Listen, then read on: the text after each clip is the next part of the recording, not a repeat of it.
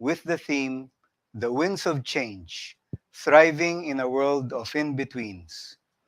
While many of us feel the strong impetus to move forward and can't wait to exit from crisis mode, the challenges that we face today, not just in the country but globally, are holding us back in a state of in-between. Many of the challenges we face today can be traced to a few key themes, like scarring from the pandemic, conflicts across the world that contribute to food and energy instability, and the changing climate. Sad to say, developing countries like the Philippines tend to be hardest hit by these factors. Yet, while some of these challenges are unprecedented, they are not insurmountable. The clarion call is for leaders to unite in solving problems and reimagine systems that are a better fit for fast changing conditions. It is in this light that we can say that this conference of the Management Association of the Philippines could not have come at a more opportune time, as it gathers global and local business leaders to share views and best practices. Business World finds common ground with the MAP in seeking answers to issues that we all face. This, in fact, is the rationale for our own fora and other content platforms. Business World's virtual economic forum in May helped make sense of revolutions that have been disrupting business norms. And in November, we will be holding another forum, on site this time, that will zero in on key issues amid ever new challenges. Today, we are proud to once again co present the 20th edition of MAP's International CEO Conference, and we congratulate its organizers for this most timely event. We take note of the MAP's crucial role in advancing management excellence so that our business leaders may serve as beacons in this period of unprecedented uncertainty. On behalf of Business World, I thank the MAP for this effort and look forward to productive discussions today. Thank you, Mr. Reyes.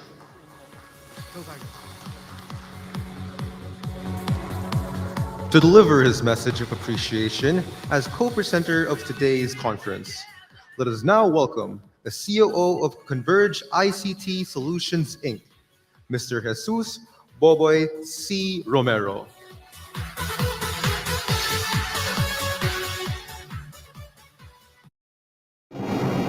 A pleasant day to each and everyone. Today, we live in very interesting times. In the past years, we were challenged by the pandemic to find ways to adapt to a new normal. Now, here we are, attending this conference in person and online. We have transformed our workplaces to accommodate the changes that have been imposed on us because of the pandemic. We have learned, and in some cases, still learning what the best ways are to adapt to this next normal. There is no way for everyone but up. This period of in-betweens, this period of hybrid work, is the time that we take things further. We have always learned from the past to pave the way with new innovations for the future. Here at Converge, we have always strived to provide the best high-speed, pure end-to-end fiber internet services to the Filipinos, especially to those in underserved and oftentimes unserved communities. Thanks to this new state of in-between, we managed to get a glimpse of what Filipinos need. Early this year, we managed to lay down over 523,000 kilometers of fiber network, 119,000 kilometers of which makes up our network backbone to ensure that we give our subscribers a more resilient connectivity that can reach even the most far-flung areas in the country. As a result, we were able to double our base speeds to provide faster connections so our customers can get more things done to help boost their productivity. But we aren't stopping there, because this is the best time to provide Filipinos with the best kind of service that we can offer. We have the means and the capacity to provide these services, so we will be rolling out new plans and products in the coming months to bring forth a better experience for our residential and business customers. As leaders in our industries, we must inspire change. One small act of change, one unconventional idea can bring about a chain reaction that can lead to innovations that help improve the lives of the people we serve. We must absorb what we've learned and are learning in this period of in-betweens and apply the insights that we gather to pave the way to the next normal. On behalf of Converge, we would like to congratulate and thank the Management Association of the Philippines for this hybrid conference. We truly are thriving in this world of in-betweens. Again, a pleasant day to each of you and enjoy the rest of the program.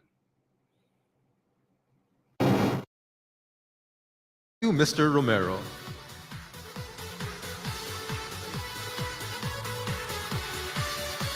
For their message of appreciation as the co-presenter of today's MAP International CEO Conference, let us now welcome the President and COO of First Gen Corporation, Mr. Francis Giles B. Puno. Good morning, everyone. I am Giles Puno, President and COO of First Philippine Holdings Corporation, or FPH. Before anything else, I would like to say that it is an honor to welcome all of you for today's 20th MAP International CEO Conference with the theme of The Winds of Change Thriving in a World of In-Betweens. The theme of our MAP CEO Conference this year is truly fitting and in many ways relatable. There are so many things happening in the world today that contribute to the volatility of the present and the unpredictability of the future. First, of course, is that the pandemic is still ongoing. While we believe that the situation is more controllable today and seems to be going back to normal, as you can see traffic in EDSA is back, we cannot let our guard down against the persistent threat of a COVID resurgence amid virus mutations. We must continue to learn how to adjust or dance with the virus and adapt quickly with any kind of situation. Second, the ongoing Russia-Ukraine war is having a negative impact globally. Aside from the destruction of lives and property, the war has resulted into a global economic crisis that has affected the energy markets and food industries. This has sent the prices of global commodities such as oil, coal, and natural gas surging higher as countries are now more focused on addressing the important issue of energy security. Our country has not been spared as we have seen gasoline and diesel prices at the pump, as well as electricity rates shoot up to unsustainable, unaffordable levels. Energy availability and security will certainly be a main topic of discussion, and how we need to address it will be a priority moving forward. Third, and as expected, the rising prices of basic commodities have been felt by everyone in the country. The situation is further exacerbated by the significant depreciation of the peso, which feeds into the higher inflation, as the Philippines is a net importer of finished goods, commodities, raw materials, and fuel such as coal for power and diesel for transport. We have yet to see the full impact on business earnings if these increases in prices are prolonged. With the threat of inflation spiraling out of control, central banks across the world, including our own BSP, have responded by hiking interest rates in an effort to temper demand and control inflation. However, the rise in interest rates could negatively impact some companies that have been relying on cheap money to fund their growth aspirations. Lastly, the impact of extreme weather events caused by climate change cannot be overemphasized. The Department of Energy's pronouncement on a moratorium for coal-fired plants and the promotion of renewable energy and flexible natural gas is a step in the right direction. The time to take urgent action is now. As you can see, there continue to be serious headwinds ahead. On the flip side, these same challenges present unique opportunities To anyone who can stay resilient, agile, and bold enough to not waste a crisis and positively respond to the changing environment. For us in First Philippine Holdings Corporation, our recrafted mission statement to forge collaborative pathways for a decarbonized and regenerative future, which we released in 2020 in the midst of the pandemic, was a declaration of our business's resolve to focus our profit engines to help address the climate emergency. There is a lot of work to be done to achieve decarbonization and regeneration and search for solutions that are bespoke to the Philippine context. We believe in the tremendous potential of these opportunities to create value and at the same time improve Filipino lives. Fortunately, the Philippine plans for decarbonization are experiencing favorable winds behind our sails as clean and renewable energy becomes a shared solution that most stakeholders today agree with. This is very different from about 6 years ago when FPH was considered an outlier when we officially announced in 2016 that we would not pursue coal fired plants due to its adverse impact on the environment and human health. At that time, the writings on the wall were already clear. The global energy future would firmly shift in favor of clean, low carbon sources. For us at FPH, this was an opportunity to pivot the energy landscape in the Philippines to help lead the transition towards renewable and low carbon energy sources and stay ahead of competition. It was reinforced by the fact that our country has limited locally available fossil fuel reserves like coal, oil, and natural gas. Much has changed since as the global attitude towards the climate crisis gained increasing awareness. For now, I am grateful for the progress we have made and the support we have received as we pursue our mission. I would like to thank our stakeholders, our consumers, employees, shareholders, and host communities whose growth we wish to see alongside our own.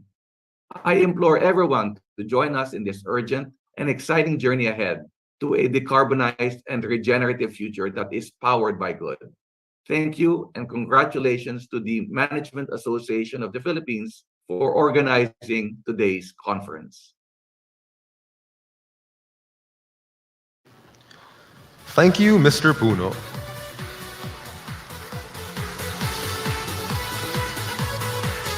To formally open the conference, please give a round of applause to the President of the MAP, who is former Secretary of Department of Public Works and Highway, or DPWH, and now President and CEO of Metro Pacific Water, Secretary Rogelio Babes L. Singson.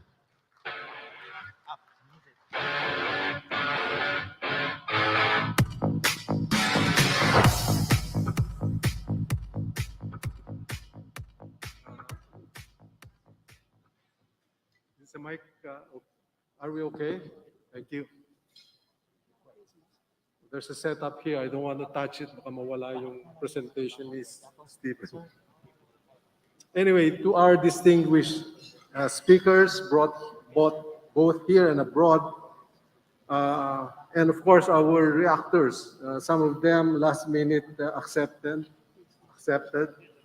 Our friends from the government, the diplomatic community, civil society, and of course our supporters and friends from media, fellow MAP members, ladies and gentlemen, good morning to all of you. On behalf of the Management Association of the Philippines, I am pleased to welcome all of you to this 20th MAP International CEO Conference.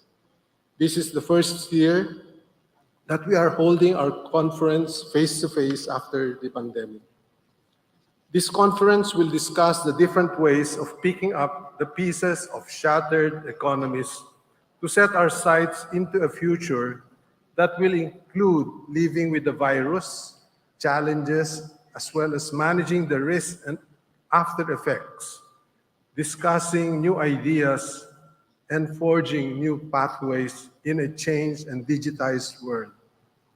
With the theme, The Winds of Change, Thriving in a World of In-Betweens, the MAP conference will be a springboard for talking and taking discussions to the next level, and for gathering concrete ideas that can help in defining strategic, corporate, and personal directions. I'd like to give a big hand and thank you to our co-presenters, Business World, who has been co-presenting this MAP conference for 17 consecutive years. Thank you very much, Business World, and a big hand for Business World, please. While Convergence ICT Solution and First Philippine Holdings have been co-presenting this MAP conference for 3 consecutive years. Thank you as well to PwC Philippines, Isla Lipana and Company for being our knowledge partner for 8 consecutive years. Thank you also to our sponsors of this conference that has made this possible happening today without charging. We in the MAP board would like to acknowledge the great effort of the MAP CEO Conference Committee led by Alma Jimenez. Alma, thank you very much as chair. And of course, Julie Del Mundo as vice chairman and Donald Lim as governor in charge. Thank you very much. And also to your dedicated members of the core group. Thank you. Today's conference is also being watched on live streaming to at least 1,000 teachers and students all over the country. We have made this our CSR to invite students and schools. At least 7 schools and 5 government agencies are represented here in today's conference. Thank you also to the following members of MAP in the Asian Association of Management Organizations, or AMO, who have agreed to be our collaborating organizations and who have invited their respective members to join this MAP conference online. This includes All India Management Association, Institute of Management and Leaders of Australia, Institute of Management and Leaders of New Zealand, Institute of Management of Sri Lanka, Macau Management Association, Malaysian Institute of Management, and finally, Hong Kong Management Association. On behalf of the MAP Board of Governors, I now declare this MAP CEO conference open. Thank you very much and mabuhay.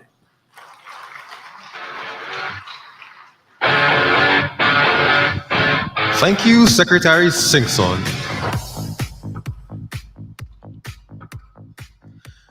Ladies and gentlemen, please welcome the Chair of the MAP CEO Conference Committee and the President and CEO of Health Solutions Corporation and former Undersecretary of the Department of Tourism, or DOT, Ms. Alma Rita R. Jimenez.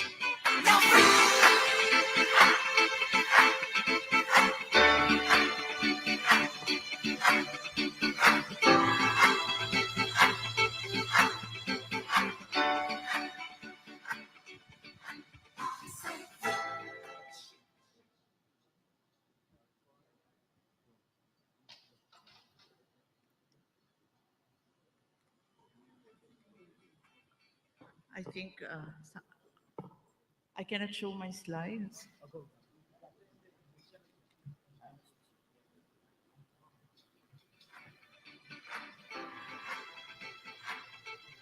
Okay.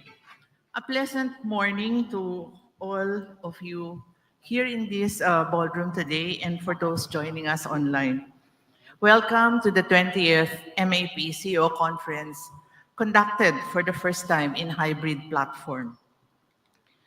The past 2 years had seen many firsts brought by the pandemic. In 2020, we had our first web conference, but uncertainties notwithstanding, it turned out to be one of the most successful ones in MAP. So was 2021. Today is a foray to another conference experience, this time blending the virtual and the physical. This step is just one of the many we are now taking to adapt to a changing normal. And every step is an underlying acceptance that we now live in a world with new realities and not of the augmented kind. We started 2022 with high hopes of finally being able to restore our world, but this year is turning out to be as unsettling too. The Russia-Ukraine war is triggering a series of unfortunate events, and all these are challenging a world already on its knees from the effects of the pandemic. But times do not define the human spirit. In St. Augustine's wise words, bad times, hard times, this is what people keep saying. But let us live well, and times shall be good. Such as we are, such are the times. We are starting to walk the streets again, taking off our masks, unless you are senior, and symbolically taking back our lives. The lesson of the crisis will not be forgotten. We are braving the risks, yes, but we remain observant of all the ways we can ensure our safety and well-being. Business is also in this situation today.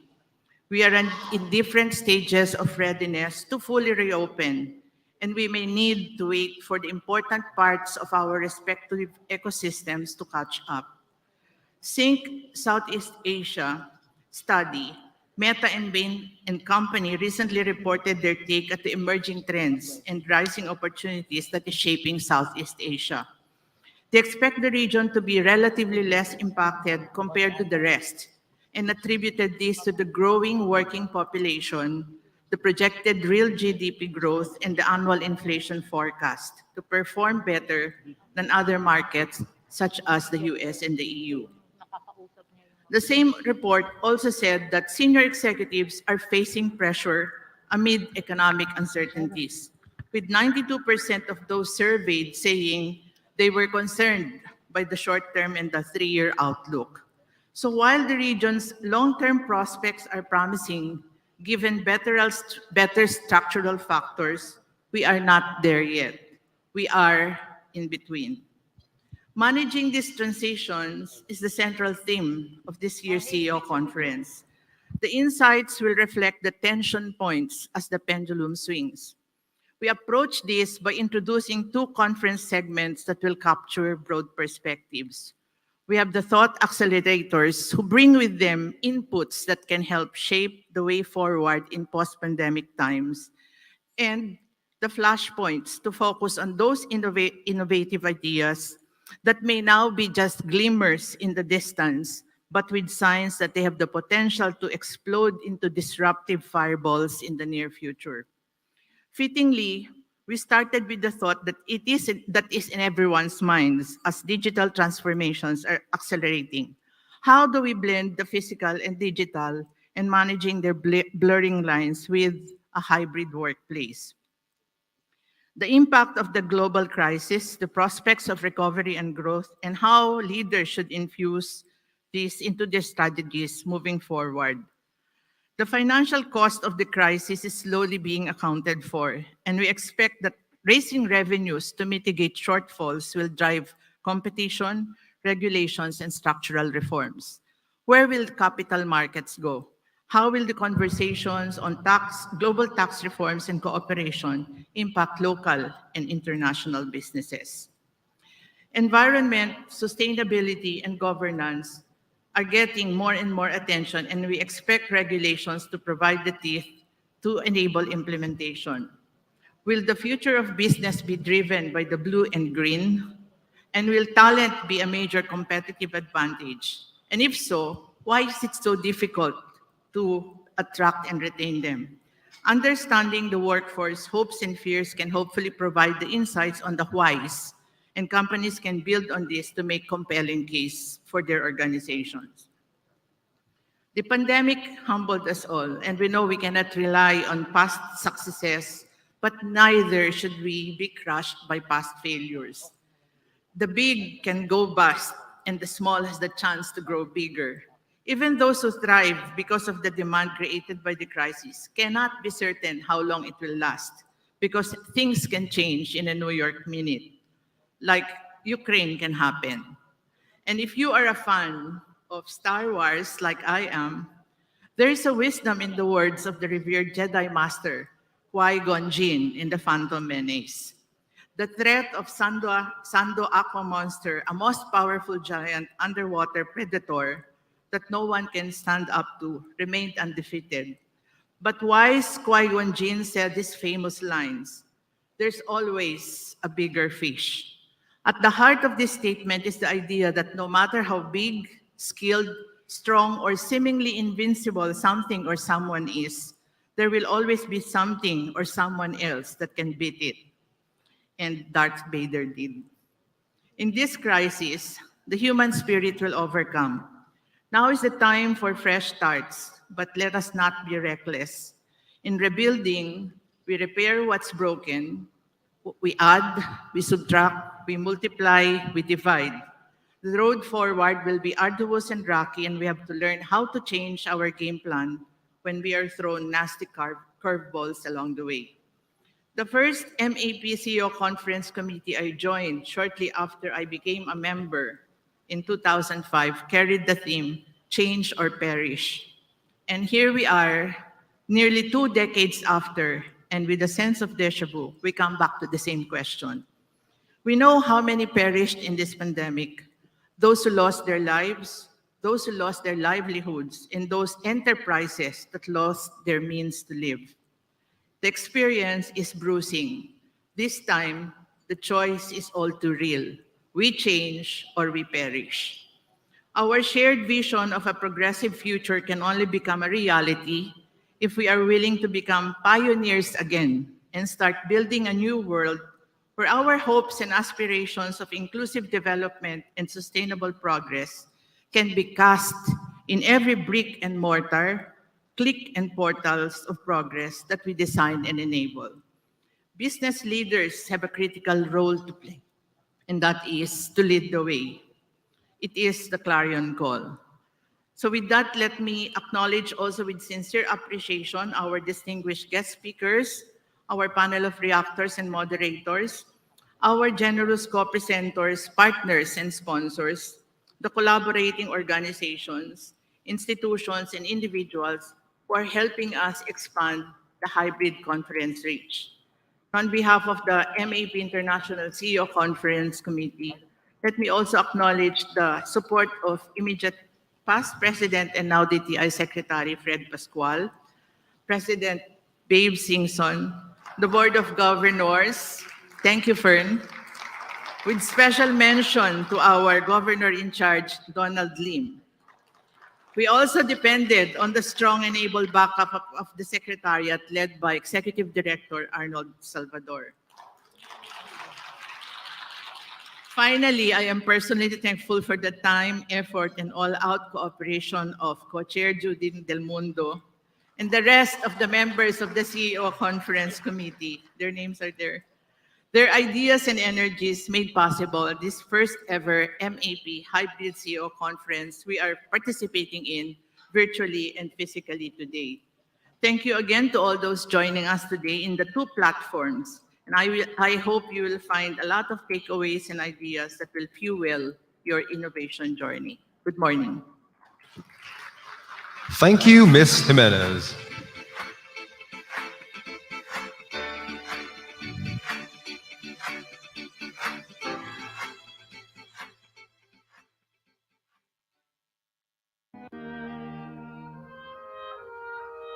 Can you imagine a world where everyone lives in peace, where COVID and other illnesses are a thing of the past, where businesses continue to grow in a stable economy, a progressive, vibrant world? Wouldn't that be something?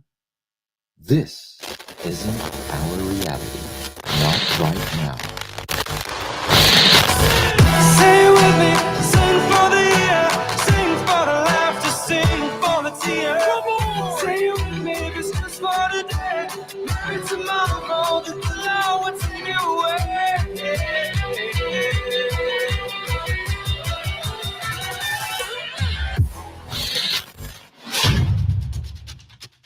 pandemic is a major crisis.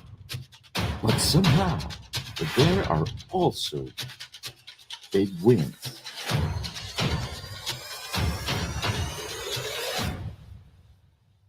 Many more suffered losses.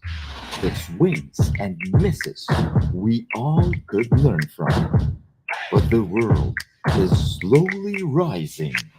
Not quite there, but we are on the road, living in a world of in between. Walk the path to that better future. To get there, we have to cross the bridge. Manage the transitions, collective experience. Fuse the old into the new with a chance for do-overs. It is time to move forward, survive the unstable, regain our balance, yet thrive in this world of in-between. There is no looking back, only the way forward. But we can build upon the wins, and the lessons of failures will teach resilience. Today, the Management Association of the Philippines will be a part of a community that can lead the way forward.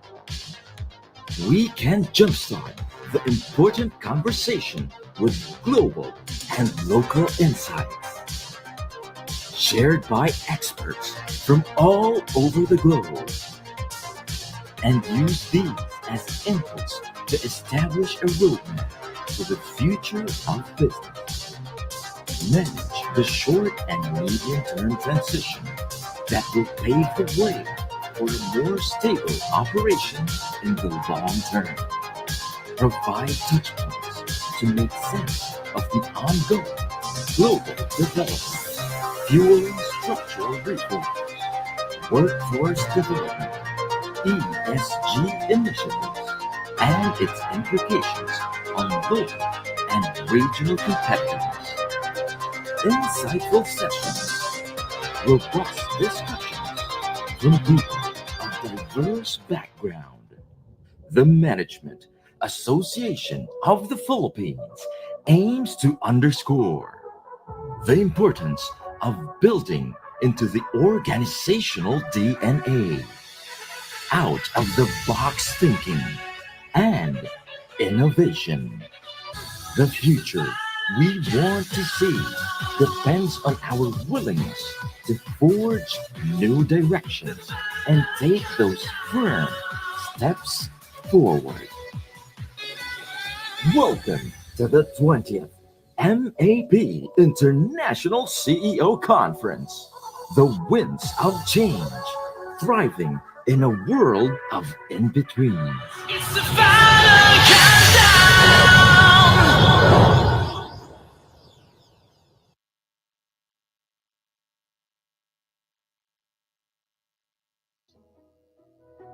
The pulse of the global workplace is driven by well-being and engagement, and that pulse is dangerously low. However, it's still beating. Here's what we found. Before the pandemic, engagement and well-being were rising globally, and now they remain flat, both increasing by just 1 percentage point in 2021. This means that most employees do not find their work meaningful, think their lives are going well, nor feel hopeful about the future. Worker stress reached a record high for the second year, with 44% of employees saying they experienced a lot of daily stress the previous day. While these employees might not have been stressed about work, they were certainly stressed at work. And for the second year in a row, working women consistently report higher levels of stress than working men around the world. The findings from last year are grim, but as the world emerges from the worst of the pandemic, employee well-being should be top priority for world leaders. This starts with organisations not just caring about their employees as workers, but as people. People with complex stories, families, and friends to care for, all with goals of their own. Organisations who take responsibility for the well-being of their employees are more likely to attract top talent, retain workers, see high productivity and performance, and most importantly, improve the lives of the individuals, families, and communities they serve. The world's workplace is in a time of rebuilding, and leaders are the main architects. How will you build a more thriving workplace today and into the future? Our first session is under the segment on Thought Accelerators, Digital Transitions and Transformations. Ladies and gentlemen, please welcome our first speaker on the topic Blending of Physical and Digital, Managing the Blurring Lines in Hybrid Workplace. The President and CEO of Millennial Global, who is based in the US, Mr. Mark Koziel.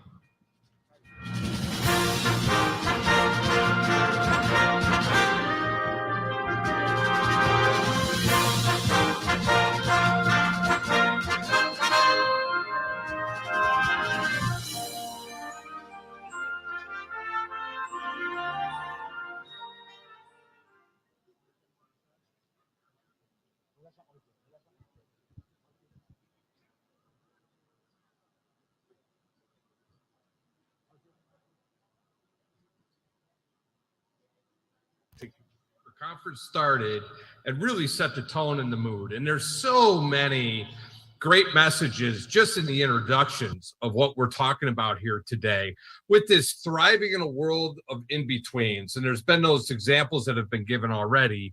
And I'm going to continue to build on that because I think that having a conference, having a theme around the in-betweens, we are in between. We're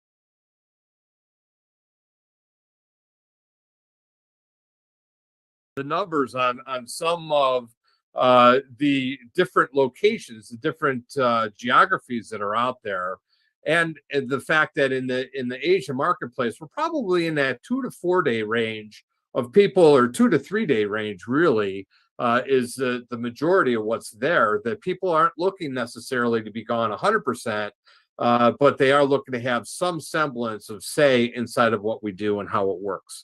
Now, it all matters city by city, and it all matters in how we put these things together. Because if we say, as an example, okay, so I'm in Manila. Manila is a fairly crowded city, very hard to commute, but then you also have to worry about what is the work environment at home. Is it conducive for someone to be able to work from home and what they do? Or are we going to start to look at other remote locations? Maybe we go to, Quezon City, or we're looking at Cebu as other locations if we have a Manila operation, to say, okay, we can hire into these other locations, and people want to be around family. That's the Filipino culture of family being so critical to their well-being, that giving them the opportunity to work from those locations rather than having to go to another city environment to make it happen, that gives us opportunity to be able to do things differently as we go forward. So yes, they're burning out. The people in general, how are we going to make that hybrid work? Let's put that aside for a moment. Let's talk about artificial intelligence and technology, because things are getting smarter. And if you look at the various functions within an organization here on the left, and then you take a look at the revenue increase opportunities from artificial intelligence being implemented within those particular functions. If you think about marketing and sales and what CRM systems are doing today, if you take accounting, which I know so well, being a CPA here in the US, and what we've seen there, being able to digitize the accountancy and automate accountancy even more, HR functions in a way, risk functions, to be able to use artificial intelligence.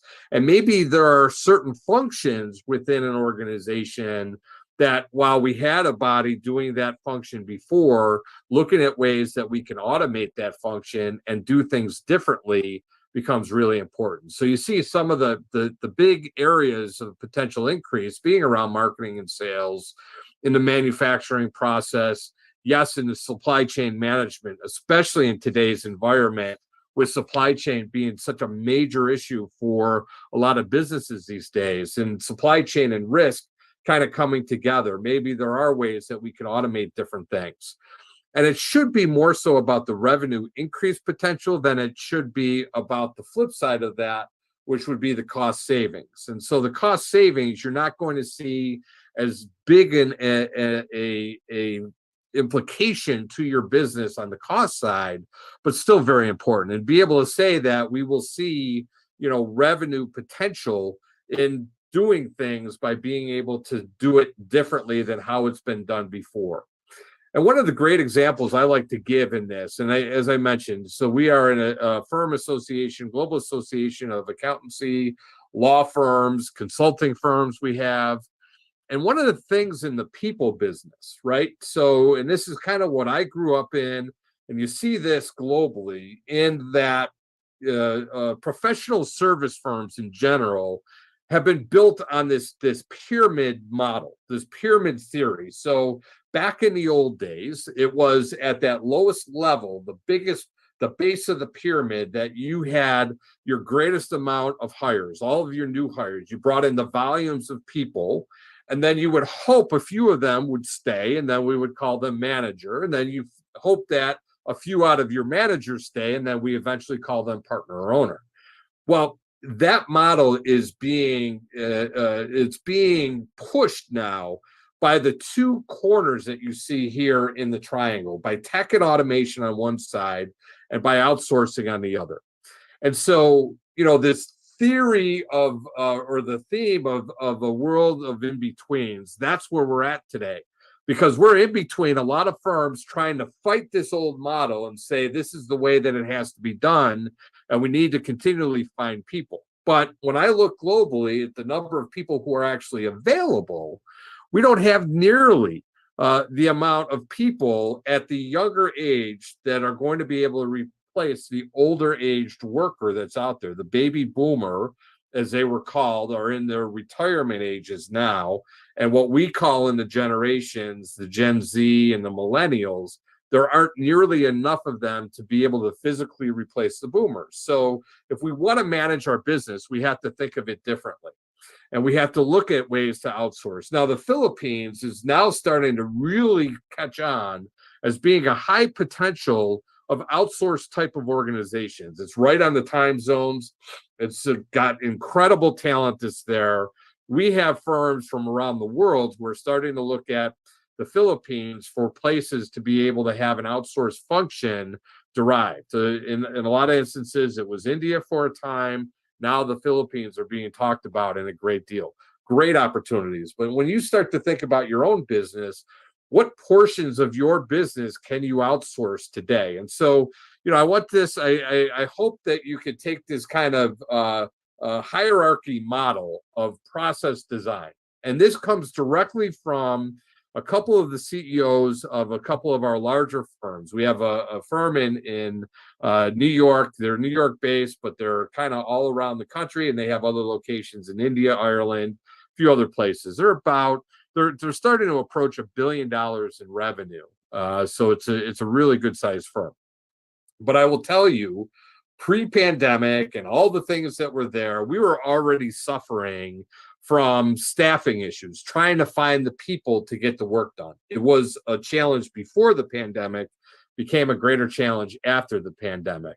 But as part of that, one of the things that they did about 7-8 years ago is they started an outsourced division out of country, offshoring, if you will, in what they have there. And now you start to hear about inshoring, and especially the Philippines, to say, we can find that talent. Let's go to a company who does just this one thing really well, like getting to a law firm. If you have some risk management people inside, or your contracts people inside your organization, finding a law firm to outsource that to rather than trying to find the talent internally. And so the CEO at this firm, this is his process of thinking, and he's got the whole firm running in this direction. And so when there is a process being looked at that maybe someone is left, and now you have this process that's open and now has to get replaced some other way, they look at it first and foremost as an opportunity. And they say, first, can the entire process that was being done be automated? If yes, let's go automate the process. If no, is there a portion of the process that can be automated? If yes, then can we outsource the remainder of that process? So we'll automate a portion of it, and then we'll outsource the other portion of it, and we still don't have to replace it with a physical body to make that happen. And then again, if not, can all of the process be outsourced? If it can't, then now we have to determine the hiring need, and we go in and we try and do the hiring. So for that firm, the hiring is the last option in the equation, where they start first with the automation, second with the outsourcing, and then being able to move on from there. So I think that this is a really, really great way to start thinking of things. And I think that there's technology advisors out there, and I sometimes caution companies that when you have technology experts inside your organization who continue to run things the way that they've always been run, they may not be as adept into finding what those new technological solutions are. And so you may have to go outside the organization to see just what's available, because there are tons of technologies that do become available inside of what we do. So as we look at all of this, I talk a lot about change management to our member firms. And in change management, and while I talked about technology, it doesn't end with the technology. Technology by itself can't fix all of our problems. It can help, but it also has to be aligned with our business strategy, and we have to have the right tools and training to get the technology in the hands of the people who can run it effectively, make sure we are doing it effectively with the tools and training that's there. So all of this is what really makes successful change management. And I will tell you, it's not easy, but when we get to the finish line, we will have great rewards in being able to see it finished in a different way. And so when we talk about transformation and change management, and this is another McKinsey study where they talk about the number of steps necessary for a successful transformation. And I think this becomes really important as we start to put a transformation process in place to understand that there is no silver bullet. There isn't just one answer. There are going to be multiple steps inside of our process to make this work.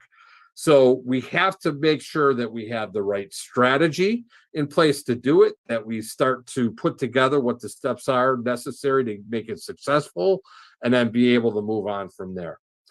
And by doing that, then we can start to create the right models inside of what we do.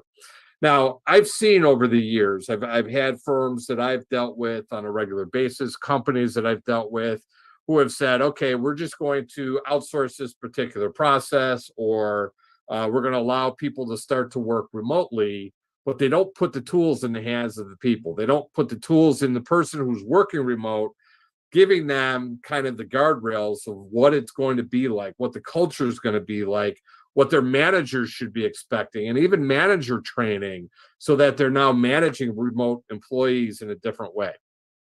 Now, I will tell you that I had an employee when I was with the American Institute of CPAs before this. I had someone, our office was in North Carolina, and several hundred miles away in Kansas, I had an employee who wanted to move her family back there. And so, she came to me with an entire written out plan. This is how I propose. I want to propose to move my family back to Kansas. And in my proposal, this is how I plan to manage my team. This is how I plan to stay engaged. This is how often I'm going to come back to the office. This is how I'm going to split up between the live in person and the live remote experiences inside of what we do. And so after a number of years, it worked great. She left for another pursuit in which I had encouraged for her career advancement. And at that point, now she and I have reconnected. She's working for us at Alineo Global. But when she started back, and in my memory of the story, I said, Natasha came to me and she wanted to go remote. Well, I'm a progressive guy. So of course I said yes. And she actually stopped me in that story and she said, well, actually, you said no at first. And I'm like, wait, what? I did? She's like, yeah, you did. But it was less than 24 hours. You ended up calling me at home that night and said, you know what? Let's figure it out. I like the plan. We're going to start with this plan. We're going to have to tweak the plan. So some of what you see here is part of that plan that we had put together back then, but there's also other pieces that we learned along the way. And I do think that there's some really great learning around what it is that we can do and really be able to progress this. So here are just some general areas of virtual onboarding. Having the ability to onboard an employee, even if they're not sitting there physically in your office or your warehouse or your facility today, being able to onboard them and give them the same experience. Now, your live onboarding in person may be a full day, 8 hours or 2 days or 4 days, whatever it is. Now we have to split that up a little differently. We have to think of it differently in the hybrid culture inside of what we do. Providing remote training, providing remote collaboration. Here we are on Zoom, several thousand miles away from you currently, and hopefully this is a good experience for you. For me, it was great so far to get it and be able to feel the atmosphere inside of the room, even though I'm several thousand miles away. I think having remote collaboration, whether it is Zoom or Microsoft Teams or whatever your collaboration tool is, you can even have it popped up all day. Put the team together, let them sit there. They don't have to be talking to each other. You don't have to have these manual check-ins. In fact, I even have regular meetings. So I have an open door policy that I have open door meetings. So I block out 3 hours of time in a particular day that anyone could just pop in and say hi, or if they had a particular question, much the same as if I were in the office. My office, I'm a couple hundred miles away from our office is in Atlanta, Georgia, and I live in North Carolina. And so I'm doing this remotely on a regular basis, but I have those pop-in meetings for anyone who wants it as we go forward. creating a hybrid experience that everyone can kind of get their arms around, having a good communication policy and having good policies around this type of hybrid model as we go forward. So to put together the hybrid workforce, I think first and foremost, we absolutely have to focus on leadership. Leadership first. Are we committed as leaders of our organization? First and foremost, we have to be committed to it. We have to walk the walk. We have to talk the talk. And then we go to our next level of leaders. We have to make sure that they're bought in on the same thing. Because if we don't have it at the leadership level, our employees are going to see right through that. Once we have the leader commitment to what it is we're going to do, now we have to get the team commitment. And again, getting those managers on board, giving them the right tools. Then we create the kind of framework around it, the technology that we need, getting that in place, clarifying expectations, both remote and for the managers who are managing them remotely so that they understand what their responsibilities are. Having your champions and shepherds, having the people who are really into it, want to carry the water and be able to say, this is a good thing. We need to make sure that it works. Getting them involved with others to keep moving people along. Again, you're not going to change the bell curve. You're going to have earlier adopters, and then you're going to have your laggards who aren't going to be as into this process. Find those early adopters and get them pushing the change forward as you create it. Create hiring, onboarding procedures. We talked about that before. Maintaining the culture, constantly looking at that culture check-in meetings to make sure that that's happening. Analyzing the relationships. Are you doing 360-degree feedback? Are you going upward feedback to make sure that your employees have the opportunity to tell you exactly how this is going? Test, assess, adjust. Constantly looking at ways to get this moving in the right direction. And tell everyone, look, again, we're in a period of in-betweens here. We need to have learning around what it is. We're going to get some things right, and some things we're not going to get quite right, and we're going to need to change it. But we need you to help us. We need you to communicate that back to us so that we can really make the changes as we go forward. And from that, it's going to be this constant period of ever-evolving skills around our people. So, predicting the demand skills that are going to be necessary, assessing the skill profiles of what you have, connecting the workers at scale with those skills, and constantly adjusting that and getting good training and good skills adjusting. As you automate some of these pieces, re-maneuvering people into other roles to make them successful inside of what they do. So from that standpoint, making the most of our people, first and foremost for me, it's embracing a diverse culture. This is something that I've very much been about. And we are pushing diversity and inclusion inside of Alineo Global on a global scale. Mentoring, being mentored, virtual work, we've talked about that. Some of the gig workers are going to be some of your outsources that are potential as we go forward. And then looking for areas of improvement to make things happen as we go forward. So great leadership is what's really going to push this going forward. I am 100% in on hybrid is the way of the future. It's not the future, it's here. The pandemic accelerated that. I've been talking about flex work and hybrid environments for 10 years, and the pandemic made it happen overnight. It is here to stay. There are plenty of advisors out there to help you get through it. Look at your technology, look at the outsourcing potential as you continue to make these changes. And I want to thank you for having me from so many miles away. I appreciate being with you, and I'm happy to answer any questions after we have our reactors. Thanks again for having me.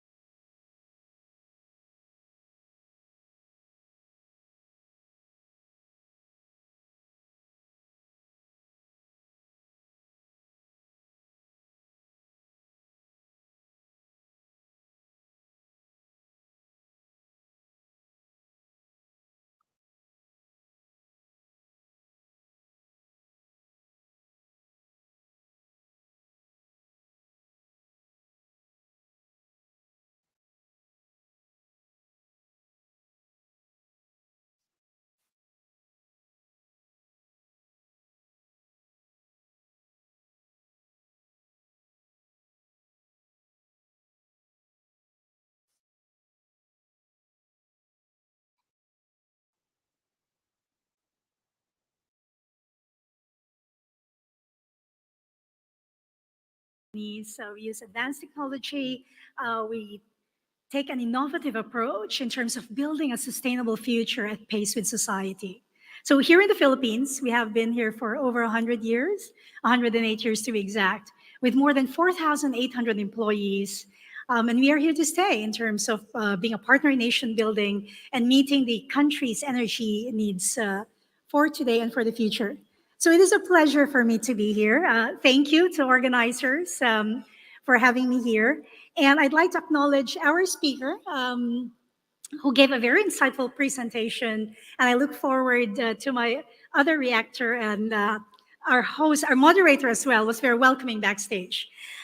The future of work for Shell, and I'll probably touch on that a bit and touch on a few points in the presentation. So from a future of work perspective in Shell, we are really looking at the lessons that we learned from the pandemic, and which means more flexibility to work virtually at home, and for majority of office-based employees. But at the same time, we also continue to recognize the importance of the office and the physical space that we have.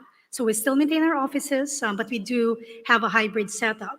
We also recognize that virtual work presents efficiency gains, really from both the company and the employee's point of view. And we believe that with the power and the value of people coming together face to face for overall cohesion, relationship building, problem solving, innovation, and other activities best approached on a face to face perspective. But I do acknowledge that it is a different journey for everyone. And if you look at the Philippines, the hybrid work arrangements means people have to get used to this dual setup.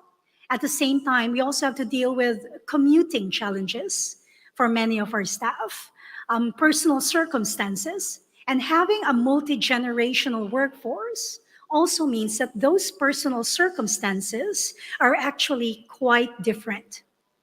But what's in it for everyone? I mean, sometimes they say, oh, this is only for employees and companies. Yeah. But if I look at it, I think for me, one, health and well-being. I think I think there are benefits of having increased oxytocin, for example, when you're in face-to-face meetings. Also, just in terms of technology fatigue can set in. But at the same time, you are able to really see the physical and mental condition of your employees to a certain extent when you're seeing them face-to-face at certain points during the week. So health and well-being, definitely a benefit. The other one is belonging and social identity. The best way to be able to do that is when you're interacting, interfacing with each other. And it's not just us employees or us management getting something, but the contribution to culture. I mean, sharing your unique talents in the office brings belonging and social identity. I think I probably won't go into the whole performance thing with multiple studies by Harvard, MIT, University of Michigan, just around productivity and performance when you do hybrid. And the other one is in terms of forging relationships and learning. So for me, don't underestimate just the benefit of the flexibility that is being given by a lot of companies today in terms of not just what you get from it, but also what you give into shaping that work environment and shaping that culture. I'll touch on a few points from the speech. I guess one, automation, digitalization, and digital transformation, something close to my heart. I mean, the pandemic has definitely accelerated the transformation of our strategy with opening up new business models where digitalization is a key lever. And I go into the space where you look at automation and digital transformation, where you look at evolution and transformation. I mean, you could do continuous improvement. You could work on process excellence because, of course, you will not digitize or automate an inefficient process. That doesn't make sense. And you can go into that, but at some point you will hit a blocker, or it will take you 100 years to evolve. And it's the same, I guess, if I look at internal combustion engines. We can work so much in terms of getting it to be more efficient in terms of running room, in terms of petrol consumption. But at some point, you hit a dead end. And that's where you introduce electric vehicles. And that's how I see how we're working together. There's a lot of room, which really the pandemic accelerated in terms of being to be excellent in operations, in process, really working on continuous improvement. But then it also opens up a lot of space to be able to reimagine the future and really look at the art of the possible. And the technology we have today, the downside, it's so fast paced. But the other thing is it really opens up a lot of opportunities. And I see this, technology enables us working from home. But when you're really looking at new innovation, new solutions, it's also best done when you're sitting in the same room and collaborating and looking at and working on certain ideas. I guess with all of this upon us, one thing that I think of and look into is really strategic resourcing and capability building. How are the professions and the roles evolving? What are the new capabilities? What are the new roles? And how do we develop capability along the way? I mean, we look at personas. For example, even in finance, I look at what the finance professional is going to be in the future. What types of personas will I need with all this change, both in terms of the process, the data, the technology, and look at how I build that capability or where I get that capability. So for me, with the pandemic and the new ways of working, great opportunities on one, digital transformation, but at the same time working in evolution, and the other one, capability and strategic resourcing. The last one I'll touch on and elaborate a bit more really is, I guess, the learner mindset and leadership.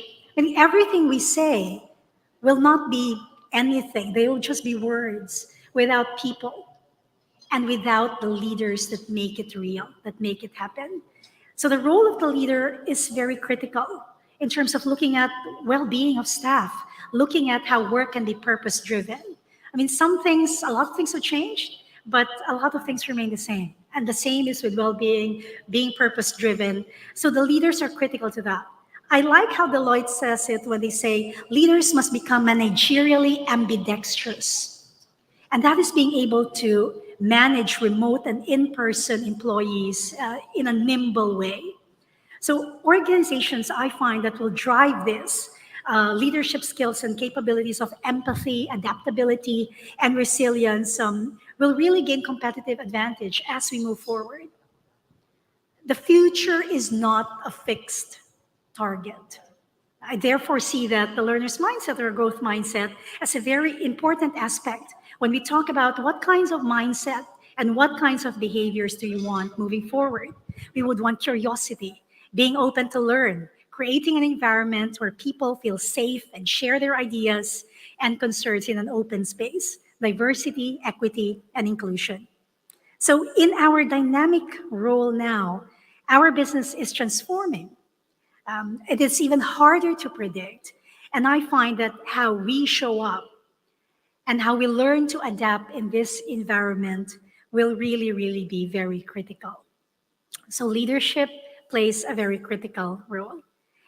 I would also think that ambidextrous leadership is not only looking at remote and in-person working, but it is also making use of present conditions, current business models, while exploring opportunities to redefine the future and redefine the business model. The pessimist complains about the wind. The optimist expects it to change. The leader adjusts the sails. Thank you for allowing me to be a reactor today. Thank you, Ms. Osia. Our next reactor is the past president of MAP and chair of Far Eastern University, Mr. Aurelio Gigi R. Montinolo III.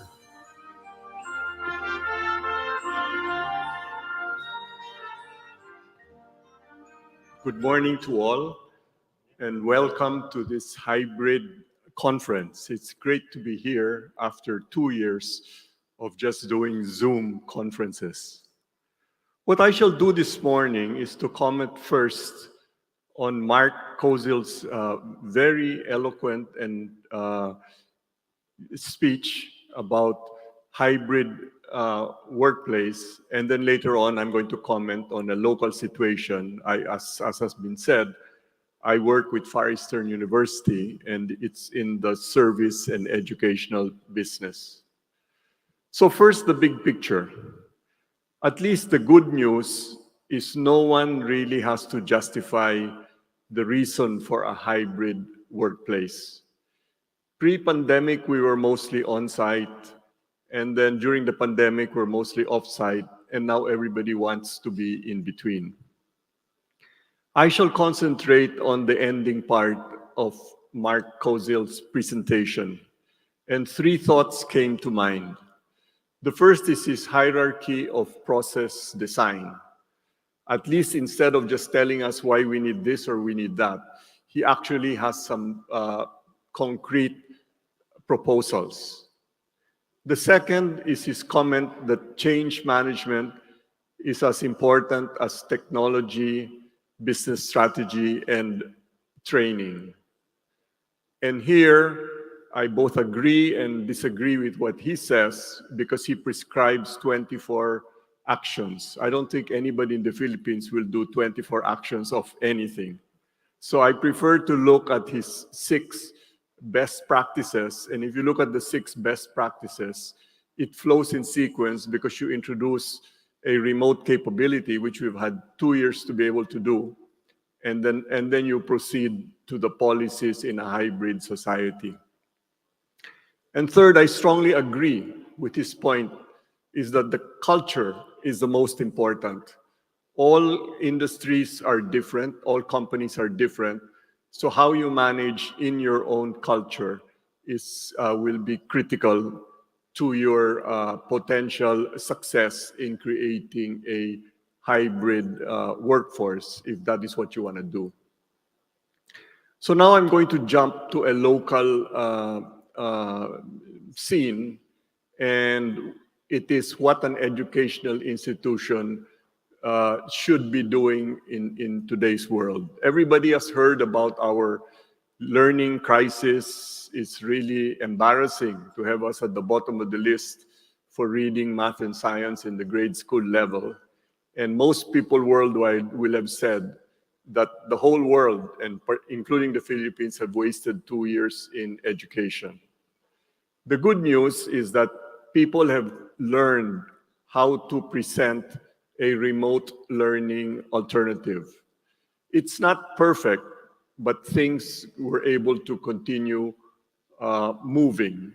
And people learned, particularly the faculty and the students. And we, of course, also learned about all of our incapabilities, such as the availability of Wi-Fi and internet, the difficulty of living in a home with your parent trying to teach you, not the teacher, and the teachers unable to emphasize with the students because there's no face-to-face.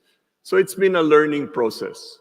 Hopefully today that will continue and the authorities will allow it because, as you may know, as of now, we've gone the completely different, we've made a 180-degree turn. And from being mostly off-site, we're now being required to go to face-to-face fully in the second half of this year. No?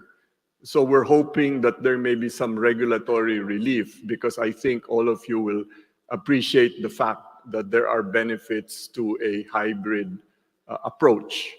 And typically for an educational institution, in cases where you have to interrelate with the students and have discussions, face-to-face is so much better.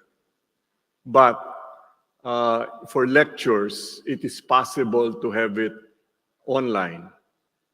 And I think, as my co-reactor mentioned, there are also issues like commuting and other things like that. Now, by not having to come in all the days of the week, you help out on the transpo. Right now, while still allowed, what we're basically doing at FEU is 3 days on-site and 2 days off-site so that we technically qualify as meeting the requirements of the face-to-face. But again, these are all issues that can be handled individually. And we hope that at least this discussion on hybrid workplaces, particularly for the service institutions, is very timely and helpful. So thank you and hope you enjoy the rest of the conference. Thank you, Mr. Montenola. Ladies and gentlemen, at this point, please welcome the Q&A moderator for this session, the governor in charge of the MAP CEO Conference Committee and the COO of Dito CME Holdings Inc., Dr. Donald Patrick Lim. For the in-person attendees, there are microphones on the floor for your use in asking your questions. Please be brief. Please refrain from making a speech. Please wait to be acknowledged before you ask your questions. For our online participants, please ask your questions during the Q&A for each sessions via the comments section. Take it away, Dr. Lim. Thank you.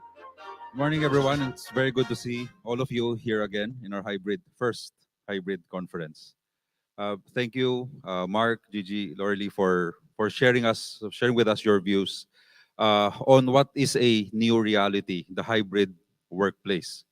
And it's very interesting because all of us as leaders of our organization, we have been dealt that card, hybrid, to go hybrid, right? And that's our reality. And as strategists and as leaders of our organization, we have to understand how do we execute that. And it's very hard for us to separate the strategy from really the details on how to get it around. Let me share with you an example, and later on maybe I'll ask this question to Mark, and then to, of course, Gigi and Lorely. What is really a hybrid workplace scenario? I remember when I was during the pandemic, I'm sure all of us have been averaging more than 100 Zoom meetings or Google Meet meetings a month. And in so doing, in doing that, we realized that we've experienced, for example, we're very hybrid because people are staying at home, and then people are actually more stressed because you see that someone is doing a meeting and then the kid would be running around and the parent would be saying, stop, or the kid would be going on top of the mother or the father, and then you would have no choice but to react, oh, how cute, because you have no other way to be respectful and courteous about that reality. At the same time, I've been to so many meetings where people are eating, or at the same time, people are walking, obviously in a mall when they should be working from home, or they are driving. And then HR started to issue certain policies. When you are working from home, work from home. Right? And those things abound, no? Those realities abound. So the first question I'd like to throw to, of course, first to Mark is, I understand leadership, I understand creating a culture, but again, the devil is in the details. And my question is, what constitutes a hybrid workplace?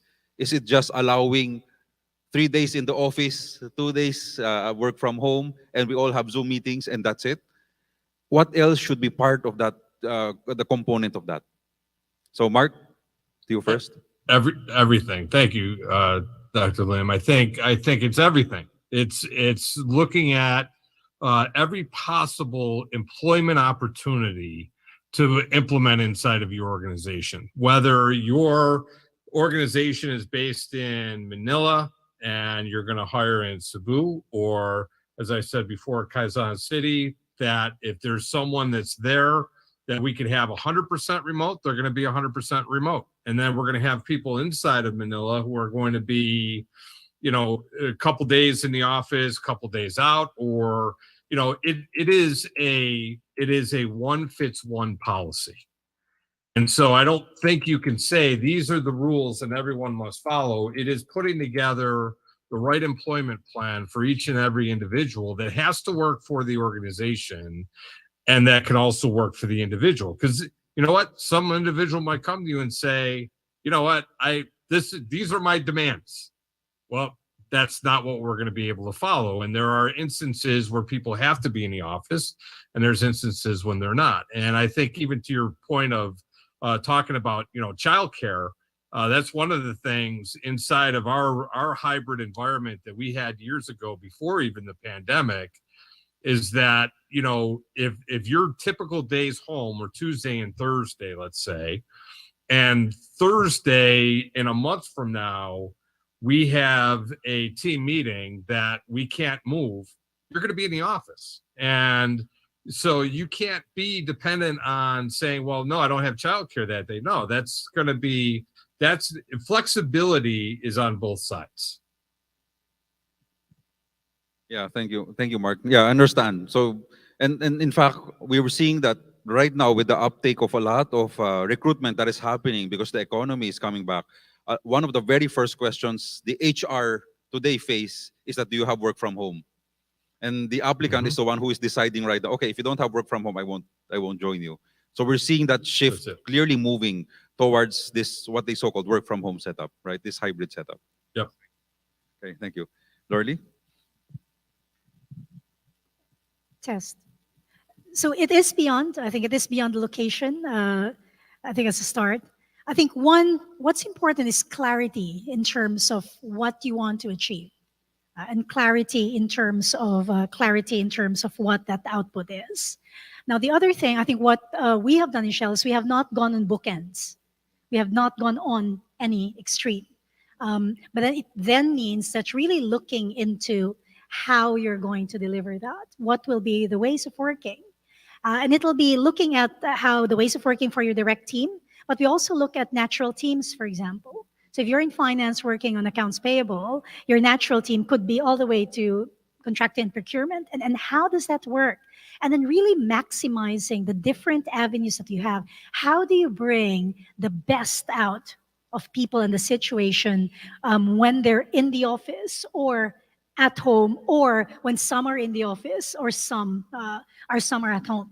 And that's why mindset and culture mindset and behaviors are also important in terms of making sure that you have inclusion, making sure that people are able to find their way. Now, as I mentioned earlier, different people have different circumstance. So it is, I guess, unfortunate that additionally leaders do have to have that conversation in terms of how to bring people back if they are not willing to come back, but then also looking at the circumstances of each person, but still anchoring on it in terms of what the objective is and being clear on that and what the expected behaviors are as well. Just an added follow-up to that. So is there a hybrid or a work from home policy that you will execute? Mark talked about being flexible. It's for one person, it's very much personalized and customized. Some can be very much like what you said, teams or groups. I think you have to lay that out very well. If not, then you get like everyone is in the office, but I'm work from home, but then I'm now being judged because I'm not in the office. So from our experience, so we do have so we call it future of work, and we do have a future of work playbook. So it goes down to a certain level where you set the boundaries, you set the handrails, but then you give flexibility to the different teams on what works best for them. But it tackles a lot of things. It tackles location, behaviors, office setup, for example. Do you need more collaboration spaces rather than desks versus meeting rooms in the office? Yep, thank you. So team-based, no? Thank you. Gigi? I think, okay, the questions really are what days, who and what, how to expand the reach, and then how to sell it to your organization to get buy-in. No? What number of days, I think I've alluded to it on the university, but I also was with the bank before, and the way the banks work, it's practically all face-to-face today because that's how they're going to see their clients, except for a few people on the admin side. No? So the who and the what, I think in the university, you have to make distinctions between students and faculty, and then it relates to the culture. Because as LQ said, why does he have to show up and me, I can stay at home? Okay, and then the third one, which I think Mark alluded to, if you can expand the geographical reach, if you have remote workers, do they have to be physically at the headquarters? Can you, for example, have people who work closer to their home, don't have to do a 2-hour commute, but can be just as effective? No? Sometimes what we try to do, since we have a number of campuses, we allow people to work in a campus that's nearer their place. And then the last point, which is critical and has been already mentioned previously, you need to find a way to sell it to your community, because also how you sell it to students and how you sell it to faculty is different. And then if you are successful in that, you get better buy-in. Thank you, G. I really like the idea of selling it because even in one organization, you'll have people with different points of views. And that's going to be very challenging how to execute. In most organizations, you'll have those who are really hardcore work from home, and we are very efficient. And then you have the rest who, if I don't see you, then don't come in anymore, right? So again, we have to know and learn how to balance that. I'll now open the floor for any questions. Okay. So just go to the mic and just raise your hand and I'll recognize you. Okay. Yes, good morning, Jeng Pascual. My question is about government. What should government do to enable the growing preference for hybrid working? And maybe Mark could already share what's being done in the US. So when we talk about what governments can do in terms of new regulations or adjusting incentives, what are the things that in your particular industries you would want to expect from government?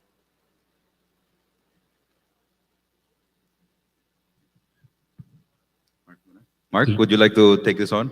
Any incentives in the US? I can. You know, it's our governmental culture here in the US is, how can I tax you more if I figured out something that you've done? So our bigger problem currently has been to try and follow the payroll into the other markets. So it's state by state, they're all trying to get their money. If someone is leaving a more expensive market, let's say that someone was working in New York City and decided to move down to Florida, where Florida is, there's no state income tax for the individual. You know, so that's some of what the governments are trying to catch up on. They haven't provided incentives at that level. I think that's a really interesting question, and one that I think, you know, you have the business community here. I think this international conference being what it is, be a great way to start talking about, are there ways to create incentives around that? The U.S. hasn't thought of it in that way. And I think that that's a very progressive question that could be answered inside the room. Thank you. Thank you. Thank you for that, Mark. Gigi? Yeah, I think the best is change as an example. No? And you have the Supreme Court, which has decided to have online court hearings. You have the Senate once in a while, which has also decided to do that, except at least in the past it was health related. So the more people do it, I think there's it's going to continue. No?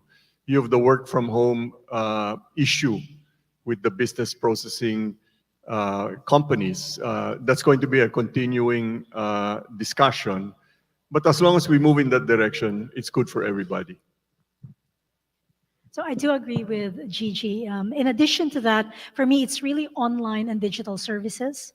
So during the pandemic, I was supporting over 50 countries around the world as part of my global role.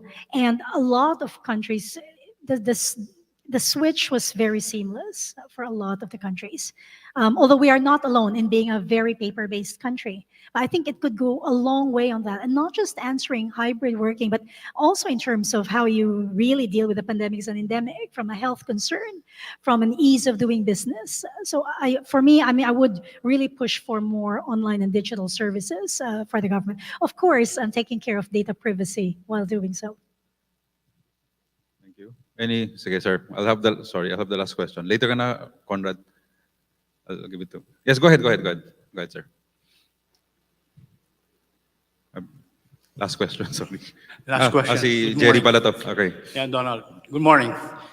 My question is a very basic question, because as we take a look at hybrid as belonging to the future of work, I was just wondering what the sense of our panelists are when it comes to why some organizations are going for hybrid. Is it because they really believe that this is the future way of working, or is this just a compromise?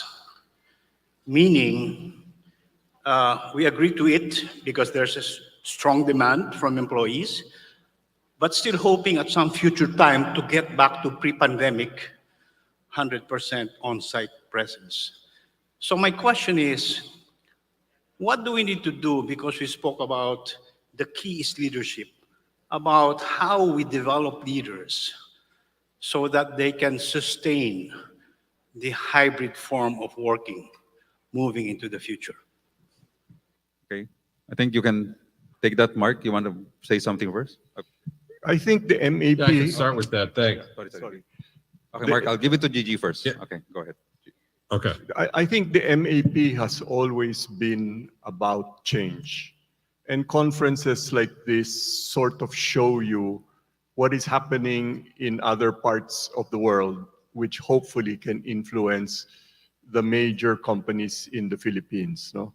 And hybrid is just an example of that. I think in the end, people can see that there's very low chance that you will go back to completely pre-pandemic face-to-face, primarily because there's been a lot of productivity improvements using the online. So that will continue. But again, it's to each their own. No? So the companies will have to make their individual decisions. Thank you. Thank you, Gigi. Mark, go ahead. Sorry. Yep, thank you. And to answer the question, I think very specifically. So, is it what the workers are demanding that we're following through, or is it the right decision for the organization from a leadership standpoint? And I will tell you that I've been speaking on flexibility and hybrid and remote for 10 years. And so it's not that the pandemic created it, the pandemic accelerated it. And so from that, I think that it becomes vital for organizations to make the change because it is the future. Thank you. Thank you, Mark. Lordy? Yeah, so as I think I mentioned it earlier, for me, it is not just because it's a demand, but it's also recognizing that there are benefits from working from home, which we recognized during the pandemic. But there is also a lot to be gained by having face-to-face interface and face-to-face work. Now, that being said, it will depend on the nature of work. There will be some roles that will require face-to-face arrangements. There will be some that will not. I think more and more we're also looking at really just in terms of well-being as well, and how that can manage with work life. I mean, I don't know what they call it now, integration, effectiveness, work-life integration, and the effectiveness of work-life fusion. So it is also looking at that as part of care and mental well-being.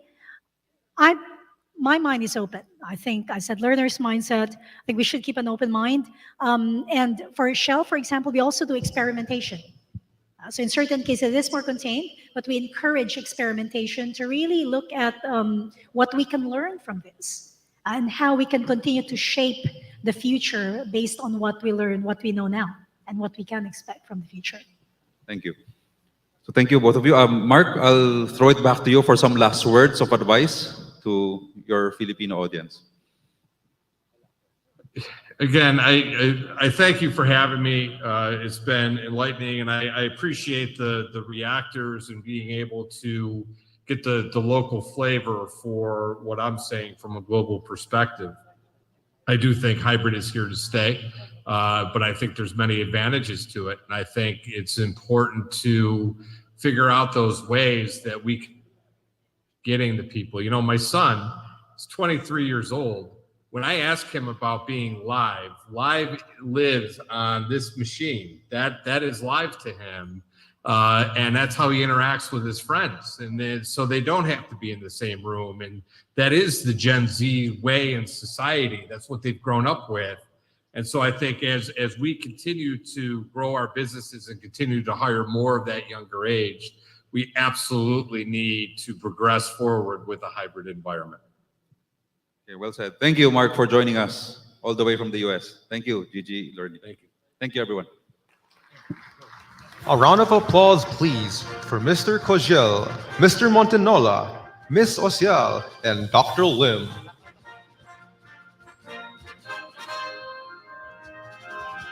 Ladies and gentlemen, we will now have our first question for the 2022 PwC MAP Philippine CEO Survey.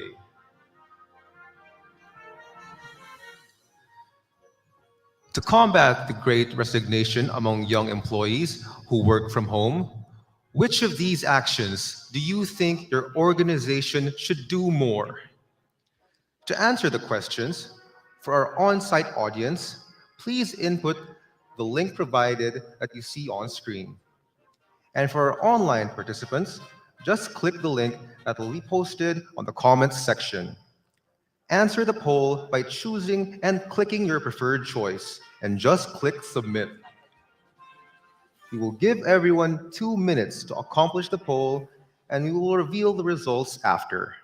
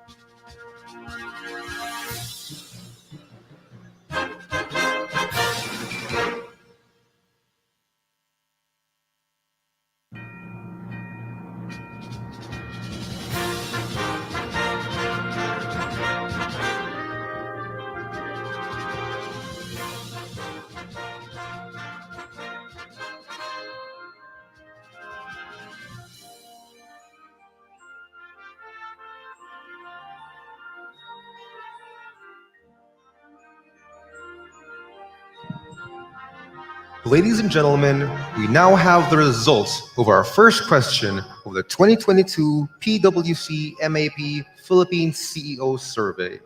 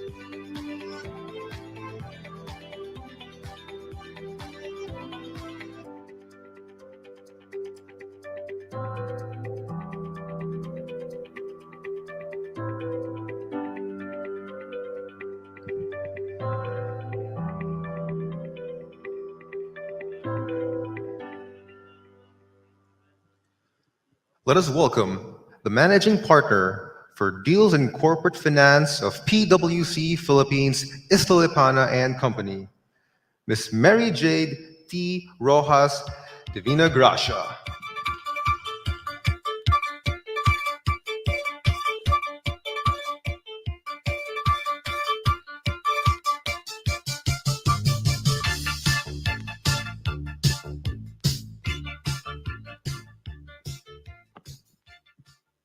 Good morning, everyone. I hope you're getting cozy. PwC is honored to be the knowledge partner of the Management Association of the Philippines. We've done this for the last 8 years, and we remain very pleased to be partnering with the MAP. I think my slides are not yet loading, so I'll just wait for a while. Okay, there you go. And while we had the media launch of the report yesterday, and you've probably seen a lot of the survey results on the news, I'd like to personally walk you through some of the highlights of this year's CEO survey results. It has been more than 2 years since the COVID-19 pandemic plunged the country into a health crisis and economic recession. Following the conference's theme, The Winds of Change, Thriving in a World of In-Between, this year's survey explores how CEOs and their businesses responded to the challenges brought about by COVID-19 and the recent geopolitical issues, particularly on how business leaders embraced change and accelerated their recovery. It also provides valuable insights on their priorities for recovery, as well as how they are transforming their business plans to make way for future growth. The survey results present a good backdrop for today's conference. You will find that the following insights from our 119 CEOs are tied to the topics that we have today. And I will try to make these connections as I go along. Most CEOs surveyed showed renewed optimism on the country's continued economic recovery and resilience, which is slightly a bit different compared to the regional statistics that Alma shared earlier. Almost 90% of them are confident that their company will experience revenue growth in the next 12 months and in the next 3 years. But just as we are finding our bearings, changes in local leadership and geopolitical issues introduced a new set of uncertainties and challenges. The timing of the survey and its proximity to the national elections in May 2022 prompted the CEOs to suggest the following priorities to the new administration: accountability and transparency, fight against corruption, attracting more foreign investments, job generation, and public-private partnerships for infrastructure development.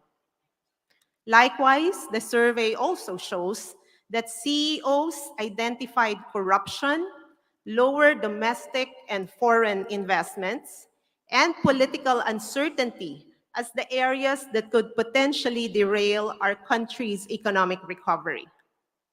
Our business leaders expect better accountability and transparency from the government as the country's outstanding debt reached 12.9 trillion pesos in July 2022. And given the limited resources, every peso spent is expected to go to legitimate and priority projects. In terms of foreign investments, the administration is also set on making the Philippines an investment destination. Last week, the president announced that he was able to secure over $14 billion worth of investment in his recent visits to Indonesia and Singapore. These investments include projects in telecommunications, infrastructure, and healthcare. And Attorney James Grandulfo Jr. and Adjunct Professor Sim, two of our speakers, will expound on investments, capital markets, and global tax reforms in their sessions later this afternoon. As for job generation, President Marcos mentioned that tourism will continue to play a major role in this, as he urged the Department of Transportation to modernize the country's transport facilities through road improvements and airport upgrades. Before the pandemic, the tourism sector provided over 5.7 million jobs, representing around 13% of the total employment in the Philippines. The revitalization of MSMEs is also among the top priorities of the administration, as they aim to create a more sustainable environment for MSME recovery and growth. Trade Secretary and former MAP President Fred Pascual committed that the Department of Trade and Industry will work on addressing constraints in the MSME's access to finance, technology, and market. Similar to last year's survey, the CEOs also identified infrastructure development, domestic consumption, and government spending as the major growth drivers of the economy in the next 12 months. The Department of Budget and Management recently announced that they will scale down infrastructure spending to allocate more funds for agriculture, health, and other priority sectors. Nonetheless, the President encouraged LGUs and other government agencies to explore public-private partnership to find other sources of financing infrastructure projects, particularly in the water and energy sectors. Our PwC Philippines tax partner, Brando Cabalsi, has more to say about these developments in the infrastructure sector. Among the key ingredients for a successful PPP program are transparency, stability of policies, respect for sanctity of contracts, and fair and equitable terms. I know both the public and private sectors are continuously considering these ingredients to come up with a sound and sustainable PPP program. So while our survey shows that more CEOs believe that the Philippine economy needs only 1 to 2 years to recover, 52% still think that recovery can take longer. And while the majority say that their revenues are back to pre-pandemic levels or even higher, 35% of our respondents still do not expect to fully recover in 2022. To accelerate recovery, the CEOs say that the government should prioritize agriculture, education, and healthcare. The country is currently facing, as we all know, a severe food crisis as supply chain disruptions and geopolitical issues impact the prices of meat and other agricultural products. As a result, the administration has established programs geared at resilient and sustainable farming, like building farm-to-market highways and providing financial support to farmers. The pandemic also had a hand at widening the education gap. Students from underprivileged and rural communities struggled with the lack of proper gadgets, unstable internet connection, and access to learning materials. And apart from ensuring equal access to education, the government is also pushing for the review of the basic and higher education curriculums to address concerns over the skills and competencies of graduates. The Philippine Business for Education raised that job mismatch is one of the most pressing issues in the labor market, and I think we've touched on that as well this morning. Businesses need tech-savvy employees who meet future skills requirements, such as digital and data literacy. These skills are especially important as the pandemic has spurred rapid technological advancements and widened the skills gap. And I'm sure that the MAP's Education Committee will be able to work hand in hand with the Commission on Higher Education to ensure that the curriculums are updated to reflect the needs of businesses. Expanding our lens beyond the Philippines, the survey also looked at the CEO's sentiments on global matters. The CEOs identified the United States and China as their priority markets outside of the Philippines. And unlike last year's survey report, Japan actually ranked third as Philippine exports to the country grew in 2021. Next to Singapore, Japan, and the United States were also the top three sources of net foreign direct investments in 2021, with inflows totaling over 581 million and 150 million respectively. And while confidence in domestic growth is higher, the CEOs remain skeptical about global economic growth. Nearly 44% of them believe that it will actually decline in the next 12 months due to the Russia-Ukraine war and stringent COVID-19 measures in China. These issues continue to raise inflation, increase oil prices, and of course, disrupt our supply chains. Our next speaker, Mr. Stephen Kunying, will discuss the impact of these global crises in his session on business strategies, viewing the changed landscape with a new lens. These global issues will continue to affect local businesses. The survey also identified that high material costs, supply chain issues, and labor constraints as the top factors that will continue to affect their businesses as a result of COVID-19. The ongoing conflict in Eastern Europe has greatly affected the supply of wheat, increasing the prices of staple food like pandesals, which we Filipinos love, breads, cakes, and instant noodles, also a staple to the Filipino meal.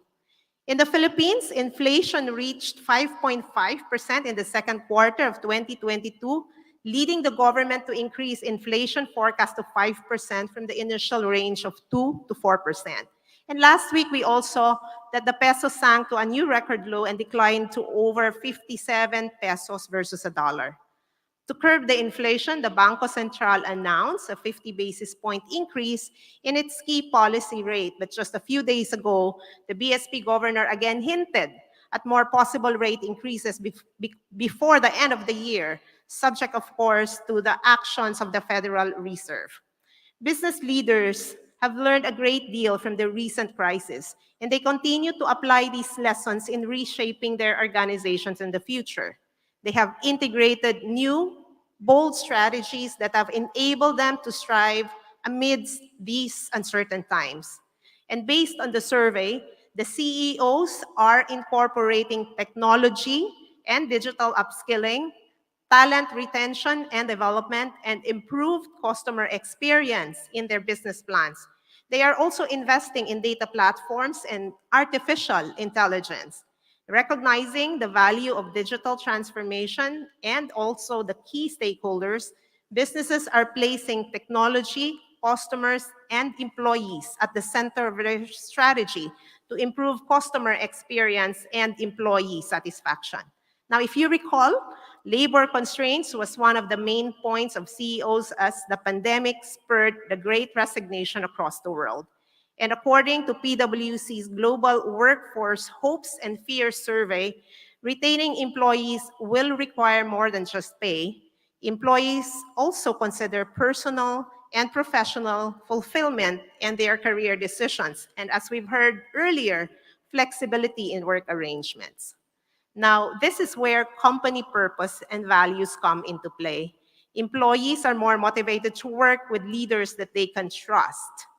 As the war for talent continues to unfold, it is important that leaders create a culture where people are fully engaged and empowered. Our very own PwC Joint Global Leader for People and Organization, Bhushan Sethi, will share more about workforce engagement in his session later this afternoon. Multiple surveys have also found that majority of Filipinos prefer flexible arrangements, as we have discussed earlier. While some companies have asked their employees to report back to the office, 55% of CEOs shared that they are still implementing a work-from-home policy, with 44% saying that over 50% of their employees will continue working from homes. The results are actually quite consistent with what our earlier speaker, Mr. Mark Koziel, talked about in his session. As the economic environment slowly returns to normal, most CEOs say that they will revisit the plans that they once deferred at the height of the pandemic. These include introducing new products and services, entering into strategic alliances and partnerships, and spending on capital expenditures, which they deferred previously. Likewise, both strategic and financial investors have revived their deal-making activities, and as of the first half of 2022, the number of global M&A deals has exceeded 60,000, with a total deal value of over $5 trillion. In the Philippines, we also witnessed several landmark deals, which demonstrate the continuing confidence of investors in the growth prospects of the country and also highlight the renewed interest in agriculture, tourism, and infrastructure. PwC Philippines has worked on a number of these major deals, and here's my partner Ana Ordonez to talk about the importance of conducting proper diligence before making these huge investment decisions. The pandemic had executives rethink their strategies, resulting in partnerships, alliances, and acquisitions. As acquisitions involve huge amounts of money, it's important that you conduct a robust financial due diligence. Why? First, financial due diligence is the starting point for your evaluation. Second, it highlights the key financial and business risks, as well as mechanisms to address those risks. So apart from the strategic partnerships, some businesses also focused on ESG initiatives as the pandemic highlighted the need to address issues like climate change and social inequality. About 30% of the CEOs say that they have incorporated ESG in their business plans, and 47% factored climate change and environmental damage in their strategic risk management activities. In addition, 25% have made carbon neutral or net zero commitments. Those who have not made these commitments say that they do not produce GHG emissions and that they do not have established decarbonization approach as well as capabilities to measure GHG emissions. On the other hand, reducing the printing of documents and implementing energy-saving measures still appear to be the top environmental and climate change initiatives. We hope that more companies will include ESG in their corporate strategies in the coming years. And although these initiatives do come at a high investment cost, sustainability practices do not only create social impact, but they can drive long-term business value as well. ESG practices such as carbon reduction initiatives can improve company margins and profitability through lower costs. Now here's Attorney Alex Cabrera, PwC Philippines Chairman Emeritus and ESG Partner, to talk more about what it takes to have a successful ESG journey. Actually, 70% of the CEOs we surveyed admitted to still not having ESG in their business goals.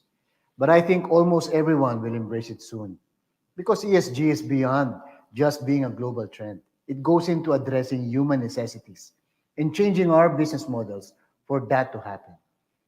It's about leaving behind sufficient resources for the next generations. It's about promoting fair and inclusive societies. And it's about having a high level of governance from public institutions and the private sector, worthy of public trust and support. But it takes leadership, tone, and action from the top. Dr. Nicolas Pascual will, of course, add to these ESG insights during his session later this afternoon. We are indeed in a world of in-betweens as we face one challenge after another. While it is true that this year's survey recorded higher confidence among CEOs, business leaders must remain vigilant and agile as they continue to face a combination of geopolitical issues, global economic concerns, and problems on talent retention and supply chain. Therefore, our CEOs, as leaders, are called on to do the following. First, to seize opportunities. While the past 3 years have brought a myriad of challenges, they have also presented vast opportunities, such as digital upskilling and customer-centric transformation. If seized at the right moment, these opportunities can enable businesses to grow, build trust and confidence, and stand out in the market. Second, to reimagine collaboration. Solving today's toughest challenges will take a village. No, it will actually take a whole country. Business leaders, government officials, investors, and policymakers must all work together, leveraging on the knowledge and capabilities of the entire business ecosystem. It will take a concerted and well-coordinated effort to make a lasting impact. And third, to create long-term value. While the pandemic remains high on the CEO's agenda, it is important for leaders to prepare for the next unforeseen shock to help protect the critical components of their business, like their workforce, supply chain, and customer channels. Leaders should focus on factors that create long-term value, such as ESG initiatives and digital transformation, rather than those that are simply reactive and bring short-term wins. With these recommended action plans, it is our hope that the CEOs, our leaders, are empowered to lead their companies and their people towards economic recovery and greater resilience. For more information on the CEO survey results, you can find the teasers on the tables, and you can also download the full report using the link on the screen or scanning the QR code on the screen. Thank you very much, and enjoy the rest of the exciting conversations. Thank you, Ms. Divina Gracia.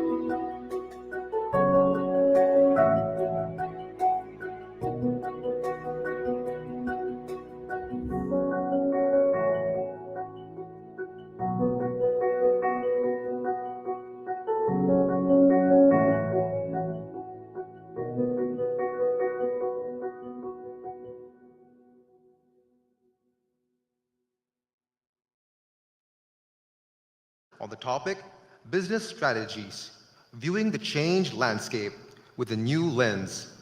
The advisor of Open Space Ventures Plus and independent director of First Philippine Holdings, Mr. Stephen Cunhing.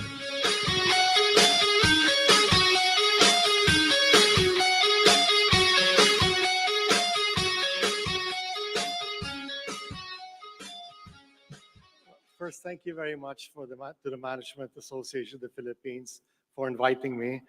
I know I'm all that stands between lunch and you, and we're half an hour late, so I'll try to stick to the timing. Can we have the first slide? Next one. Next one. Okay. I'm an investment banker, so I'm not claiming to be a CEO or a manager or a consultant, but I do have the advantage of observing what other people have done in the region, both good and bad. So my theme will be based on that. So first we have to realize COVID was the first time, and this is a point of Adam Towles, the economic historian, since World War II, that the economy was not the primary driver in policy making.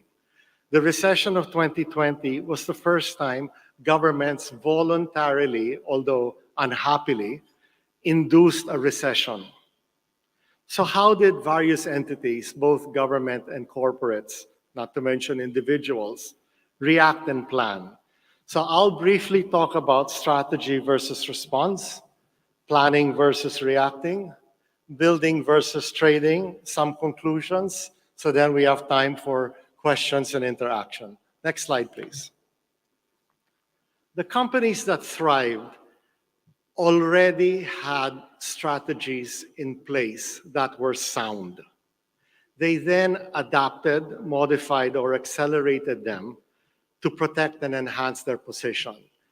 Many people have observed, just like in government work, cabinet level and higher, in company CEO and higher, very few people actually have the time to learn in their position. They bring their experience, their personalities, their strengths, and their weaknesses to the job, and the job enhances or exposes them, or they rise to the occasion, but they start with skills they already had. Same thing with companies, same things with government. It's like this cliche. At low tide, you see who's swimming naked and who was swimming trunks. You're not going to put on swimming trunks. It's going to expose how good or bad you are. A good example is Microsoft. Microsoft was stagnating under Steve Ballmer. In his decade as chairman and CEO, the stock was very profitable. They had about $300 billion in cash and no debt, but the stock traded between $30 and $40 for most of his decade-long tenure. Then when he retired and Satya Nadella took over, Satya was very important because he did not come from Windows, he did not come from PlayStation. He was there to drive their cloud initiative and frankly to compete with Amazon Web Services. So what did he say? He said the COVID pandemic accelerated the digital process by at least a decade, and it has now become an essential part of how we function. So what is the lesson? Microsoft didn't change and start enhancing the cloud and digitalization because of COVID. It was ready to take advantage of the accelerated pace and had bet correctly, like Amazon did, on where we were going. Next page, please. By the way, if you looked at yesterday's price, it was 30 to 40 under Ballmer. It's 256 now, okay, in 3 years. So companies, Microsoft introduced and enhanced cloud-based products like Azure and Teams to its software as a service offerings. The next point is very important. It moved from license to subscription. What does that mean? Most of you who have iPhones, every so often it prompts you to update the operating system. You just do it. Now, let's assume before you had Microsoft Office, you would buy whatever releases. You wouldn't necessarily upgrade the next time they released it. You'd wait until there were kind of features that you needed and you couldn't have to buy a new version of Microsoft Office. Why does that not work anymore? With the increased pace, not just of features, but of attacks, hacking, everything, can you afford not to have the latest protection? Do you want it? Do you know it? What Microsoft said is now you sign a 2-year subscription and we update our software at least every month, and all our 40,000 partners who work with us update their software and their ancillary services every month, and you automatically get the state of the art. And if there's something wrong that happens, we fix it, and you automatically get the patch.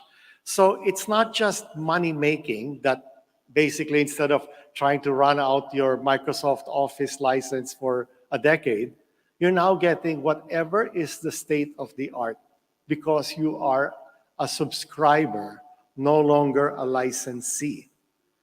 What does that mean? best practices and the latest technology is immediately pushed out to you as it is done monthly. So that trend was there before, but now you cannot buy a Microsoft Office license anymore. You buy a subscription. Next. So basically, what are the two classic strategies you can follow successfully? One is, are you an innovator or a fast follower? The two, might as well stick with the same example. The two best strategies for product and service quality on the web were Amazon Web Services, which was seen as the initial mover to cloud service. Microsoft became a fast follower. Now both are leaders. What Microsoft said to steal market share from Amazon was they went to their strength, enterprise customers. They went to people like Walmart and said, you want Amazon to handle your data? And so they said, we're just a tech company, a software company. We're never going to be anything but a software company. And so they became the leader in enterprise, and Amazon maintained its share in medium enterprises and individuals. Both of them fight very hard with governments, and they are now fighting each other's turf. Amazon is trying very hard in enterprise, and Microsoft is working very hard on SMEs and individuals. What else did they do? They didn't just fight for customers. They fighted for how they service their customers and where. Every major country and market now has its own cloud. In the EU, if your data after a certain time basically has to be destroyed for privacy reasons. You have to comply with that. Every country has, especially if you're doing government-related or critical industry, the data has to be sourced in country. Even if it's cloud, it's in country. So now, if you look at these two, they are moving very fast to comply with security, data protection, and privacy laws, because each country has a different management data.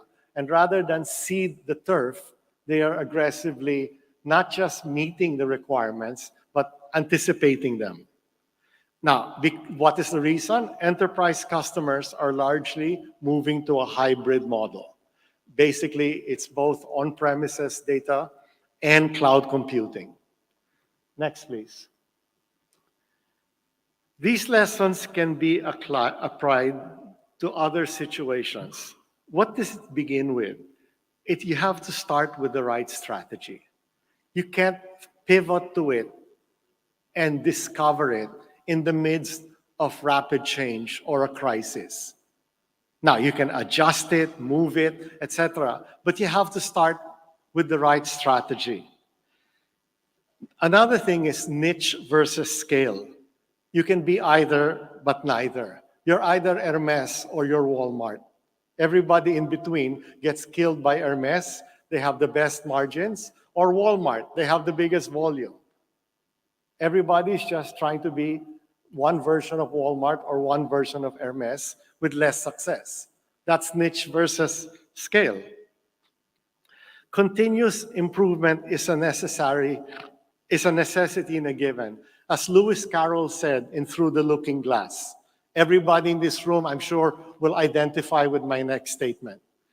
The Mad Hatter said, you don't know how much running I have to do to stay in the same place. Next, please. So, we're getting to planning versus reacting.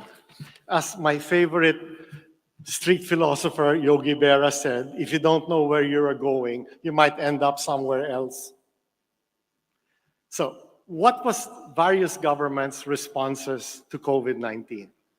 The Obama administration compiled, in keeping with practice of every modern administration in the US, a virus and pandemic response book, which they updated with lessons learned from what they had to deal with during their time. There was exemplary handling of the Ebola virus. It didn't go to the US. And in 2016, they turned it over to the Trump administration. The Trump administration ignored it, and we were dealing with Clorox and bleach and all these stupid things, and the haphazard response was the result. Even the initial chaos of the vaccine rollout in December 2020 was a result in poor planning. Because what did the Trump administration think? It was a vaccine program. What did the Biden administration and previous administrations realize? It was a vaccination program, not a vaccine program. A vaccination program means first you develop the vaccines, then you have a vaccination program. The vaccines do not get into your body because you made them. Next, please. So the Biden administration went back to the response book and updated it. And were it not for the for the ridiculous politicization of the issue, it would have been better, but the vaccination program was already described as a logistical success. There's an old joke. Who were the two greatest generals of America in World War II? The answer is General Motors and General Electric. Because without those two, they wouldn't have had the bombs, they wouldn't have had the machinery, they wouldn't have been able to deliver it. The same thing. It was a logistical triumph. It wasn't a production triumph. It was both.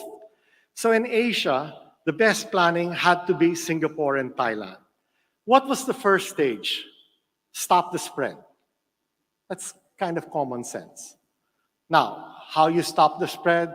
I will forgive a lot of people for their trial and error mistakes because, as they said, it was a novel virus. It was new. Okay? So now, what was the stage after? After basically, what's it? Gloria Gaynor, I will survive? That's not it, okay?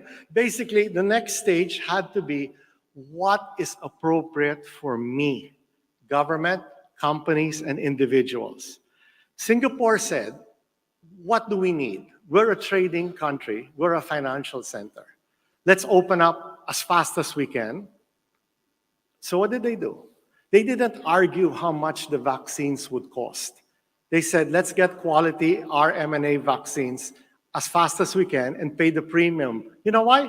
Opening up 2-3 months ahead of everybody else, the extra $20 for the vaccine per person got paid for by the increased economic activity. Then with the higher vaccination, they said, now we can treat it as endemic because you have to be vaccinated to come here, but 80+% are vaccinated and boosted. So if at worst you get a little bit, it's not debilitating anymore. So it started with a strategy that fit their needs and implemented. Same thing with Thailand. They said, we get 40 million tourists a year prior to the pandemic. They said, we can't get 70 million vaccines or vaccinate 70 million people right away.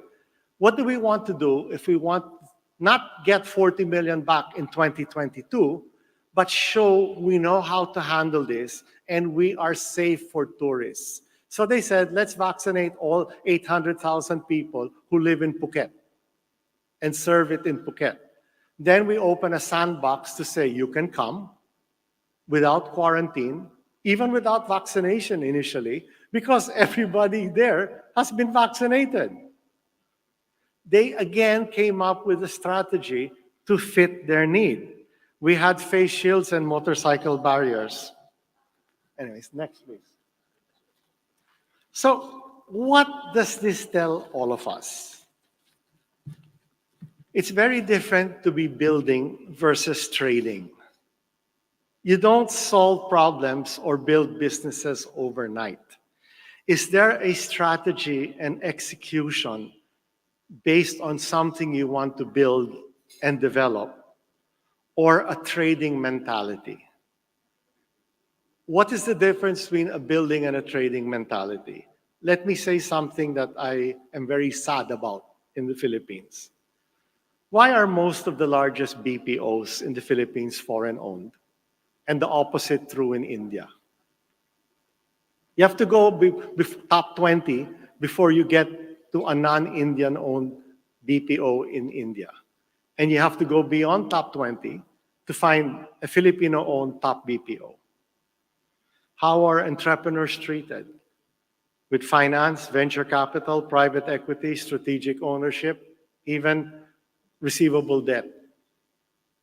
But what is the consequence of this different approach to having one of our brightest industries be owned by foreigners rather than a balance? Because we want foreign investment, but don't we want local champions as well? You can have both. Next slide, please. What happens if you are, let's say, Infosys? You move as the industry moves because it has to make sense or I will die. If you're a foreign-owned company, you'll say, does it make sense? If it makes sense, I'll continue. If I can get the right ROE, I'll continue. If not, I'll shut it down. That's the difference. One says, does it make sense? The other says, I have to make it make sense. Manufacturing and industrialization need a build and grow mentality that has no deadline. You know why? It never ends. I remember 30 plus years ago when I was a local investment banker before I moved to Morgan Grenfell in Hong Kong, we moved the firm I was with from, I think, number 12 to number 1 in 18 months. And one of my deputies said, can't we relax? Isn't it enough? I said, it's never enough. India, Taiwan, and Thailand were manufacturing vaccines under license while we were discussing whether to have finishing plants. That means putting it in big bottles into small bottles without destroying the sterilization and conditions. What is the best proof for me that we do not have a manufacturing and industrialization mentality in this country? I go to other countries, most basic industries people know what the Baltic Dry Index here is. I ask you here, how many people know what the Baltic Dry Index was yesterday? So the question maybe should be, what is the Baltic Dry Index? When you ship finished goods or you import finished goods, it comes in containers, 20 foot and 40 foot.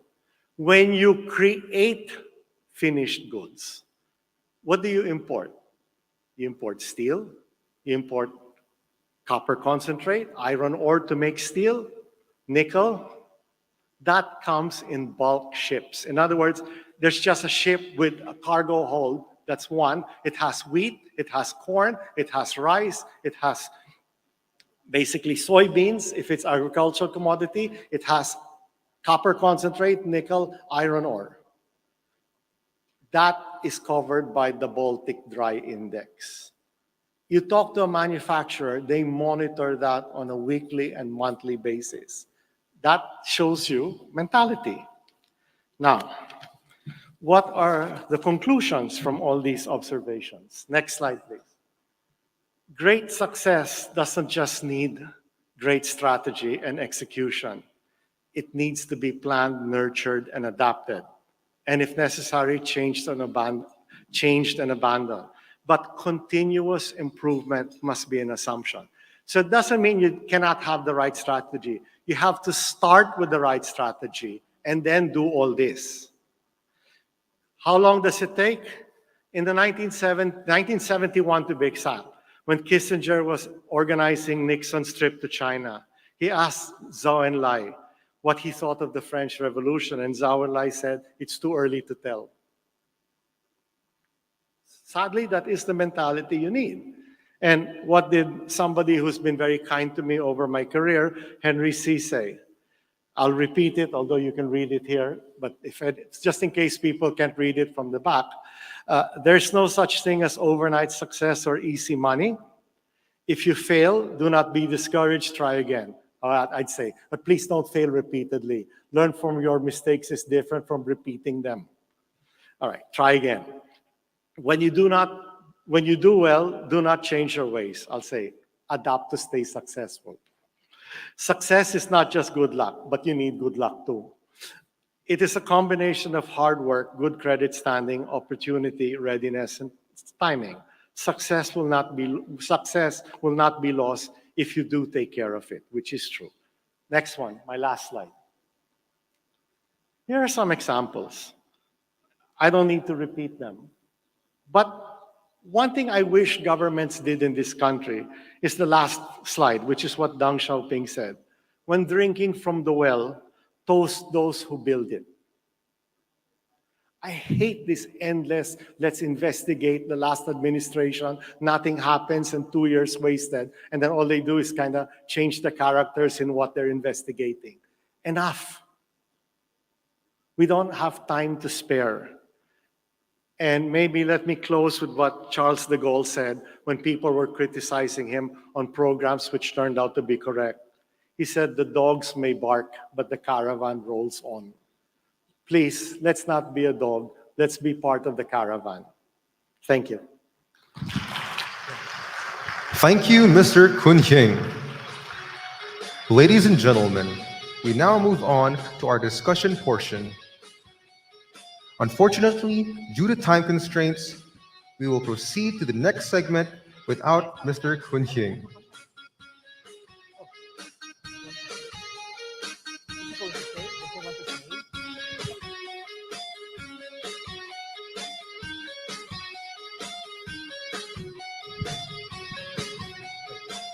Apparently, there's going to be space for Q&A. I don't know. What's going on?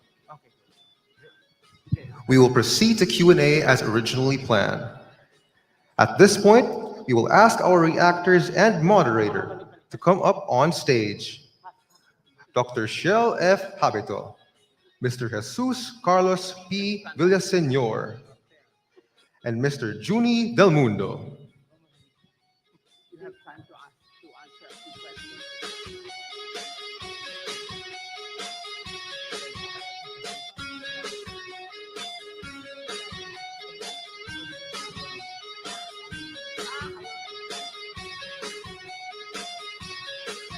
May we now call our first reactor to give his 5-minute thoughts and insights. Ladies and gentlemen, the Governor of MAP and Chair of Brain Trust Inc., Dr. Shalito Shell F. Habito.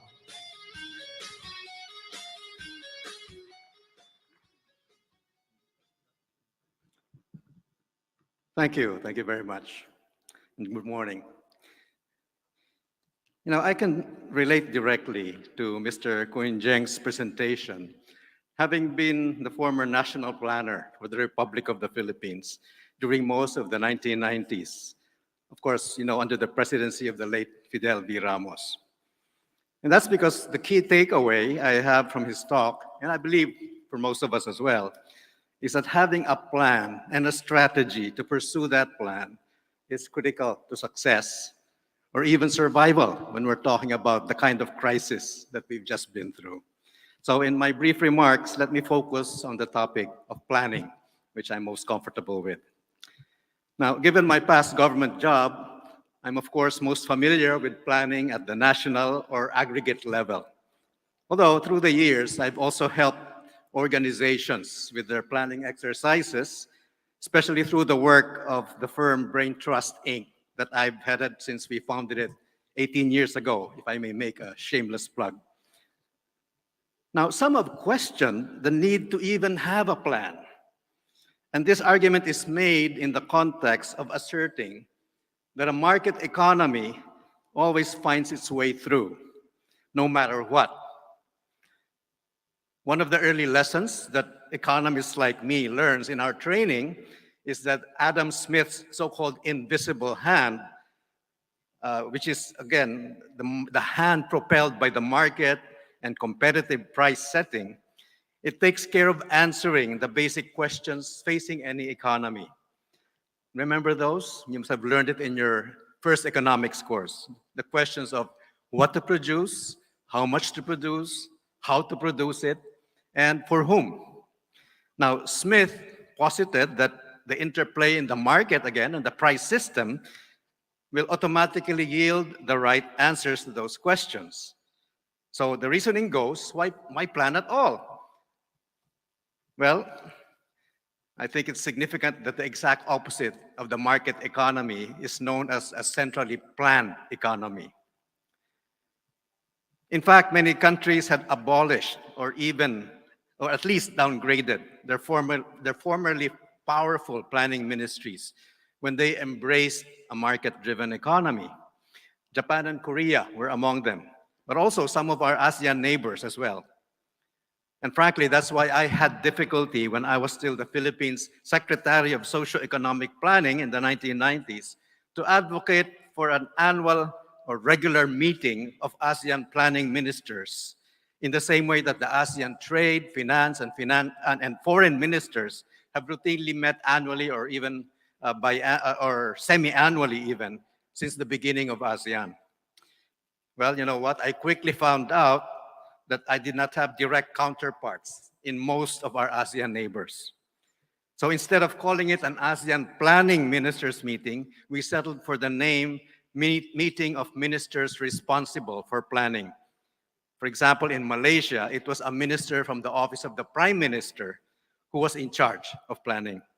And in others, it was a sub-ministerial official, like a Director General. And by the way, let me take a while to explain to you why the NEDA, the National Economic and Development Authority, which I came from, no longer uses the term Director General and Assistant or Deputy Director General. You may have noticed they want to be called Secretary of Socio-Economic Planning, Undersecretary, Assistant Secretary. Why? Because when we're among our foreign peers, people think that the Director General is just the third level down, as it is in other countries, in fact. And so that's the reason why when it was Directors General who were coming to this so-called ASEAN Ministers for Planning I wanted to have, well, again, it underscored the fact that planning had been downgraded.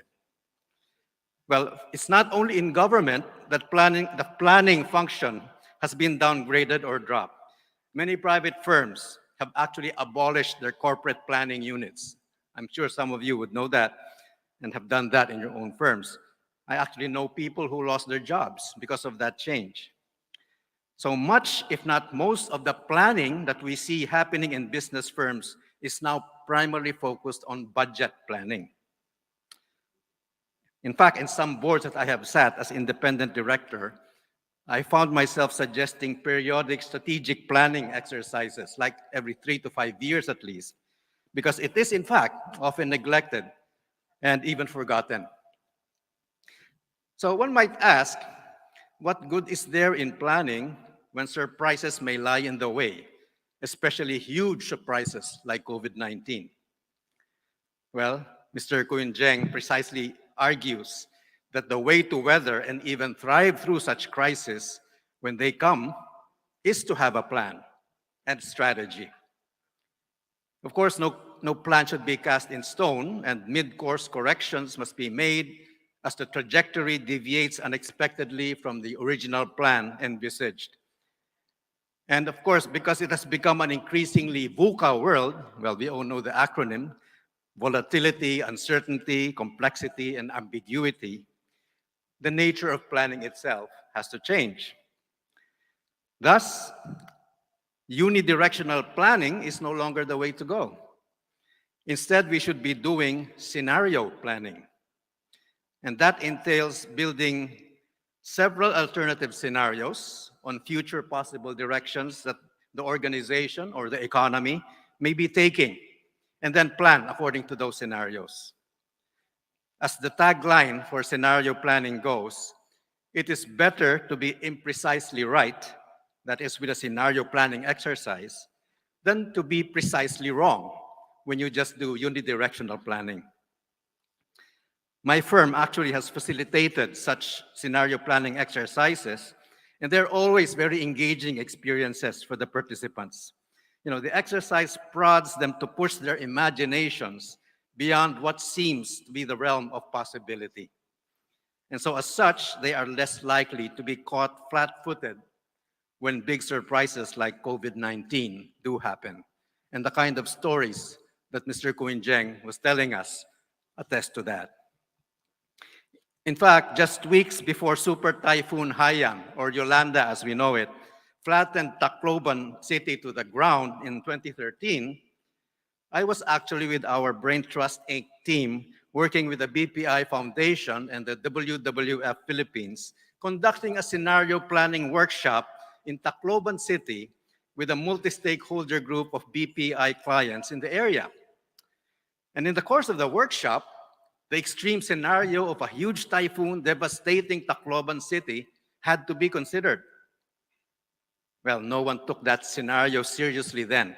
In fact, everyone was laughing it off as a mere hypothetical scenario. So you could well imagine how we in the facilitation team, just weeks later, felt, that was so soon after that planning session, when, again, Tacloban City was flattened to the ground. And frankly, we don't even know how many of those planning participants we had may have perished in that calamity. And so, yes, planning is important and having a strategy is critical. And it has taken on an even greater significance at this time when everybody's talking about ESG, environment, social, and governance concerns, because outcomes in these do not fall into place with Adam Smith's invisible hand. And so I cannot agree more with our speaker that planning is far better than just reacting. Having a strategy is better than merely responding to events, especially unexpected ones, and that there's nothing like deliberately building the future that we want to attain. Thank you very much. Thank you, Dr. Habito. Our next reactor is the chair of MAP Trade Investments and Tourism Committee, the chair and CEO of Pasha Transprocure and Pasha Shared Services, Mr. Jesus Carlos Charlie P. Villaseñor.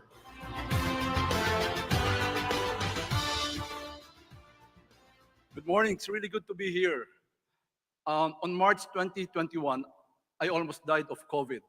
I stayed 1 month in a hospital, and I actually said goodbye to my family and friends.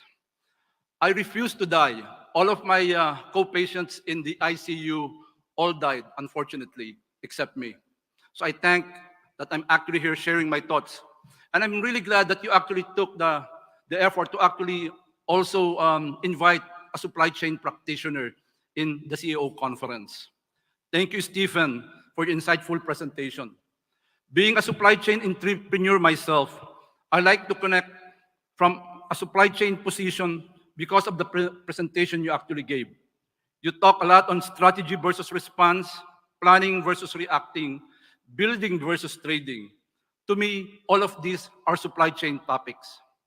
As we can imagine, the subject has not been taken up seriously in the past.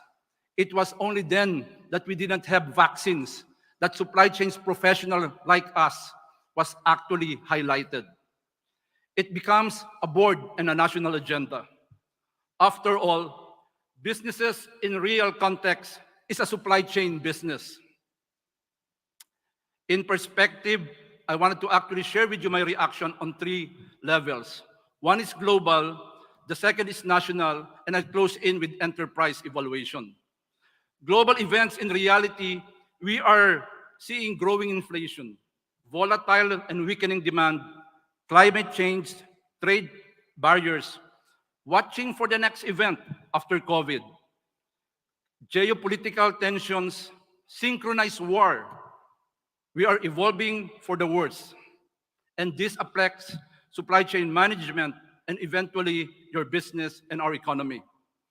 Further to this, we realize that supply chain networks are changing. Look at what the US companies are doing. They're starting to onboard, onshore, nearshore, all of the production that used to be given to countries like China. More advanced companies are implementing artificial intelligence, RPA, IDP, abandoning our advantage on labor, just like call centers. The movement towards globalization may not only slow down, but could also go into a reverse. Developing countries that have enjoyed such great growth could yet even be suppressed over the next 2 to 3 years. Supply chain is a national security issue. Vaccine and Biden strongly says it, logistics triumph, as mentioned a while ago. From a national view, countries have to plan, countries have to source, and countries have to actually move. Supply chain is the background of economy, but now it's characterized more by many pressures, such as unpredictable demand and supply, longer lead times, out-of-stock scenario, high costs, cybersecurity, and logistics costs and bottlenecks. This is aggravated with corruption in the national level.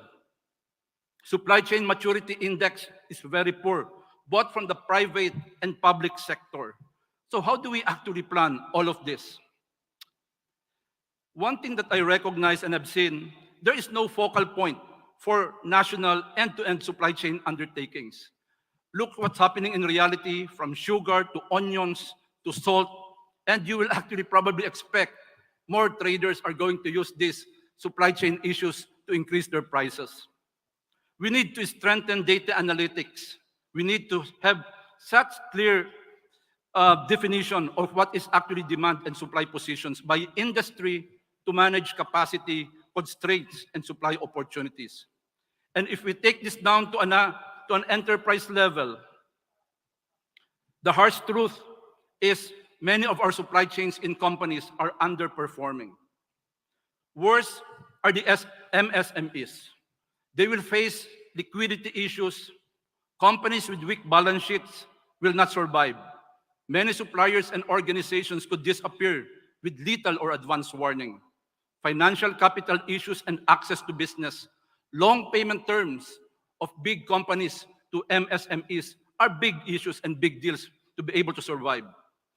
Nearly half of the medium-sized companies are feeling the impact. Supply networks will be selfish and will be more self-serving. You have seen what happened in vaccine. When vaccines was available, it wasn't easily made available to us. I tend to see that the growing trend towards nationalism will actually kick in. And from history, nationalism has never been a positive force for business and world peace. What do I want to see? We need to have a focal point within government that has mandate to align, coordinate, and oversee regulations and directly affects supply chain efficiency. We need to drive capacity development for enterprises, train them, as we have actually been hearing a lot of the suggestions, ensure that the SME interests are presented in policy prioritization process, that the solutions are designed to address specific constraints, thus disproportionately affect SMEs. Visibility and predictability development, determining capacity constraints and build resilience. And we all talk about digitalization. Digitalization is really good, but we need to fix our internal process, and we need to have a balance of what is digitalization and other corporate and efforts mandate of our organization. Again, as I actually represent the largest institute and run several business in supply chain, procurement, and logistics, we always have to say, we need to brace, we need to plan, and we need to pray. We need to prepare, and overall, we need to pray harder. Thank you very much for this opportunity. Thank you, Mr. Villaseñor. And now, may I call on our Q&A moderator for this session, the Vice Chair of the MAP CEO Conference Committee and the CEO of the Eon Group. Please welcome Mr. Juni S. Del Mundo. Once again, to the in-person attendees, there are microphones on the floor for your use in asking your questions. Please be brief. Please refrain from making a speech. Please wait to be acknowledged before you ask your questions. And for our online participants, please ask your questions during the Q&A for each session via the comment section. Take it away, Juni. Good morning, ladies and gentlemen, and thank you very much, Stevie, for your dose of Stevenomics this morning. I will try to be your Mimi Ong in Market Edge. Okay, I will ask the first question, as what Mimi always does. During the financial crisis in 2007 and 2008, we've heard some economists, of some of our business leaders saying, oh, we are not that much affected because our ship really never left the shore.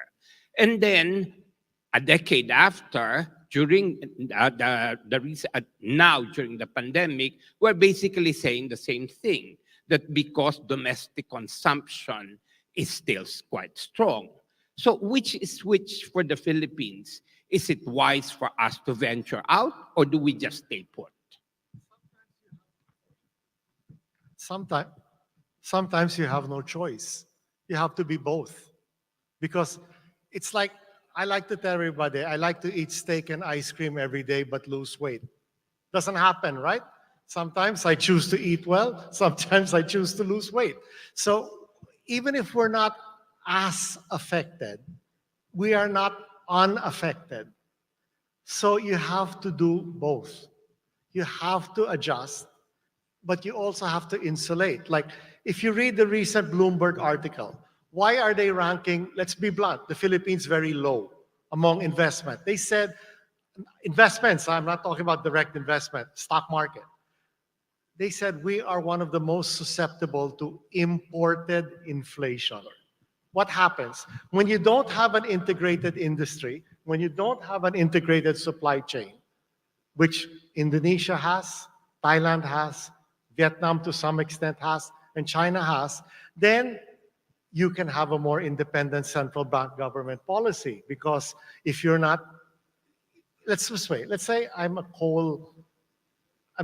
copper concentrate mine, and I have a smelter and I have everything.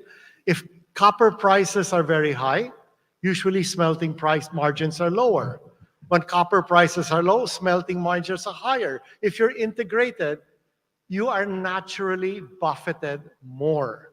So the answer is, unfortunately, you have to be both. Because right now, even our scant manufacturing has very high import content.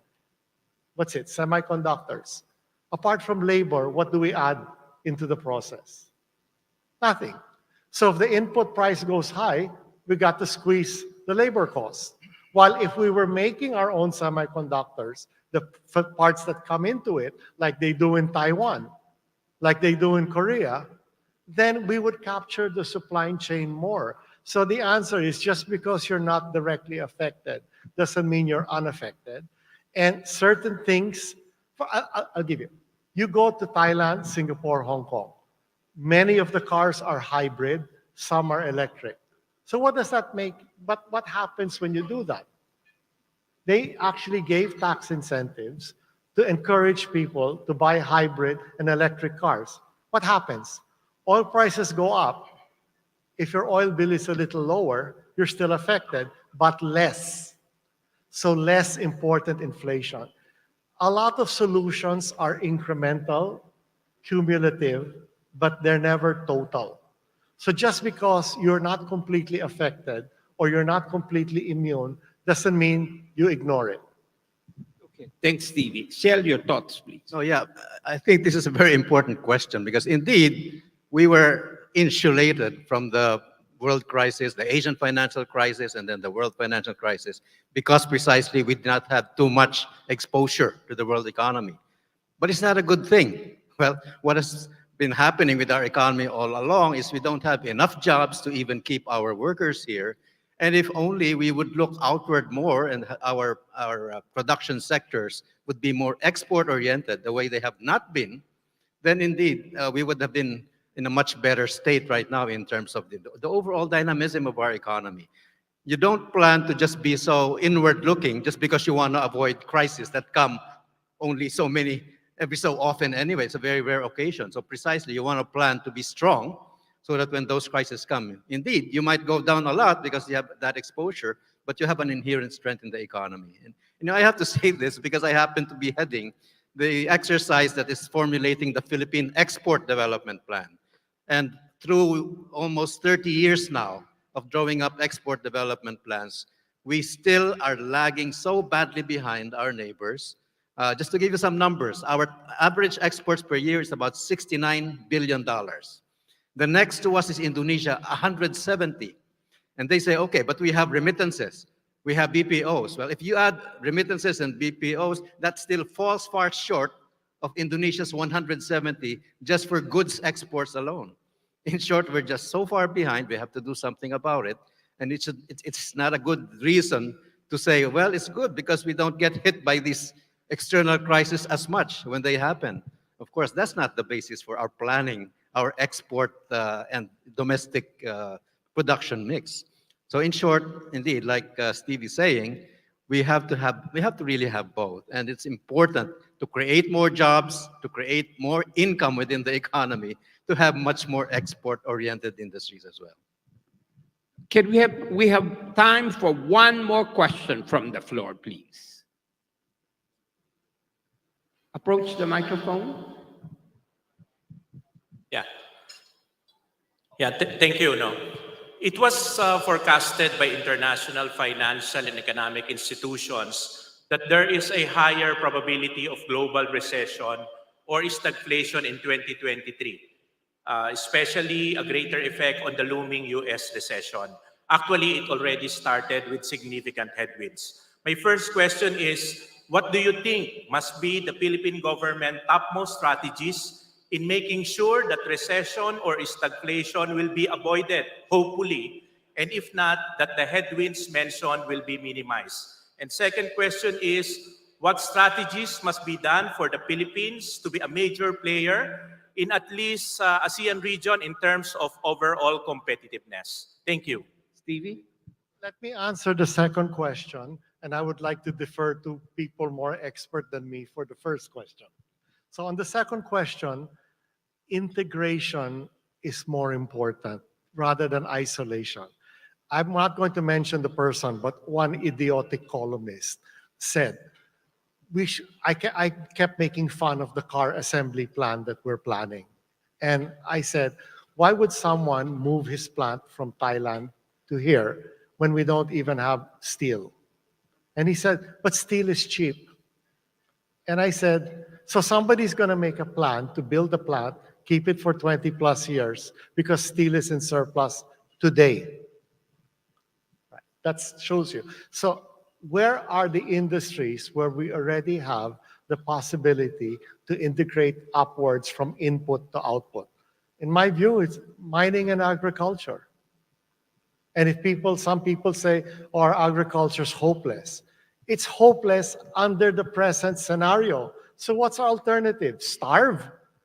What if there are no imports? So change the mindset. Other countries have done it. My God, Vietnam, part of the land isn't even arable because of Agent Orange and carpet bombing. Yet, if there was no Vietnam, we'd be starving now. We wouldn't have rice. So let's start with where the inputs are already there. Mining, agriculture. Now on what to do on macro policies, let me not lecture people who have PhDs and direct experience. Charlie. Yeah, I think I actually mentioned a few things with regards to the two questions. We live and die because of poor supply chain or how we actually undertake supply chain. So my recommendation for the government is to really make this as a national agenda. I haven't seen this actually in any of the, in any of the agenda that I'm actually reviewing right now. But there should be a focal point to coordinate because supply chain is really end-to-end management. You need to have data analytics. You need to actually develop by industry what are the capacity constraints and actually how do you actually supplement those capacity inertia.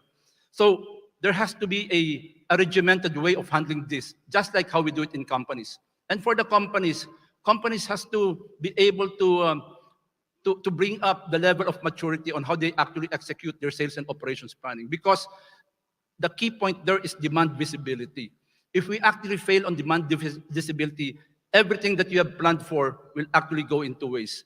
And as I've said, companies are not going to compete on the products and the service that they actually have. Companies are going to compete with their supply chains. And that's also true on how our national agenda has to be set in perspective. Okay. One last question from the lady. She's been standing up there. Yes, please. Hello. Good morning. I'm Dada Del Carmen, and I'm the founder and CEO of NOAA Business Applications. So since we are moving to scenario-based forecasting and budgeting, I will give a brief background on my question. Can you When proceed I was to your question, invited, please, already? to Since we don't have become, time. when I was invited to become one of the speakers in a top university, I was asked, why is it that we do not have unicorn companies? And then, along the discussion, it was found out that our bright students are planning to leave right away our country. So, in the building versus trading discussion, this is my question. What is our initiative, or what will it intake for us to transform the mindset of the bright, well-educated, and cream of the crop population of the country to realize this build versus trading to create an integrated economy or industry in our country. Thank you.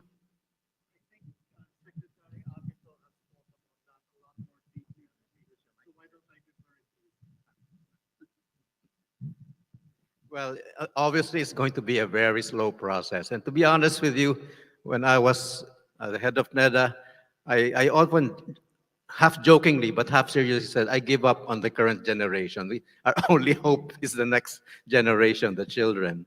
But indeed, mindset is our number one enemy in terms of many things. So the reason we can't build an integrated economy is precisely because there's too much of inward lookingness in among our production sectors, including in our government itself. I guess we carried nationalism to the extreme that we all thought that nationalism meant keeping out imports, keeping out everything foreign. But as I said, we have to build this kind of mindset in our young people, and it will not happen overnight, so to speak. And in fact, I've given up on seeing this kind of salvation for our economy in my lifetime. But I think the one thing we should get out of this discussion precisely is that integration, as Steve has emphasized, is key. Our value chains, our supply chains have gaping gaps. We export copper cathodes, but we import even the wires that the wiring harness industry has to use. Why can't we just connect the dots and let that gap in the supply chain be filled domestically? And so it will take some innovative thinking, some creative minds to bridge that gap. And of course, a lot of bold investors to actually bridge that gap. But that kind of integration is precisely what we need. And when our economy becomes more dynamic, flourishes, and we have higher average incomes like most of our dynamic Asian neighbors do, well, that's when our young people will stop thinking about aspiring to go abroad when they finish their studies. Unfortunately, we have to close this session. Thank you very much, Stephen, Dr. Ciel Habito, and Charlie Villaseñor. A round of applause, please, for Mr. Cunying, Dr. Habito, Mr. Villaseñor, and Mr. Del Mundo.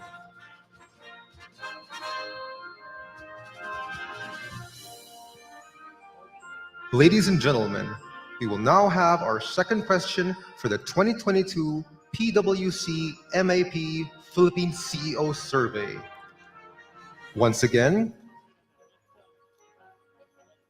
for our on-site audience, please input the provided link that you see on screen. And for our online participants, just click the link that will be posted on the comments section. Answer the poll by choosing and clicking your preferred choice, and just click Submit. Which sector do you think will thrive the most in 2023? Select up to 3. We will give everyone 2 minutes to accomplish the poll, and we will reveal the results after.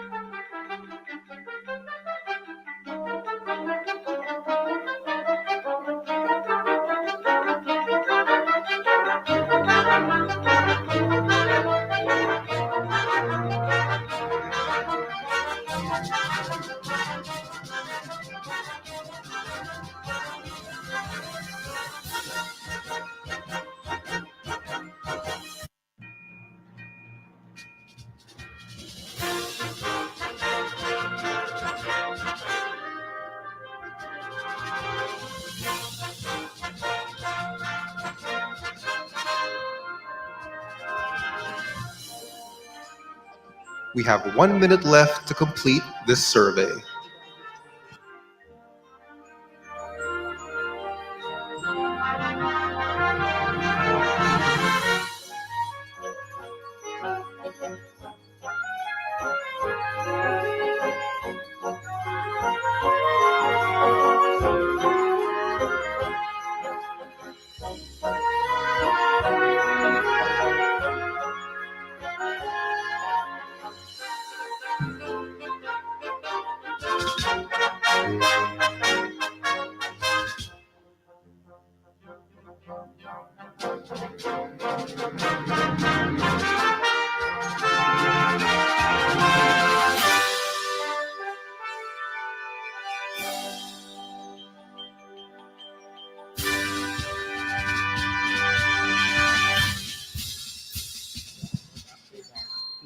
Ladies and gentlemen, here are the results for this part of the 2022 PwC MAP Philippines CEO Survey.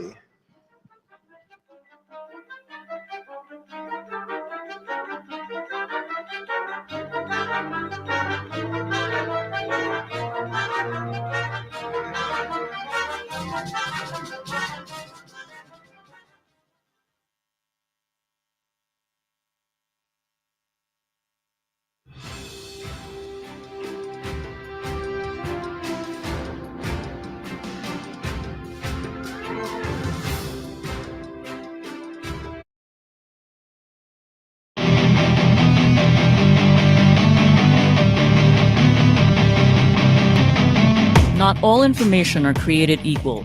With an abundance of sources on different platforms, experience is essential. Excellence counts. Integrity matters. Because decisions and strategies are only as good as the information you base them on.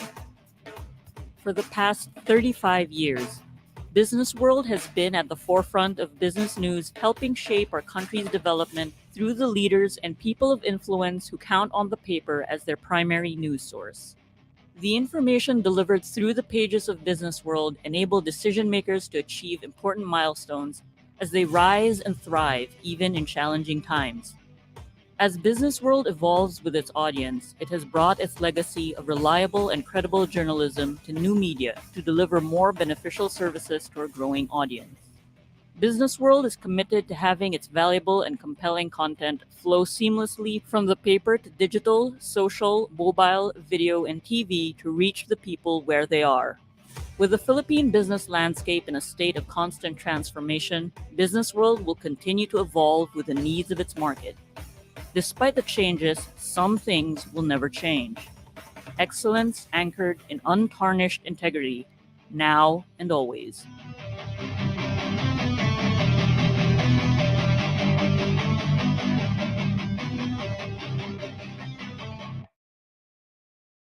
Converge is a world-class ICT company with the most resilient and superior fiber optic service in the Philippines that continues to delight millions of its users in the consumer space while serving a growing number of business clients in the SME, enterprise, and wholesale segment. Converge Business. Strength, resiliency, results.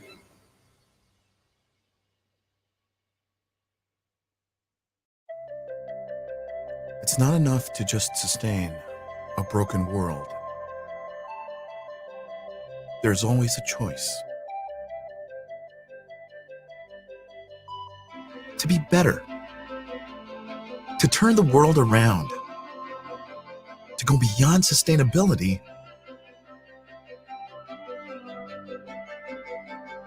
and become a regenerative force that heals and renews.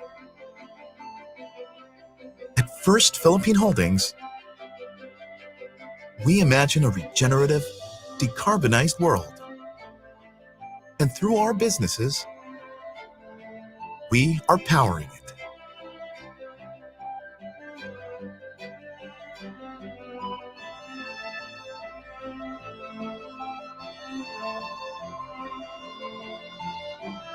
Building it.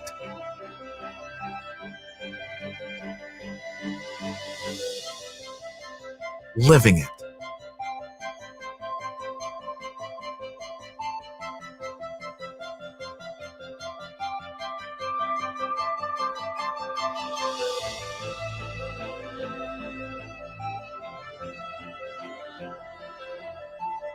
making it,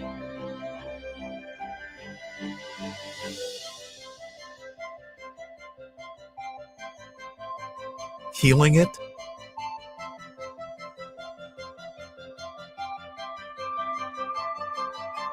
and teaching it.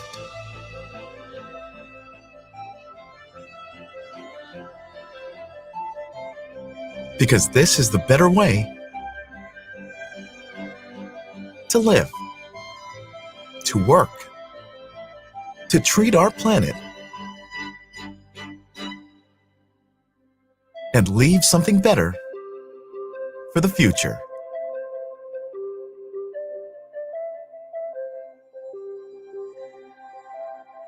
First Philippine Holdings, powered by good.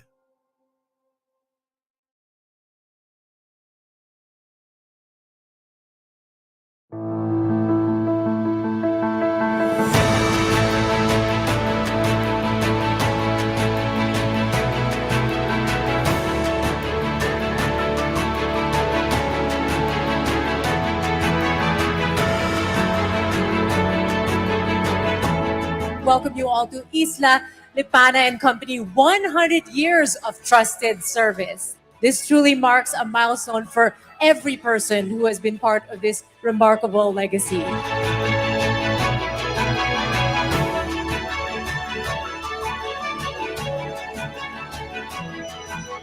It's a milestone to reach 100 years. We have had the pleasure of working closely with PwC in many years. 100 years, PwC!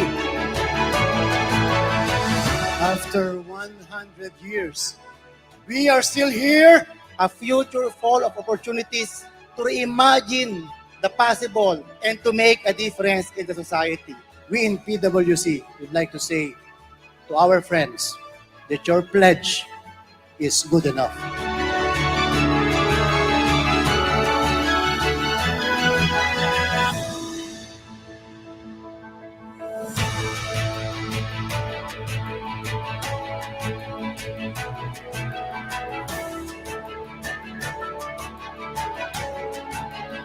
Our firm, Isla Lipana and Company, is strengthened by the relationship that we have with PwC. I would like to express my gratitude to you for sticking it out with us through ups and downs. Thank you for the trust. Thank you for the support.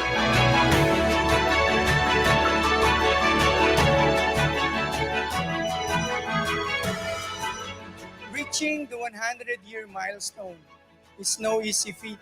We owe what we are to all who came before us, and it obliges us to deliver a much stronger firm to future generations. We in PwC, we put our care into action. We exist because of you. It's really our people that made it all possible.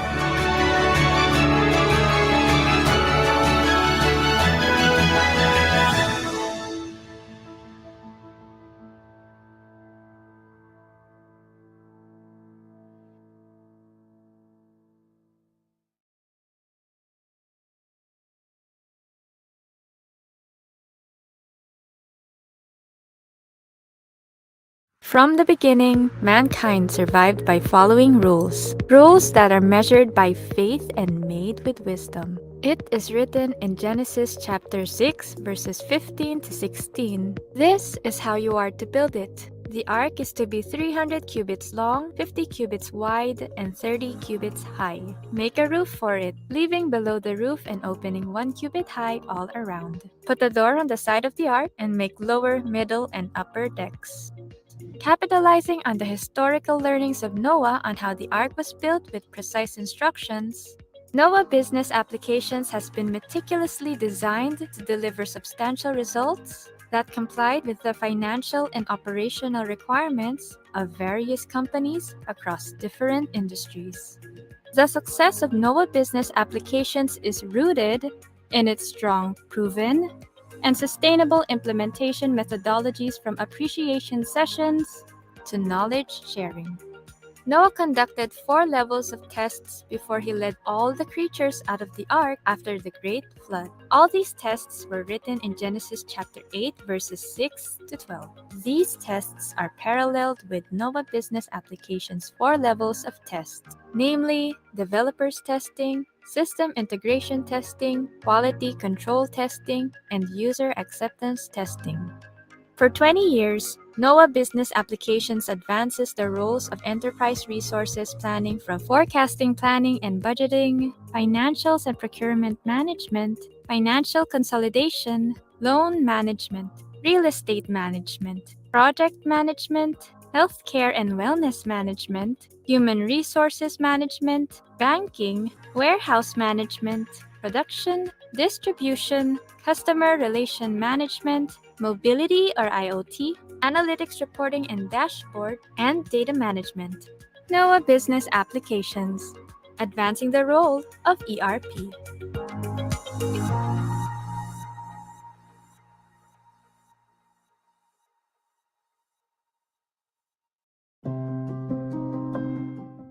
SM Investments is one of the largest Philippine conglomerates. We've been around for over 60 years. We have 3 core businesses, mainly retailing, banking, and properties.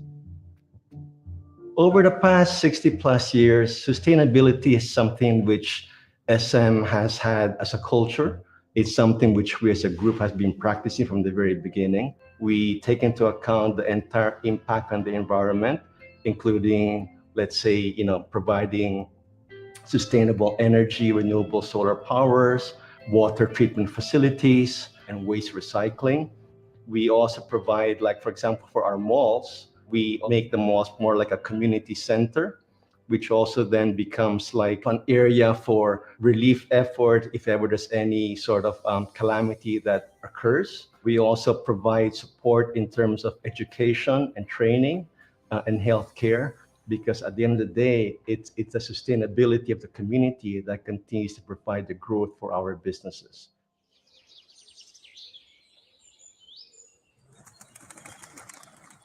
Biodiversity is very important in everything that we do as a country and as individuals.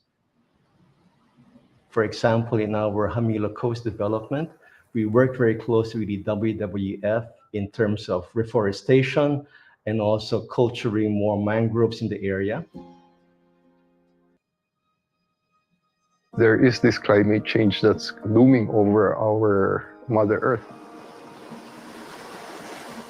If we can contribute no matter how little, and if I can get everybody to be aware of it, I think we will make an impact. It's never too late. Sustainability is very important because for a business to be able to continue to grow and last for many, many years, it's very important that the business support the community in a sustainable way. Because in the end, it's also the community and the environment that sustains the high growth of our businesses.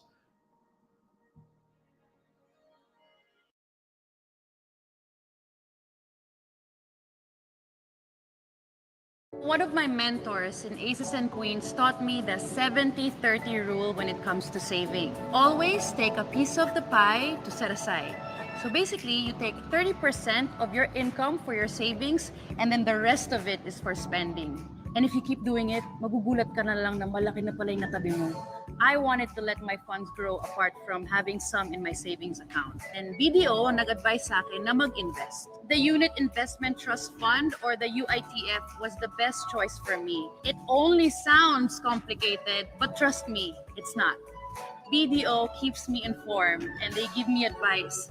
But in the end, I'm the one who decides, which is why I feel like I'm in control of my investments. I receive a statement regularly and I see the balance. Lumalaki siya. I leave it alone and I let it do the work. It's something that I don't want to touch just yet. When the time comes though, that I know where to use it, it's there. My investments are growing while I'm still working, and it gives me a lot of freedom and control. And that's an incredible feeling of security, of having my investments in a bank that I trust the most.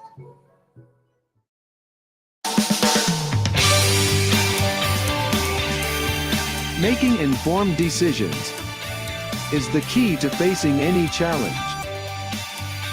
Count on us to give you balanced, fearless news and information. Anytime, anywhere, always.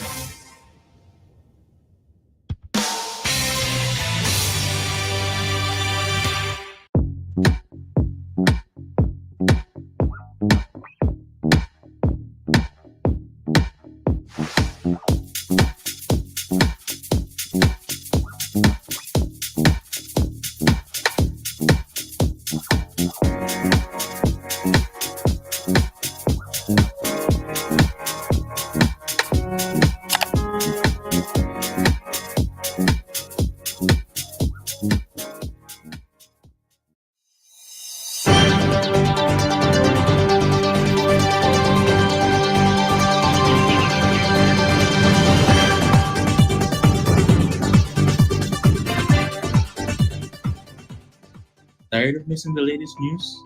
Get the Inquirer mobile app to get the latest stories and updates as they happen. The Inquirer mobile app is an easy-to-use app with quick access to stories and also enhances your experience on other Inquirer platforms. The Inquirer mobile app also lets you recommend stories for the Inquirer front page and share stories on various social platforms. Have a story to tell? Be an Inquirer reporter with the My Inquirer function. Now that's news anytime, anywhere, always.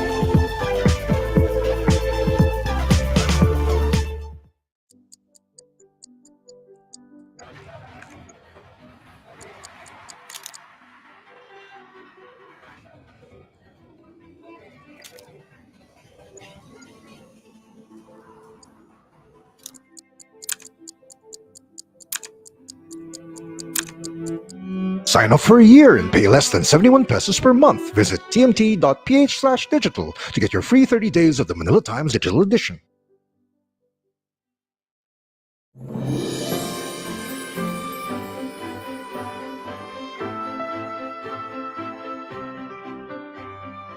With several leaders of economies today reminded APEC leaders to focus on economic synergy and cooperation on this year's APEC.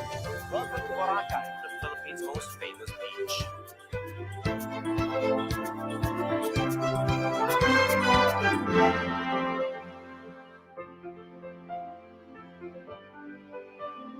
We have covered the journey of our young democracy.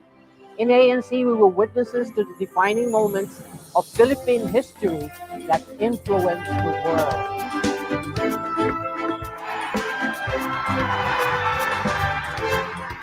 To the service of the nation.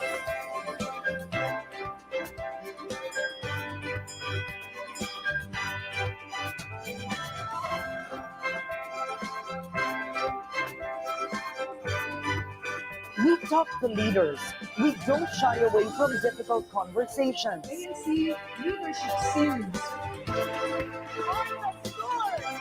We don't just tell stories. We tell you why they matter. We sift through the noise and arm you with facts. We report about disruption and how the latest technology and innovation have changed the way we live.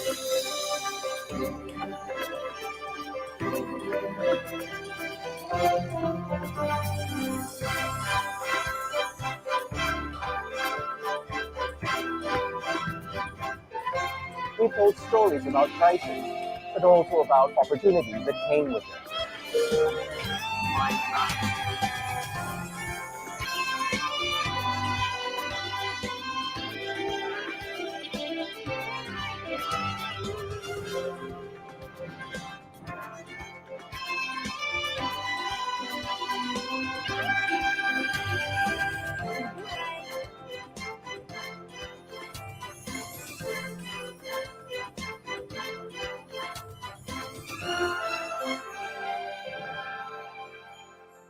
This is the Philippines. And we are ANC.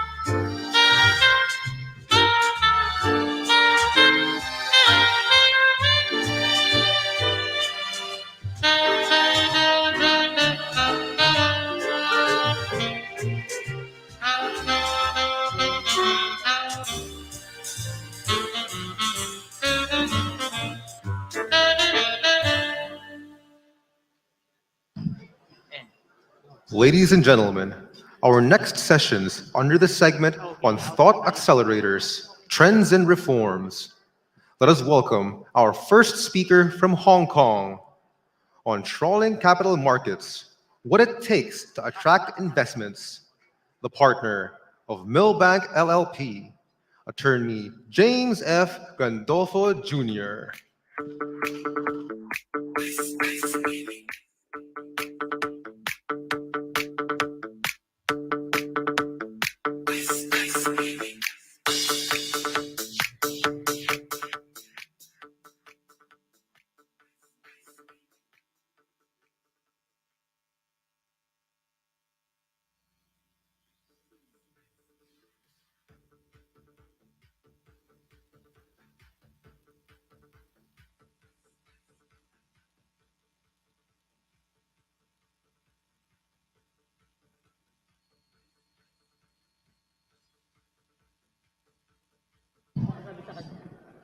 Just 1 second, Mr. James Gandolfo, we will get you online in a bit. Attorney Gandolfo, we'd like to request you to unmute your mic. Can everyone hear me now? Loud and clear. Okay, great. Thanks so much. Thanks to everyone at MAP for inviting me to be part of this fantastic program in Manila today. Very sorry I can't be there in person. Hope to be there very soon to see all of my friends and colleagues who I haven't seen in quite a while due to the pandemic. I'm really honored to be able to speak to everybody today. I'll be speaking today about the state of the capital markets, both internationally and, of course,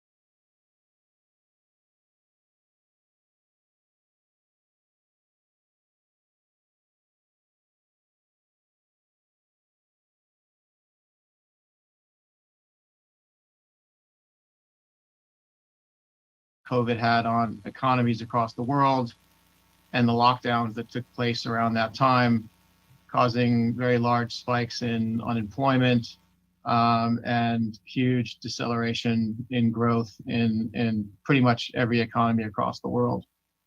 As we know, this led to large contractions in economic growth, which were then countered by massive stimulus programs by most governments, whether through monetary means, interest rate reductions, or through changes in other policies such as tax changes. And these quickly impacted global economies. In the Philippines, fiscal support included two stimulus packages, Bayanhan Acts 1 and 2 in 2020, and accelerated reduction of corporate income tax rates. In total, in the Philippines, direct budgetary support amounted to about 4.4% of 2020 GDP. There was then the CREATE Act, which was passed in March of 2021 after it was recalibrated to make it more relevant and responsive to the needs of businesses negatively affected by COVID-19 and to improve the ability of the Philippines to attract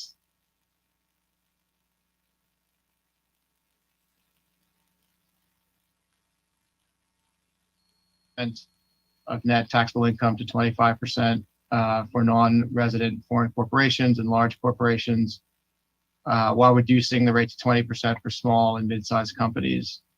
From 2022, the corporate income tax rate for foreign companies declined by another 1%, and I think the idea is to get to 20% by 2027.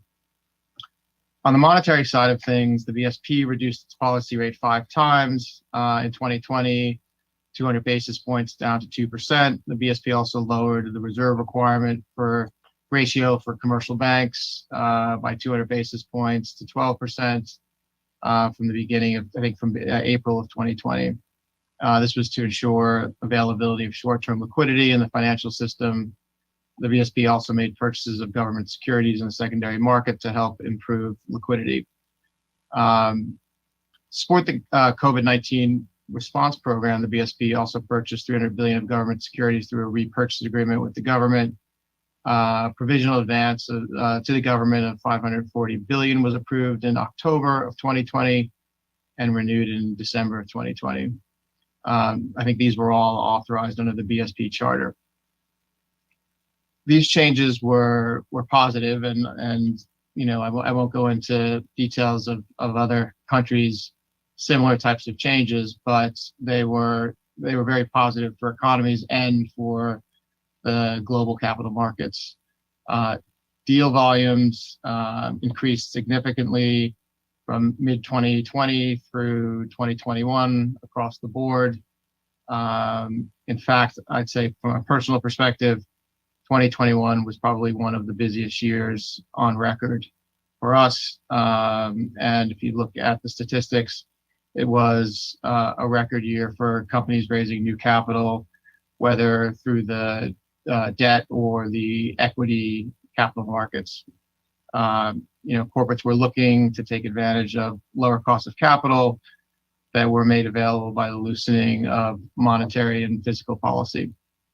The significant additional cash in the system also meant that investors were eager to seek out new investments and put that additional capital to work. These changes had a very positive impact on the Philippine economy, with growth rebounding at the end of 2020 and 2021 and into 2022, with the ADB predicting in July of just this year that GDP would expand by at least 6.5% for 2022, higher than the originally forecast 6%. However, the monetary and fiscal stimulus policies that were implemented around the globe in response to the pandemic have begun to cause inflationary and other pressures that will likely have a negative impact both on they likely are and are already having a negative impact on both the global growth generally and the growth of the Philippine economy. That being said, I think the Philippine economy is showing fantastic resilience to the global headwinds that currently exist. And despite some downward projections in GDP for the year, they're certainly not anywhere near as significant as we're seeing in some other larger economies and smaller economies across Asia. It's certainly going to be interesting to see how things pan out over the rest of the year and obviously into next year. Just quickly back to the global economy for a minute. The challenges to global growth come from a number of factors.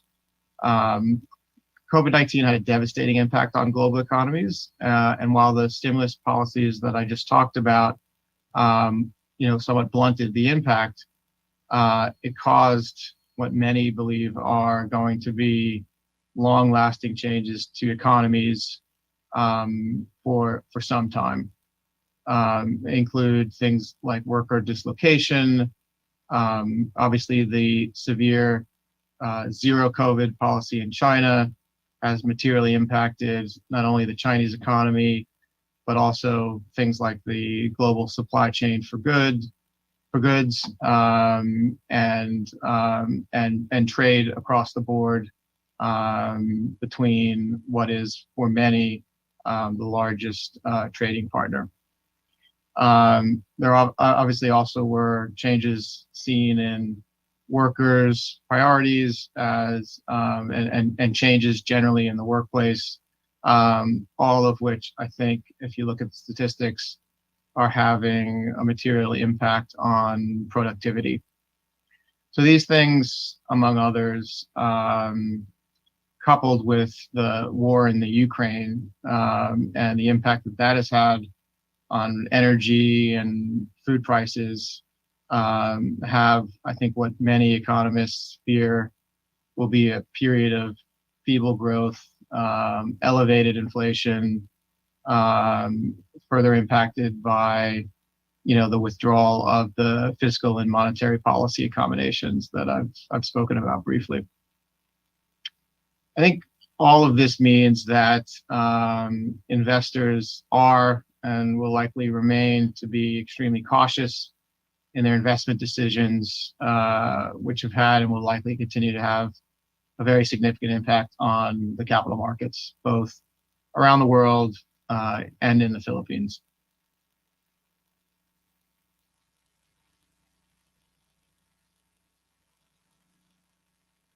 Activity across all international capital markets, not just in the Philippines, but across Europe and the US. The biggest falls actually have been in the equity markets, where issuances have slumped to 67%. So they've slumped 67% year on year.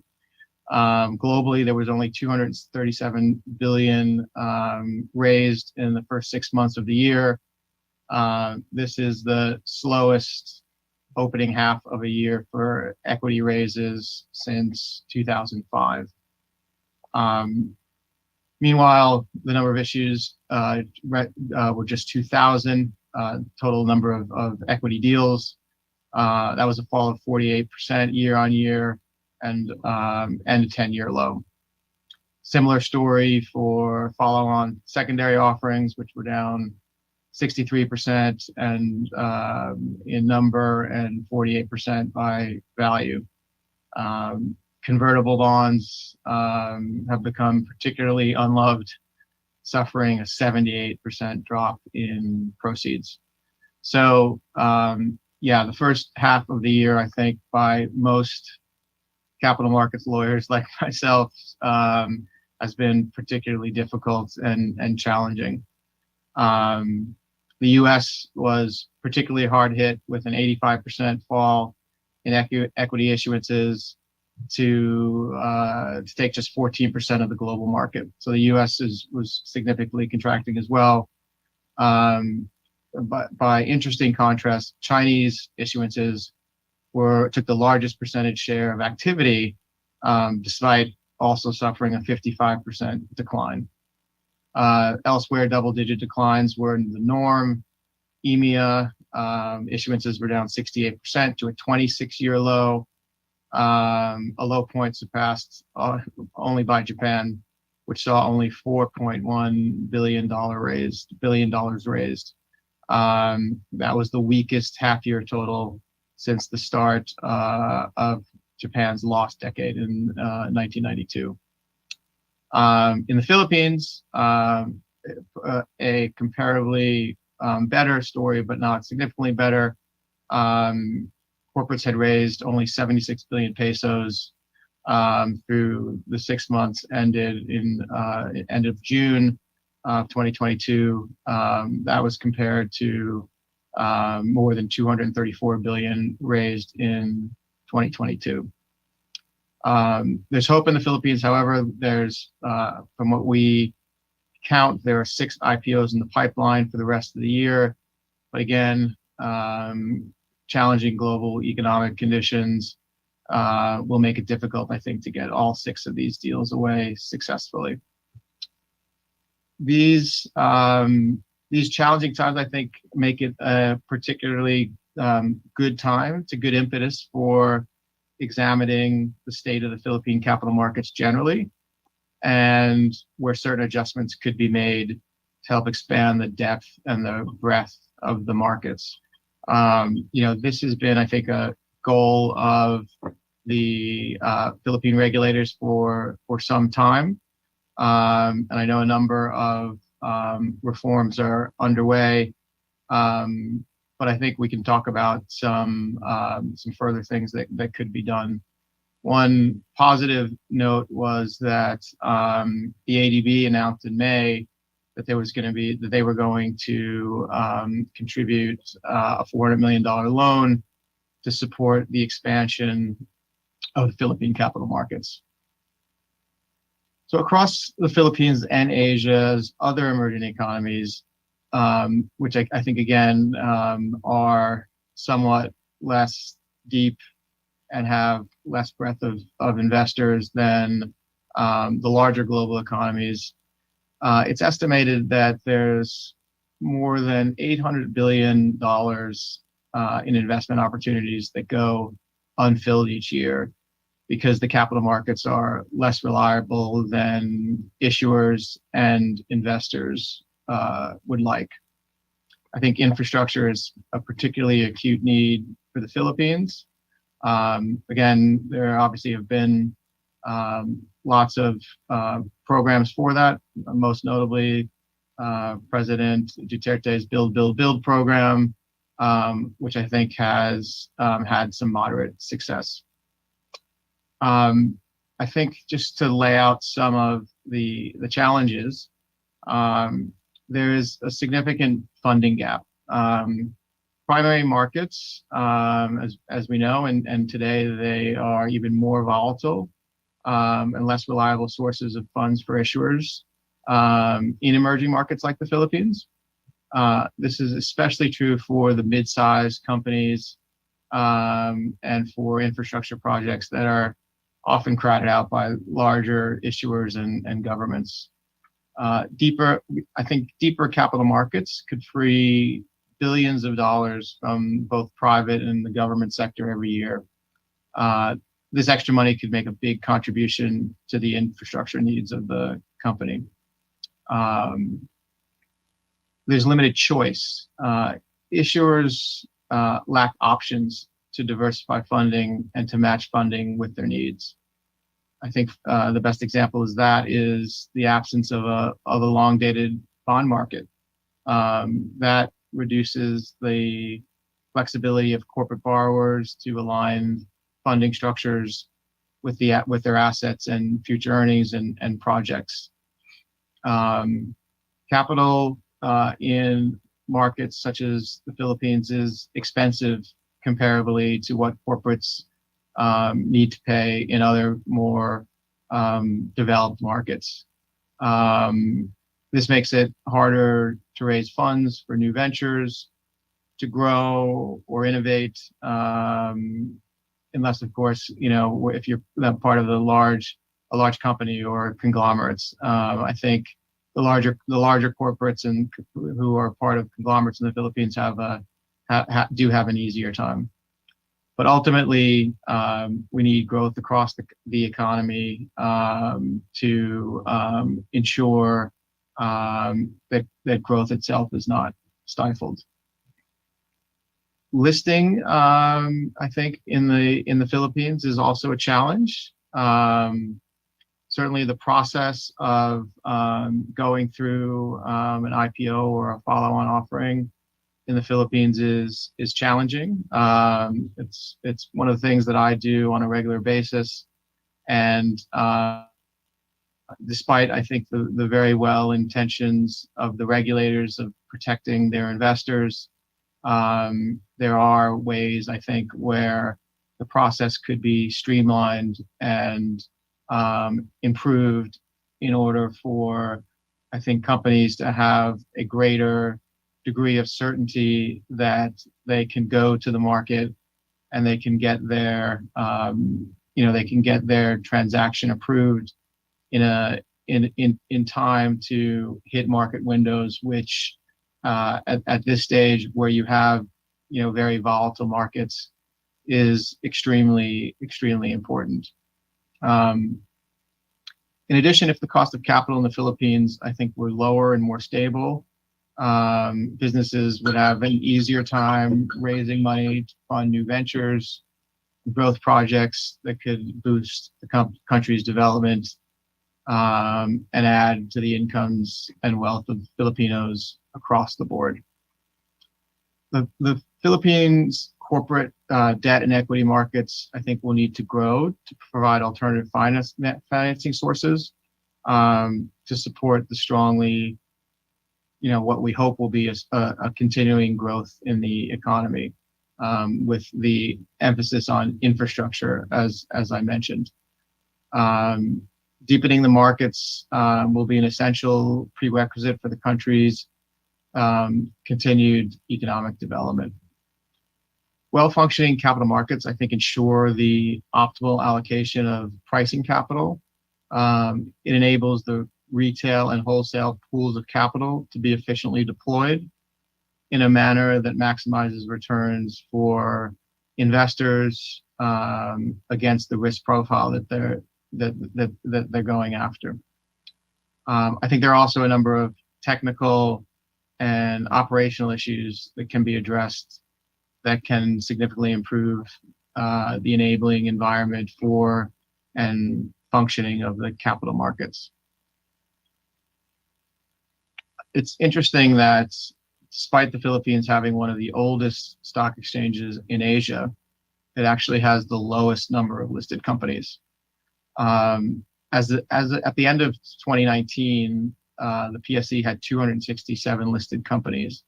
I think there are only about 280 listed today, and this is hardly changed from the total of 261 companies that were listed at the end of 2014. The market also suffers from low average daily turnover, due to the small number of companies and the small number of investors who are buying and selling stock. That's, I think, both domestically as well as internationally. It continues to be, and I think struggles to kind of come out of its place as one of the smallest equity markets when you compare it to its peers around the region. When you break it down in terms of cost of capital, and these are based on studies from some external kind of think tanks, companies are paying more than 14% for equity for its peers, and probably around 5% more for debt than. And again, this is compared to several other Asian emerging economies.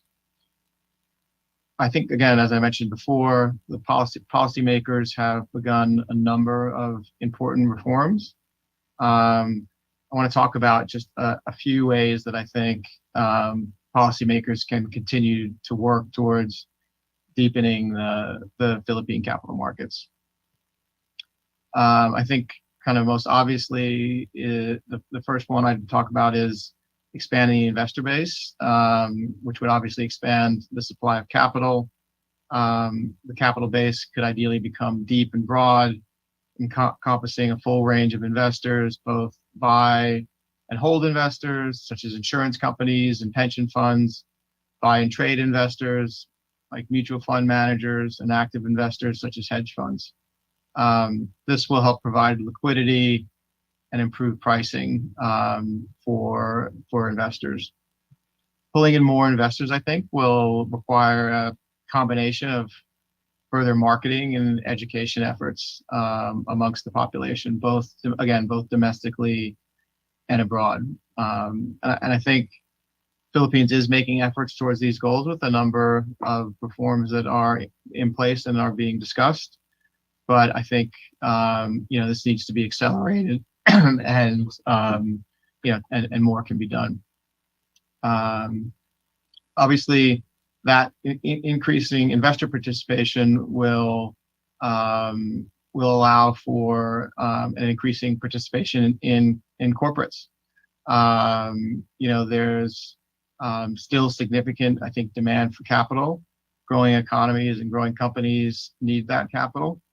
I think a great example of this was the introduction of the REIT law and the amendments that were then added in 2010, which was really a great way to help real estate companies unlock the value of their assets. Policies to help, I think, fast-growing small companies to get listed on the PSE would be a really useful endeavor. And again, I think to add to the depth of the markets, policies which would encourage government-owned and controlled companies to list and IPO would not only help raise needed capital for the government, but also bring more investors to the Philippine capital markets. I think sustainable integration with global markets is also an important goal. Regulators should make it easier for foreign players to invest in the Philippines and for issuers to accomplish international equity offerings.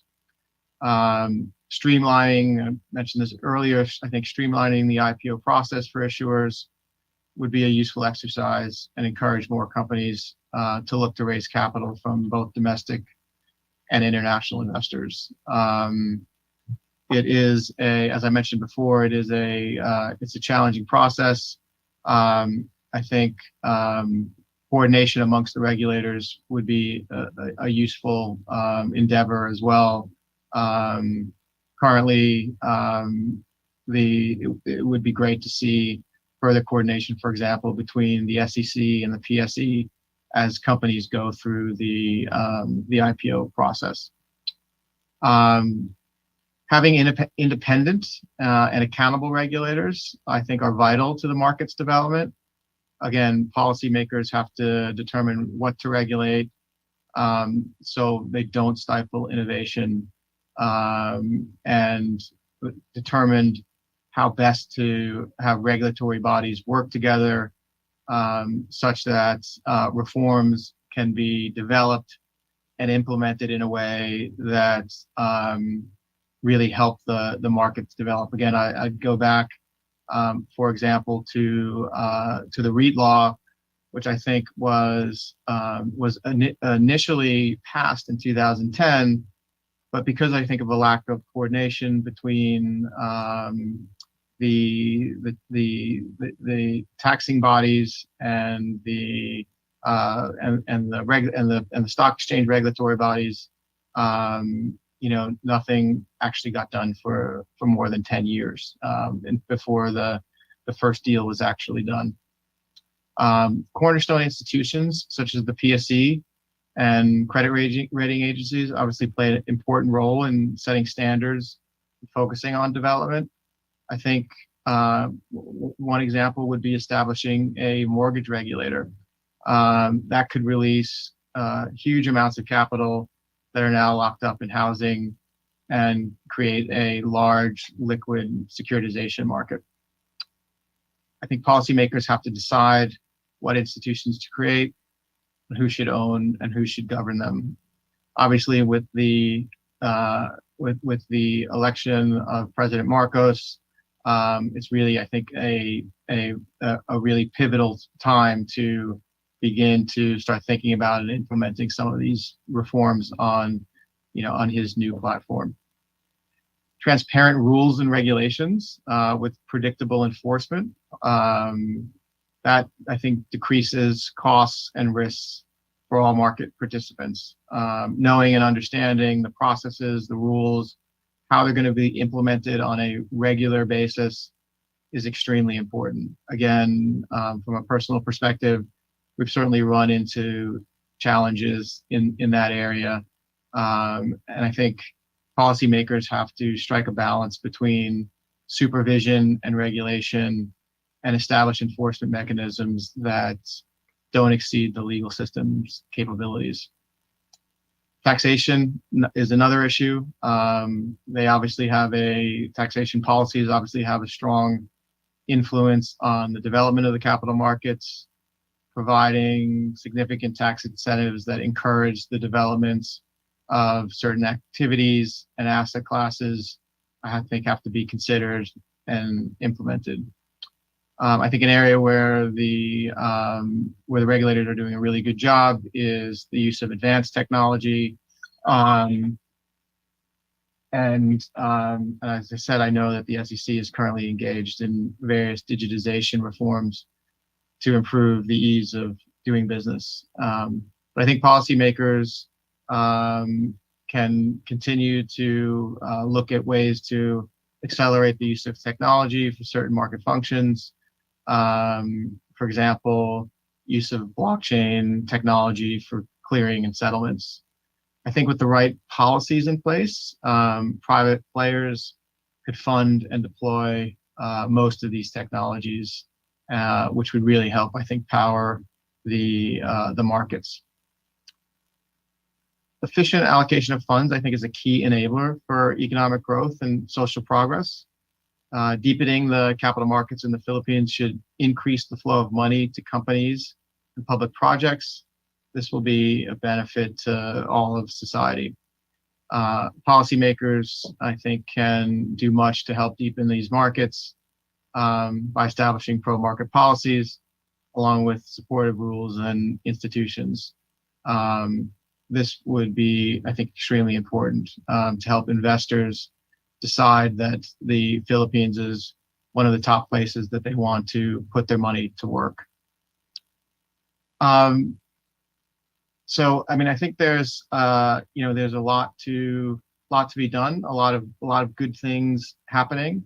But with the challenges in the global economy and in the Philippine economy that are ahead of us, I think now is really a good time to focus on putting some of these proposed changes in place so that we can help to have better capital markets for everybody.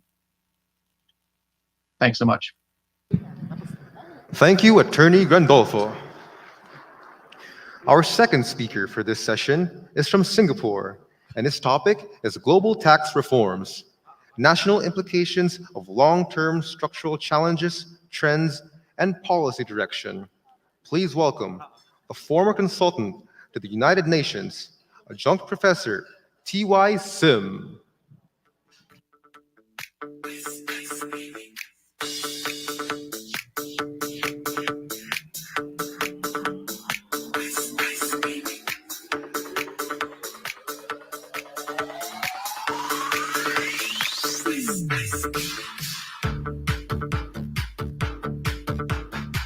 Okay, a very good afternoon, distinguished guests, and thank you so much for this opportunity. I hope you can hear me clearly.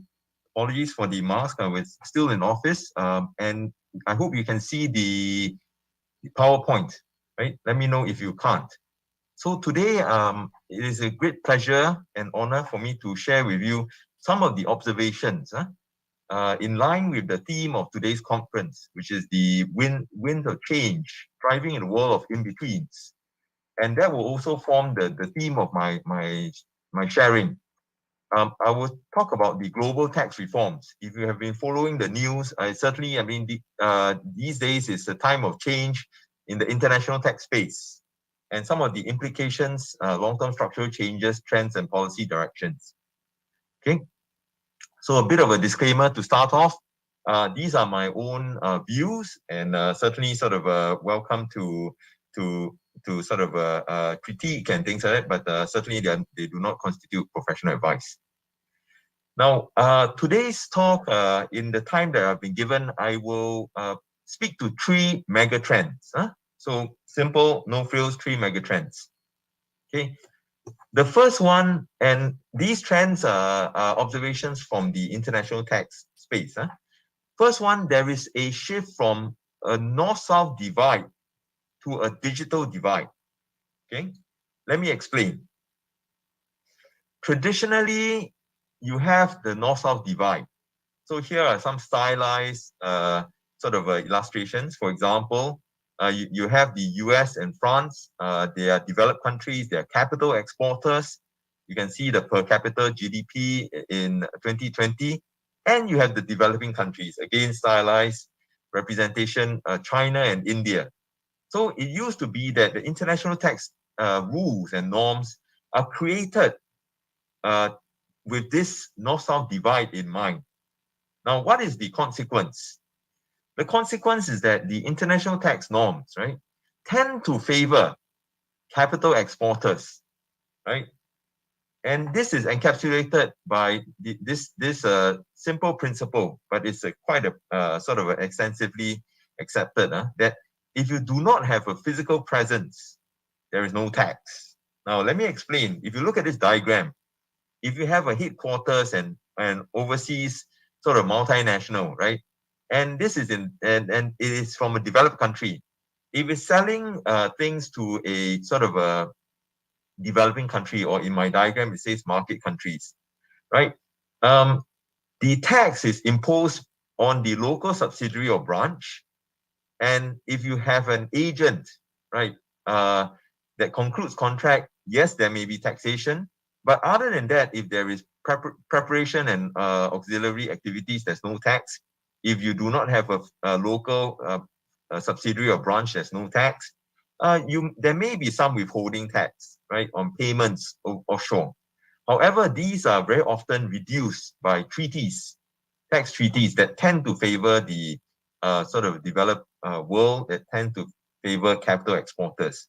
So this is the sort of a broad simplification, but broad sense of the international tax norms that we live with. Okay. Now, where are we moving on to? Instead of a north-south divide, you find that in the tax world, at least, it is increasingly apparent that there is a digital divide, or the digital divide will trump the north-south divide. Now, if you look at this diagram, what are the 20 largest internet companies by market cap? And I pulled out this data just a few days ago, June 2020. you find that of the 20 largest, right, most of them are Americans, and then you have the ones which are in bold, which are Chinese companies. Then you have the smattering, one in Singapore, one in Korea, but basically you get the idea, right? So it's the United States and China that really dominate the internet space, right? With the largest companies, the most global of them all. And you find that countries like France and India, they do not have their international champions, or they do not have as big internet companies, right? So what has happened to this picture? China has essentially changed places with France. So here the digital divide becomes the US and China, on the one hand, the digital leaders, or those with a very vibrant sort of internet sort of economy, and the French and the Indians, who do not have as big sort of a global champions of their own. Now, what is the consequence of this to taxation? The consequence is that in the past, remember, there's no taxation without physical presence. The problem here is this: under this norm, once you have these internet companies, they start offering, right, the offshore e-commerce platforms, they start offering services and e-commerce goods through the cloud. They don't have to go into the market countries any longer, right? So the previous basis of taxation, where you have a physical presence, either subsidiary, a branch, or you have an agent, I mean, all that goes away. They sell remotely, right? And if you try to tax the payments, the existing rules don't sit very well, because what is an e-commerce, or what is a sort of software that stream over the internet? Is it royalties? Not really. Dividends? Definitely not. Not interest. Service fee? Maybe, right? So you find that the pre-existing rules do not work very well in terms of the market country that tries to tax these remote provision of services and goods. Okay, and there's the other problem, right? If you try to tax these sort of internet companies or internet business models, right? Now, what is the key element there? It's actually the data, right? So whether data used to sort of sell advertisement, targeted advertisements, data in terms of streaming videos and so on and so forth, or movies, etc. So you've probably heard of this. How do you data being the new oil? The question from a tax perspective is, how do you tax data? And the numbers are not trivial. I mean, these are just some numbers out there, like the World Economic Forum talking about the global data economy being taxed at $3 trillion. 4% of all jobs in the US, and so over 5% of national output comes from, contribution from data and things like that. And then you have other valuations, like for example, in Google, I think the numbers may have changed now, but if you click on if you want to advertise on Google, the cost of each click is $2.32, as much as that. And then you have Accenture here making some sort of estimates that by 2030, the Internet of Things data marketplace is worth trillions, right? With a lot of data being traded. So data is certainly the new factor. Now the problem is that we're moving from a world of goods trading to a digital world. And that poses all these challenges. Like, how do you tax someone who is selling remotely? How do you tax the fundamental underlying, which is data? Okay. So you find that there is a proliferation of digital services tax. Okay. So this is just a snapshot in Europe. You can see there's a proliferation, and this is already slightly dated because March 2020. By now, more countries have it, but these are digital service taxes. Okay, across the Asia Pacific, the picture is the same. And again, this is just a quick survey, but basically, in recent years, 2015 onwards, almost every single major economy in the Asia Pacific has introduced some form of digital taxation, very often an extension of the BAT system. Right? I understand that in the Philippines as well, there's some discussions in regard to this, and you will be in good company, right? So these are sort of attempts at taxing the digital economy, taxing digital services, and of course there is this G20 OECD attempt at coming up with new international tax rules. Remember, I pointed out to you some of the difficulties of the traditional international tax norms in dealing with this new digital economy and this new digital divide. You find that this is a very, very complex sort of formulation, and this is just a stylized illustration, right? It's quite simplified. The actual rules are a lot more complex. In Philippines, is as with 138 other countries, are part of the negotiations, are part of the consensus, and they have been formed. They're forming up the detailed rules. But the point here is this: I just want to make two quick points here. Number one is that it addresses the issue by saying that, look, you no longer need to have a physical presence to be able to tax. And in this complicated formula, if you look at here, market C, the one with the red circle, that means basically, if you recall the diagram before, if a foreign sort of a company or multinational does not have a physical presence in the Philippines, under the previous regime, there's no income tax, right? However, the rules are changing such that even if without a physical presence, the Philippines may get allocated a share of the profits they're sitting offshore for taxation. And this is illustrated by example here, the market C, no physical presence, right? So in essence, the second point I just want to make is that this whole regime takes a part of the global profits, takes a slice out of it. Don't worry about the details. I mean, that's still being negotiated, and well, actually the broad contours are in place, but the detailed rules are still being negotiated. And they take a slice of the profits and say, look, these should go to market countries where the consumers are, where the clients are, right? And that's the change that is forthcoming in the international tax space. Highly complex, but it is in progress. Now, so when it comes to the policymaker, right, before taxing digital, right, before jumping on the bandwagon and say, look, this is the new oil, I want to tax it, and I see so many countries doing it. Now, here are maybe some questions and food for thought. The first threshold question is, can you measure what you would like to tax? Right, as I pointed out, what is the value of data? Are you trying to tax the activity, the service? Are you trying to, what exactly are you trying to tax? Are you trying to tax the advertisement fees and things like that? But how do you measure?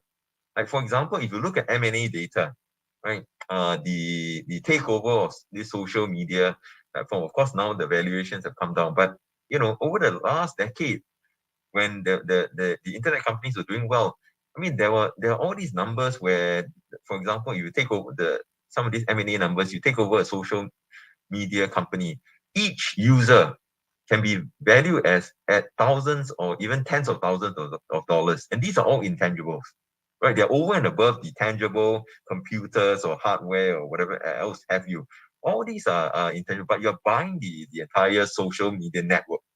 Right, so is that a good valuation of data?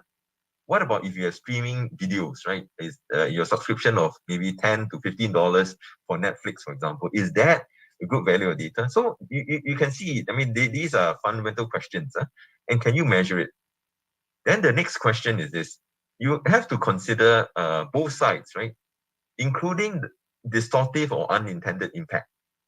Well, some of the reasons, policy reasons for imposing taxation of digital services is that, look, you broaden the tax net, right? Obviously, now that the electronic platforms can give you all these data, it's not a bad thing, right? Sometimes countries even say, look, I'll go to the gray economy.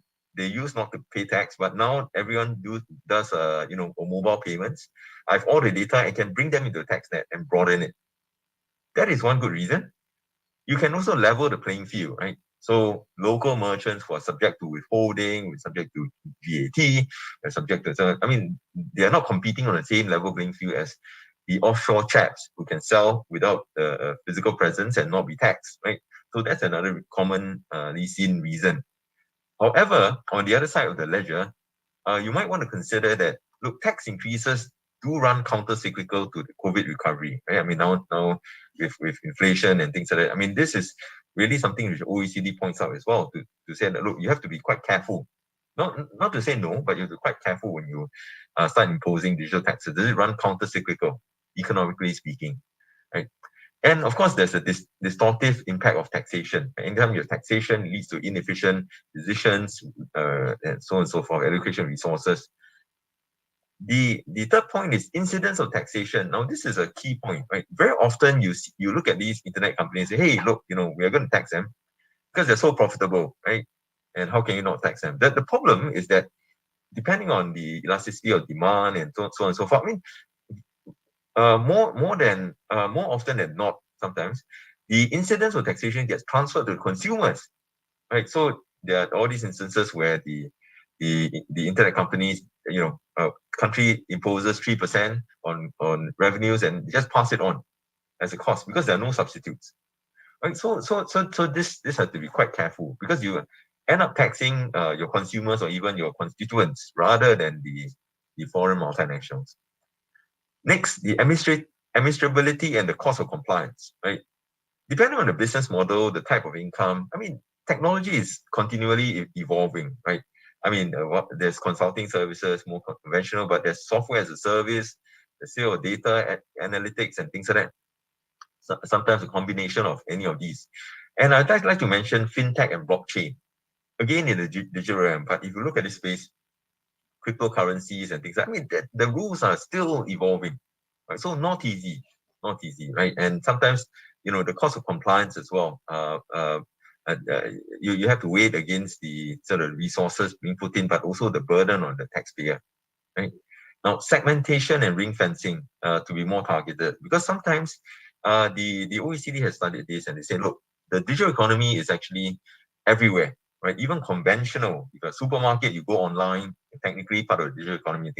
So this idea about can you separate the digital from non-digital? Should you separate? Should you ring fence and things like that? I mean, these are still questions that need to be considered, right? Because very often the conventional companies themselves have a part of the business model or a division or whatever it is that is digital, but the rest of it is not. Okay. Then the last but not least, maybe think about the impact on the foreign direct investments and the economy. As I mentioned, look, the data itself can be, can create value. Here, for example, each cloud data center, some estimates say, drives between, and you can see the pounds, clearly it's in the UK, but the point is that, it can be millions of pounds in terms of new value added for a country, right? So the thing is, sometimes if you want to tax something, are you deterring potentially sort of people from doing activities or basing data centers in your country? And look at the comparative advantage, right? For example, if you have a very talented pool of digital workers, they do graphic design, they sort of do editing for movies or animation and things. I mean, is that the policy design may have to be quite nuanced if you want to not deter some of these. So these are some of the sort of considerations, I would say, right? Now that's trend number one.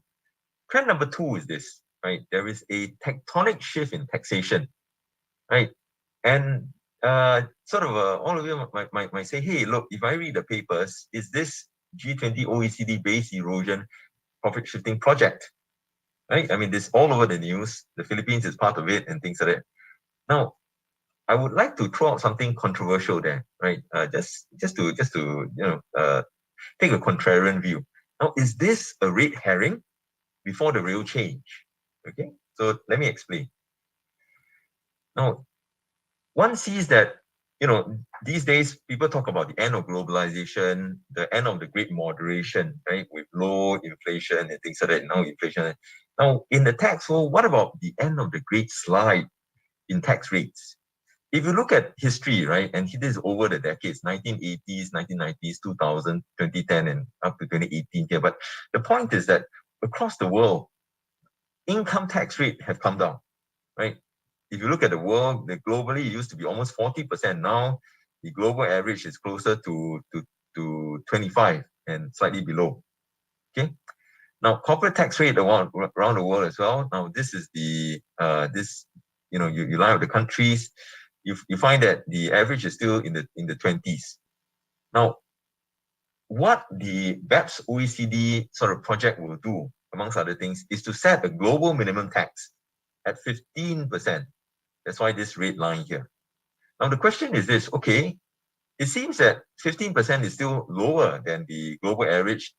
Do rates have more room to fall? As in corporate tax rates have more room to fall, right? I mean, given this long-term trend of declining rates because of competition, you want to attract investments and things like that. Okay.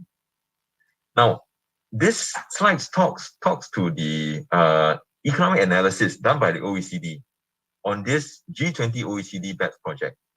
It estimates that the world will collect $100 billion more of tax. I think the latest figure is more like 150 billion. Okay, but the point is just to get a sense of the magnitude. 100 billion, 150 billion. Okay. And the economic impact, one of the impact could be that, look, with all these changes in the tax rules, the corporate income tax rates would increase. Okay. And the projection is that, look, it may increase up to 4%. Okay, with all these changes on the tax rules. Okay. Up to 4%. Of course, here it depends on whether you're high income, middle income, or low income country and things like that. But let's just take that figure of 4%, okay, from the global international tax changes. But if you look at the broader picture, this is really a drop in the bucket. Remember that figure of 100 to 150 billion? That is the additional taxes that will come from this project. Okay, that will be collected by all the countries, 188 countries around the world. Or jurisdictions, actually, more technically precise. But if you look at the kind of deficits that they are running, right? I mean, these are some figures from the US, mainly because of the pandemic, right? So the pandemic will push national debt past the World War II peak in the US.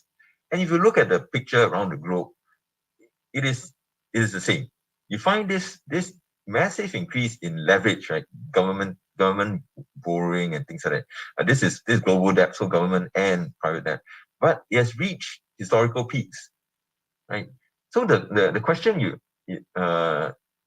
should ask is this: look, unless you assume unlimited sort of ability to continue borrowing, they have to be funded somehow. Even the interest needs to be funded, and so you can do a couple of things, right? One is you can privatize and you sell off your national assets, or more sustainably, you have got to think about funding it through taxes.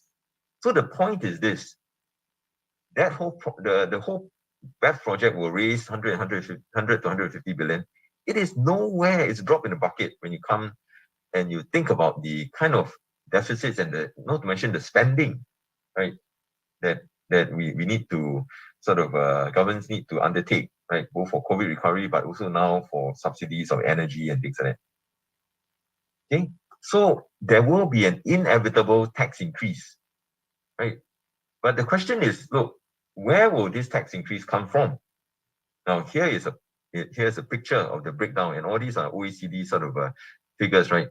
In Asia, so you find that the corporate tax rates or the corporate taxes actually form a small share of the overall sort of a pie of revenue source of countries, not just OECD, but also in Asia.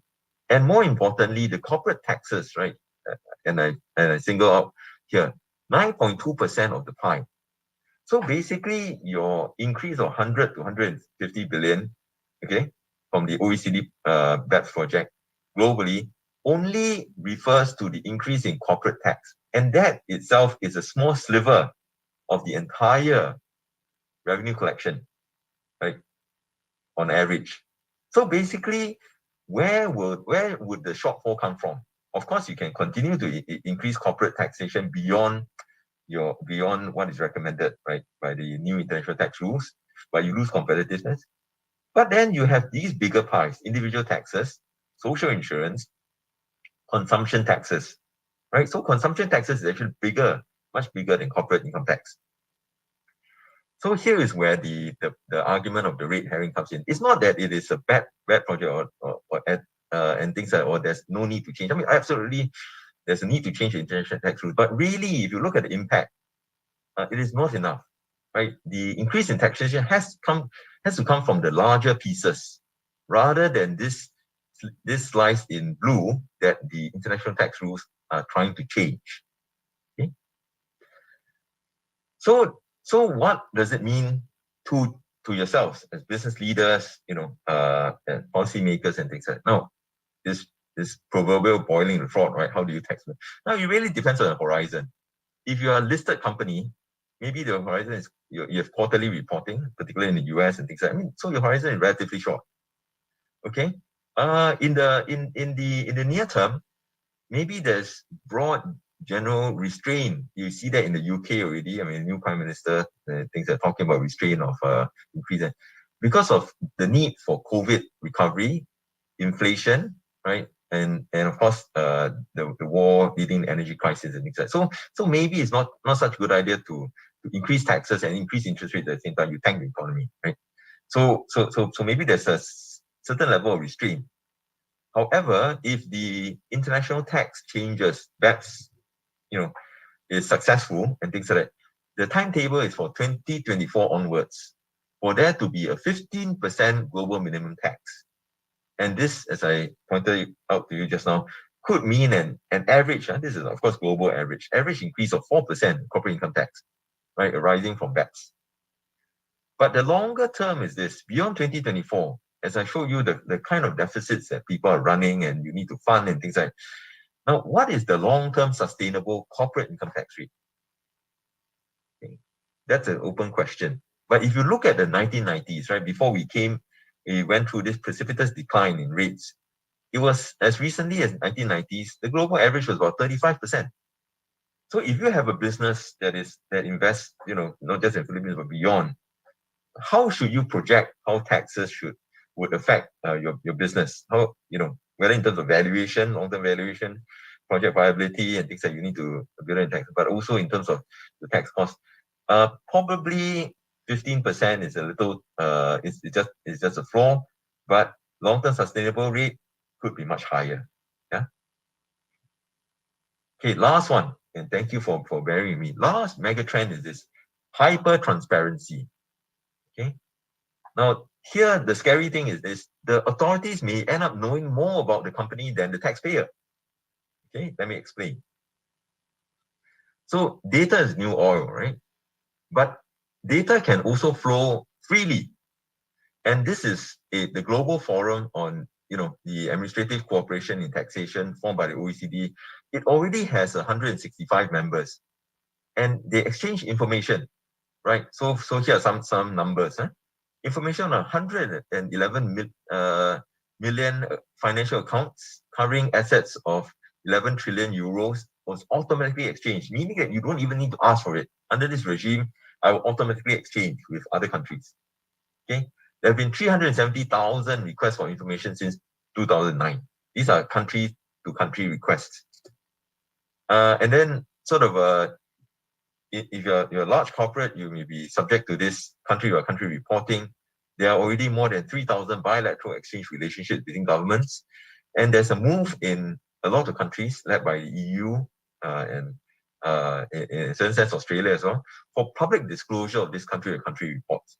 This affects large companies with turnover over 750 million euros. So the point is this, right? Data is flowing freely. There's hyper transparency.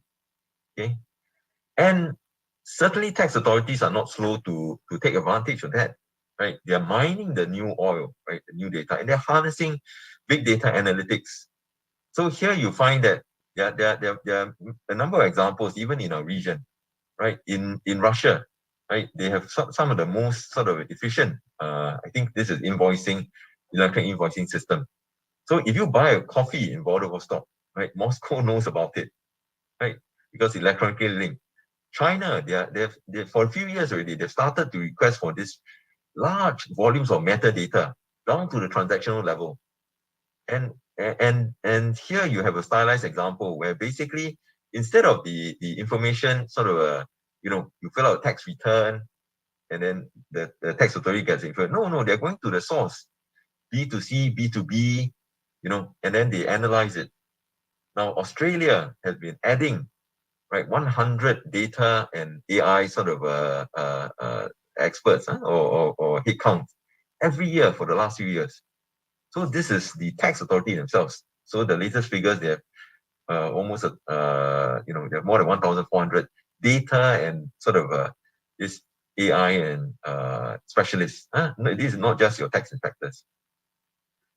So your interaction with the authorities in the future may radically change. Right? This is already one picture that is put out there, whereby, okay, if you look at the current system, the data flow is the tax authority wait for you to fill up your form, you put it in, and then they'll question it, they'll ask for more data. I mean, that is an ex post kind of interaction, right? Okay. In the future, once they have access to the data, they're able to analyze it. You get pre-filled. You may not even get a return because they've already done the calculations. And instead, the data flows to the tax authority, and the tax authority questions the taxpayer on points where they see, whether discrepancies or so instead of waiting for you to put in a return and then you face an audit a few months or even years after that. No. They look at the data, they analyze it, and then they tell you what questions they need in terms before they compute your liability or to clarify any sort of issues, right? So this could be the kind of interaction in the future. Okay. So what are the key takeaways, right? So number one, taxes are going up, inevitable. And in fact, if anything, a lot of attention is on the OECD BEPS project. That's certainly very, very important in terms of tax base, but I submit that the need to increase taxes is actually much broader than just income tax. Data is the new oil, but it is also mined by tax authorities. And there's a digital divide of the future, not just between countries, that are sort of that don't have digital champions and others that do, but the digital divide of the future could be between the tax authorities and the taxpayer. It used to be the taxpayer knows a lot more than tax authority, right? You would disclose only what is needed and things like that. However, with the mining of big data, with the capability to invest, and certainly the tax authorities will have a lot more resources than the average taxpayer, whether you're a large corporate and things like that. So what will happen is that the digital divide in the future might turn the other way around. That the tax authority might end up knowing more about your company because mined the data and done the analysis than even you, meaning your finance or your tax person. So the takeaway question is this: is your audit committee, your CFO, aware, and is your tax function prepared for this potential future? And with that, I thank you. Thank you, Professor Sim.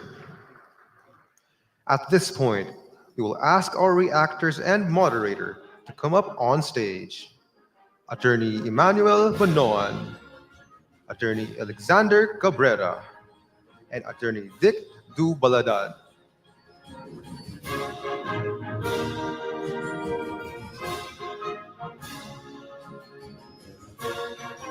May we now call our first reactor to give his 5-minute thought and insights. Ladies and gentlemen, please welcome the Vice Chair and COO of KPMG RG Manabat and Company, Attorney Emmanuel Noel P. Bonoan. Hi, good afternoon. First, I think Mr. Gandolfo makes a point that there is a lot to be done. The Philippine government budget for 2022 is 5 trillion pesos. It intends to fund this by revenue collections of 3 trillion pesos, with the balance presumably to be sourced from borrowings. However, that inflation and the Fed's moves to increase interest rates has prompted the BSP to also increase interest rates, the last time in August by 3.75%, will make it more expensive for government to fund its budget shortfall. It will also crowd out private businesses' access to funding, not to mention will make us borrow at higher interest rates. Borrowing the foreign markets will not be an easy fix, especially as the peso rate versus the USD is deteriorating, and it will be more expensive to repay these loans. I think we all agree that government should not compete with private businesses. To this end, the Philippine government has at least done something right by deciding that infrastructure will be done in large part by PPP, or there will be a return to the public-private partnerships. And even as we speak, the Philippine government is conducting a consultation on how to improve PPP rules. To this end, I do urge government to overhaul the BOT law to make PPP projects more attractive to investors, whether foreign or local. This distribution must be allocated equitably, and the regulatory bodies that oversee the rate setting should be shielded from politics. Among the areas that also should be overhauled are the minimum domestic ownership laws, such as in power generation. Government has started this process by overhauling the Public Service Act and should still go on with its efforts in other nationalized areas. Little things go a long way, and government should have a mindset of simplifying processes. I think one challenge that the government is finding now that it's finding itself moving in an increasingly digital world, but it can't seem to go without two things: people and paper. I'll give you an example. I've had the good fortune to be able to travel these past months. And one time when returning to the Philippines, while returning to the Philippines, you have to apply for a QR code on the One Health Pass.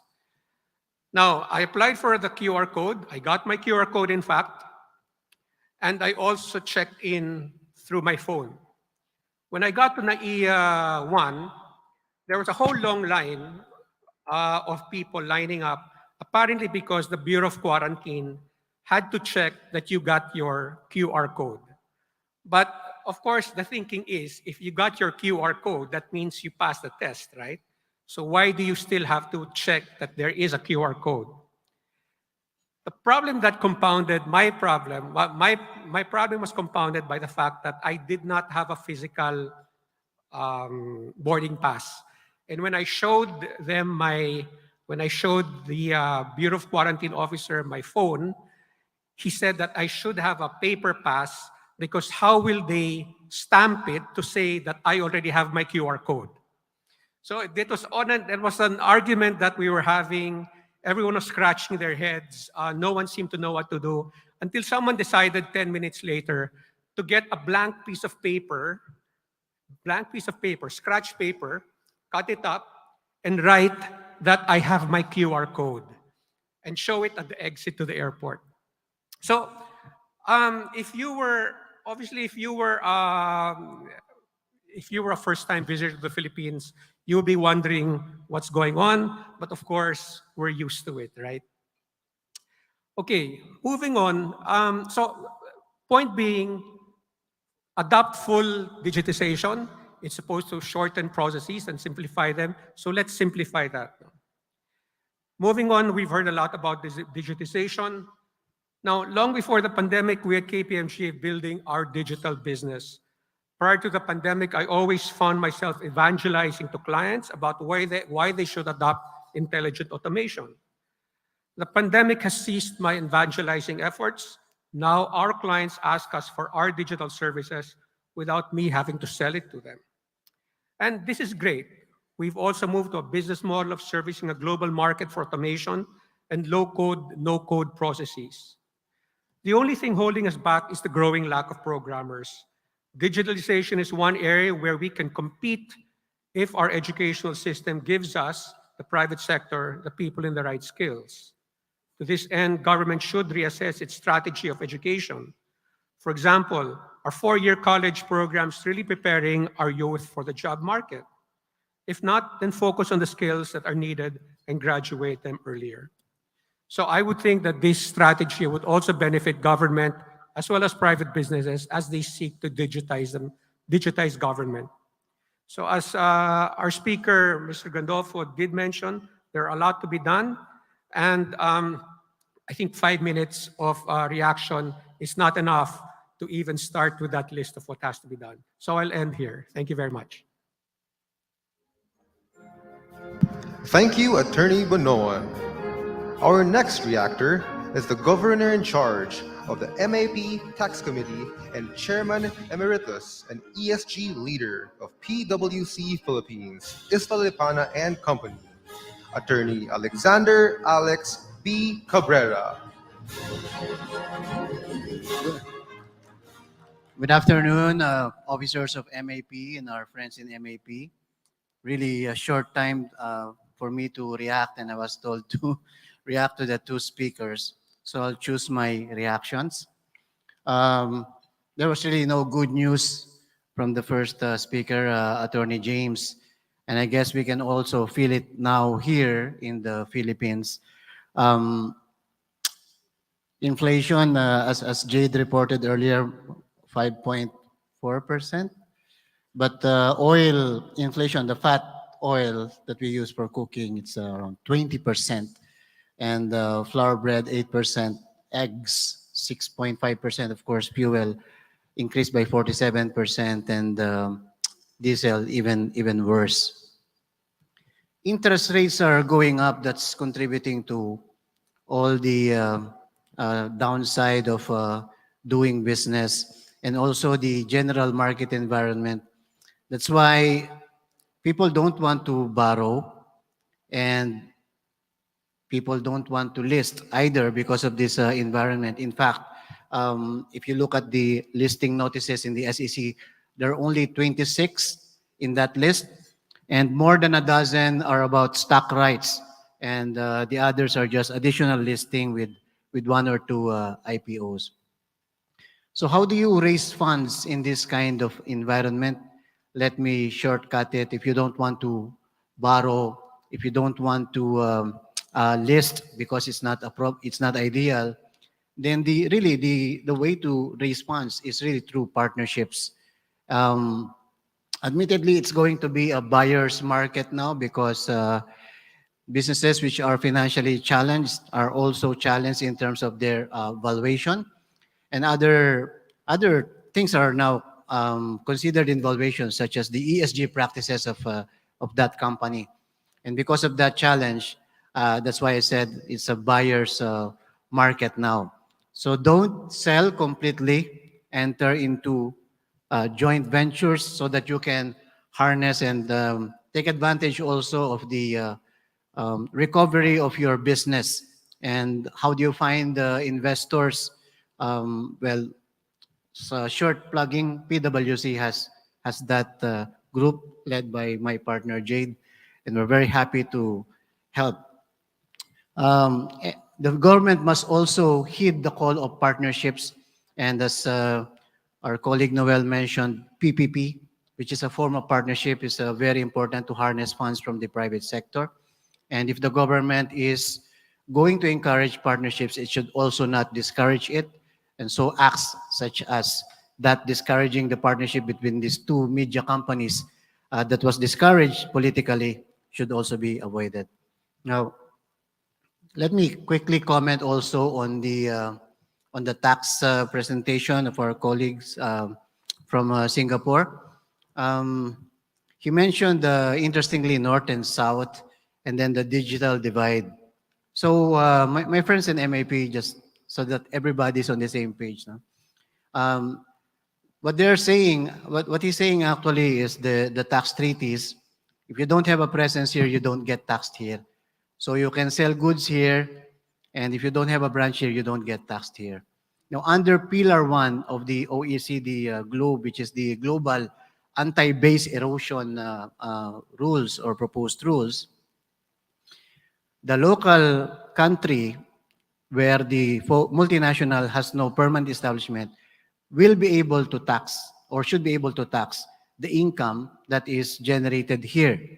But take note, it's not that simple because there's a computation and there's only income that will be attributed here. That's the positive side. For me, the negative side of that is that the same rules say you cannot impose any other tax on that transaction. And you know now Congress is trying to impose or trying to amend the tax code to impose tax on digital transactions. So there's a bit of a difference. There are goods sold digitally, sale of goods, and there are digital transactions which are really digital in nature. And people love to mention Netflix, so why not? So look at Netflix. It has no permanent establishment here, not taxed here. It's also not subject to value-added tax because in order for you to be subject to value-added tax, you need to step foot in Philippine shores. or you have to collect royalties.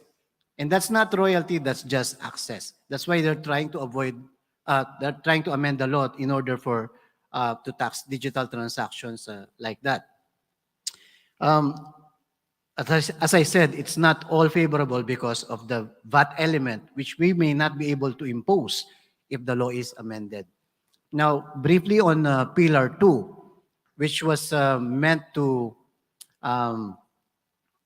prevent shell companies or the operation in territories with small tax uh, or low tax regimes, lower than 15% tax that is.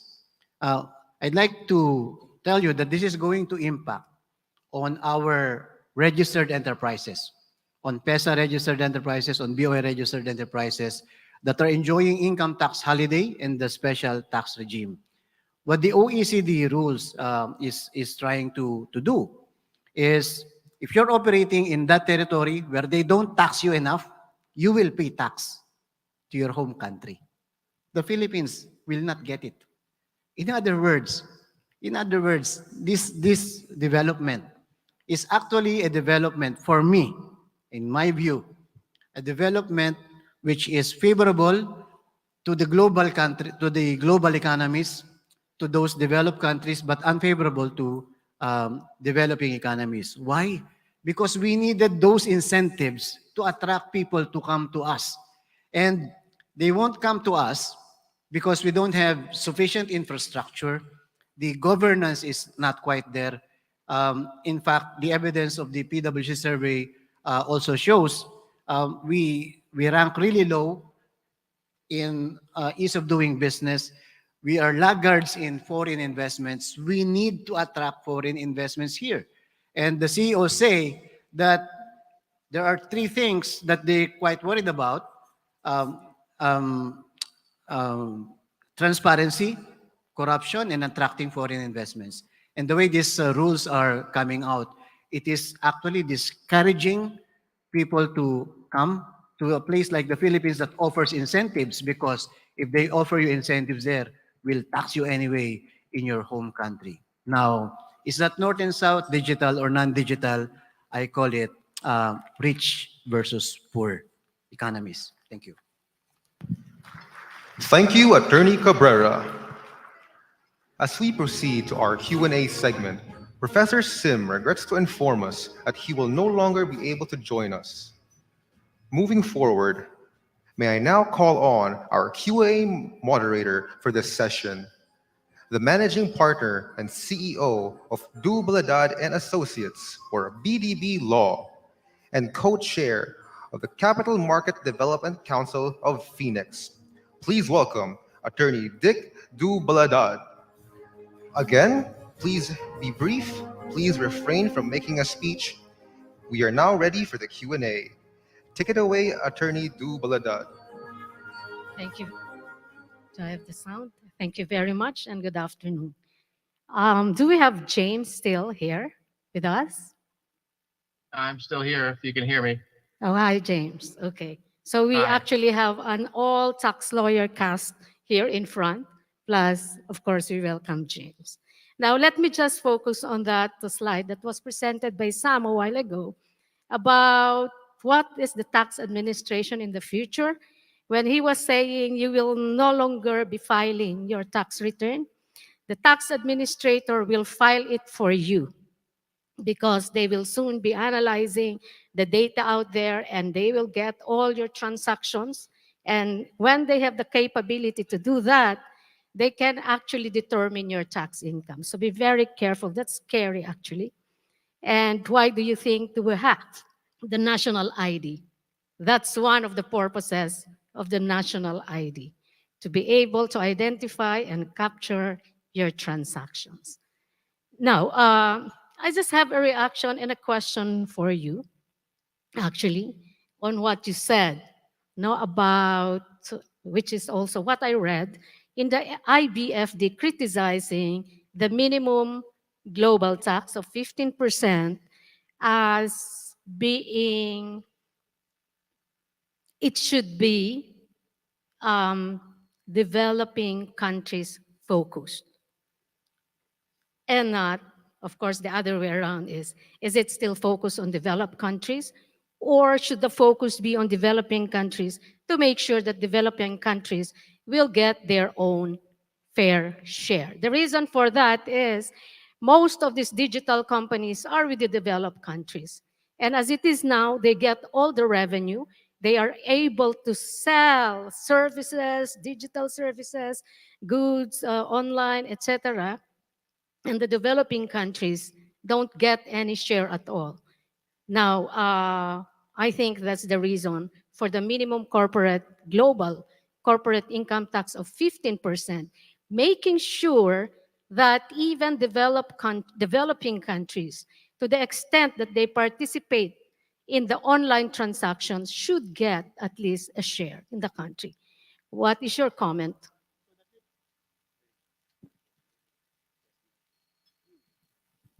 Yes, Mike. Mhm. So the Philippines is 25%, right? So generally, we are above the minimum tax that they're talking about. Let me just make some distinction here. We're not talking here about the corporations per se. We're talking about the governments. So the corporations make money when they go to a country where they're not taxed. But what this rule is trying to do is that if you're not taxed here, we'll tax you in the home country. What does the market, the local market where you operate, get from that? Nothing, except that they're being discouraged to do that, and the discouragement is on account of a tax. Well, for instance, if we look at the PESA enterprises, so they say that they will give you an exclusion. They'll give you a percentage like 5% of the labor cost, 5% of the equipment. That's what they will consider as the contribution of that entity operating in the Philippines, for instance. And then they will tax you the 15%. In the US, for instance, if they're coming from the US, so Philippines doesn't get anything there. Just one point. My problem with that is that while it is purely tax driven, it ignores the functionalities. Where are the risks located? Where are the functions performed? Where are the people coming from? Where are the material source, etc., etc. You just don't ignore that and just look at how much is minimum, etc. Because there could actually be flesh in those transactions, and they may not be shell companies like our PESA companies are not shell companies. Actually, that was my first concern before. And if you look at the tax rules, the global minimum corporate, it allows exemption when incentives are given for substantial considerations. And not just, flimsy, you just give the incentives just for these companies to be here. And this is also for policy considerations. Why should we allow other countries to benefit from the taxes that we're supposed to collect here? Of course, then we will have to limit and put the 15%, capture that revenue, which supposedly is ours. I guess that's the essence of this global minimum, Alex. Anyway, do we have a question from the floor? Jen.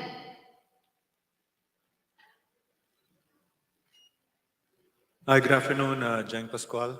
My question is more directed to Attorney Grandolfo. Earlier, you were saying that the Philippines should become, there should be more investments into the Philippines, and from a perspective of an international investor, what are the main considerations in the global allocation of investment capital in choosing an investment destination? Earlier, Noel was talking about a number of things that we're already doing, like PPP, Public Services Act. But is this in line with what international investors are thinking in terms of making the Philippines attractive as an investment destination? By the way, Jeng is a past president of financial executives of the Philippines, James. Great, thanks. No, that's a great question. I mean, I think that from a capital markets perspective, what I was speaking about in terms of deep and robust capital markets, what's important obviously is return, but as investors look at what drives return, liquidity, once an investment is made and they have put their money to work in the market, they want to be sure that they have an ability to buy more. They want to have an ability to sell. They want to know that the value of their investment is being properly reflected on the exchange. And having a significant amount of turnover volume is, I think, an extremely important aspect of that, in terms of making sure that when markets are illiquid, they don't necessarily reflect the proper price of the company. And when we're looking at all of the things that the Philippines is doing, there are many interesting companies who are performing extremely well. I think what has been problematic for international investors is knowing that even if the company does well and grows and performs to its expectations, are they going to be able to get their return because their proper return from the market, because it's got the proper amount of liquidity, the proper amount of turnover, and the value of that company is being properly reflected on the market. When you have lower rates of turnover, unfortunately, what it means is often the stock price is not really reflective of the performance of the company. And that's what I think we're driving at when we're talking about efficient markets, right? When a market is not truly efficient, it doesn't reflect the true value of the company. And I think that's what investors are looking for, right? They want to understand that all of the work that they've put into in terms of making their investment decision, if they pick the right company, that they're able to get the proper value in their return. Thank you, James. Noel, may I know your thoughts on the global minimum corporate tax? Well, I think it's also a matter of our competitiveness. No? If there is a global minimum income tax, how does that affect our competitiveness? Right now, it's always it's not in effect. It's a policy consideration, and everything is right now a matter of competitiveness. I mean, we look at other Asian countries that are bouncing back much faster from the pandemic than we are. So if this is going to throw a ringer into our being competitive, I think it will have to be taken a look at more carefully. Talking about tax policy, we have here Dr. Shell Habito. Shell, you've been listening intently. I saw that. So what are your thoughts in terms of tax policy?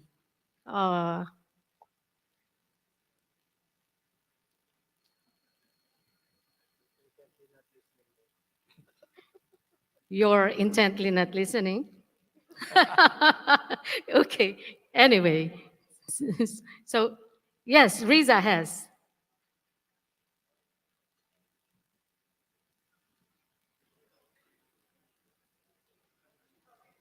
I have a question I don't know if Professor Sim is still online, but if he's not, maybe Vic, our tax guru, can answer.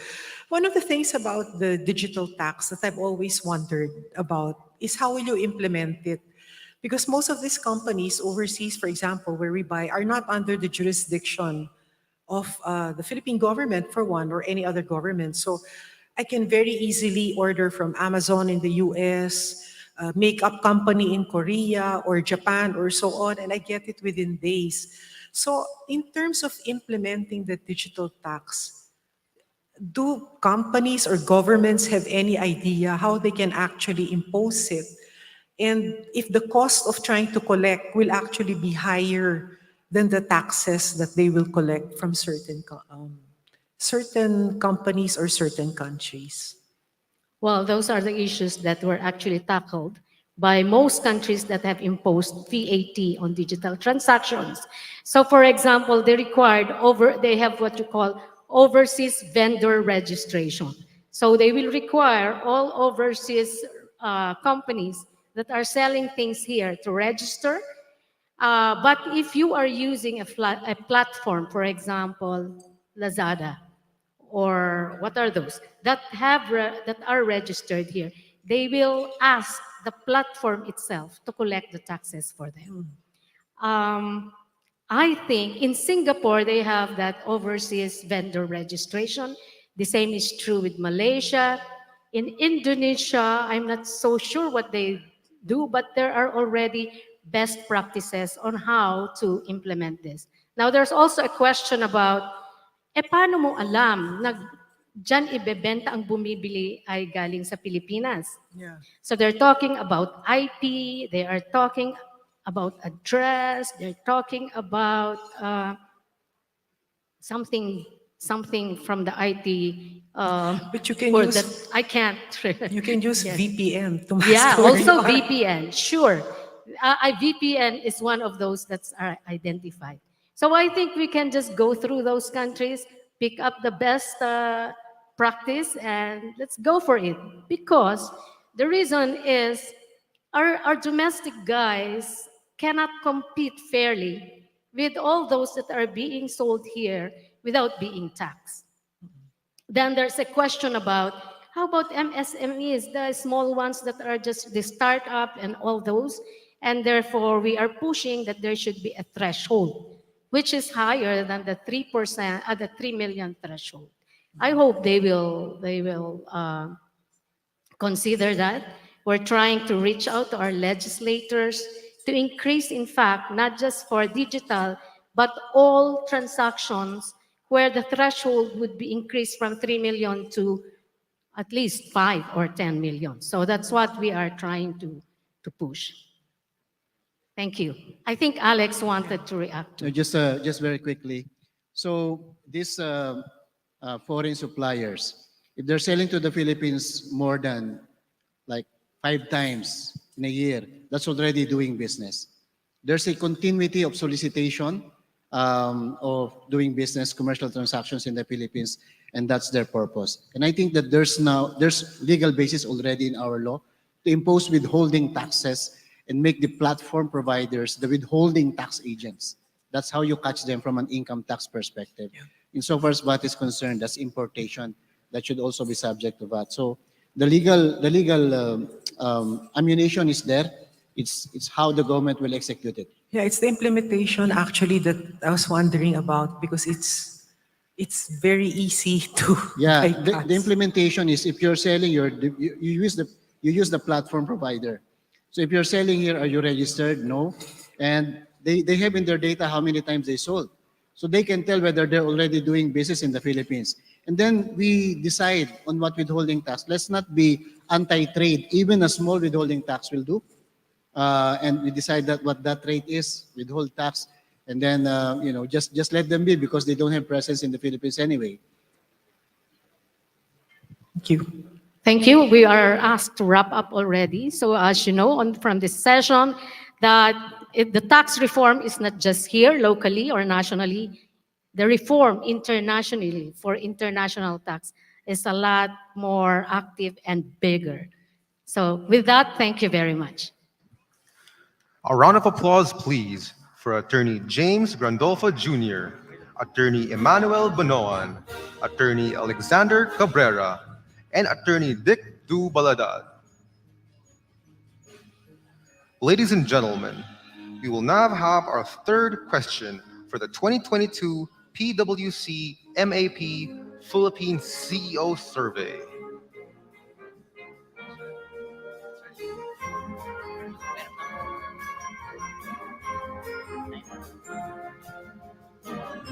What is the top issue that is affecting your business?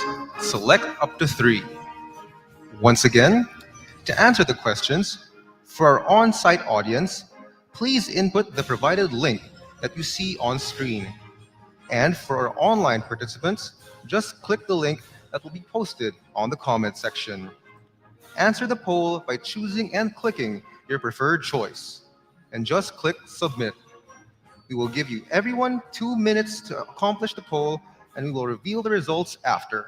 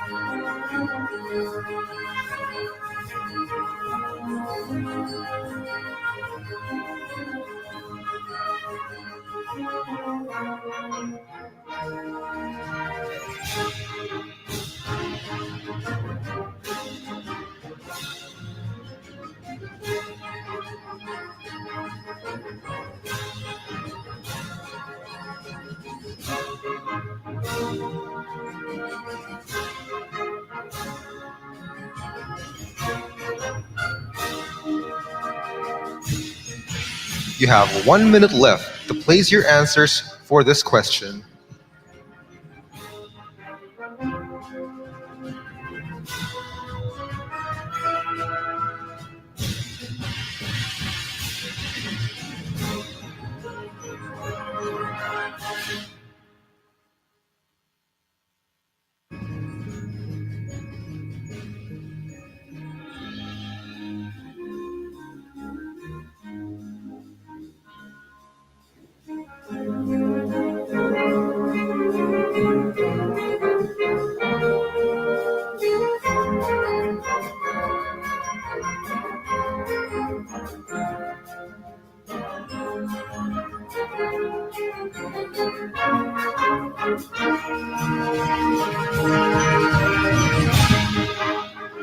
Ladies and gentlemen, here are the results for this leg of the survey.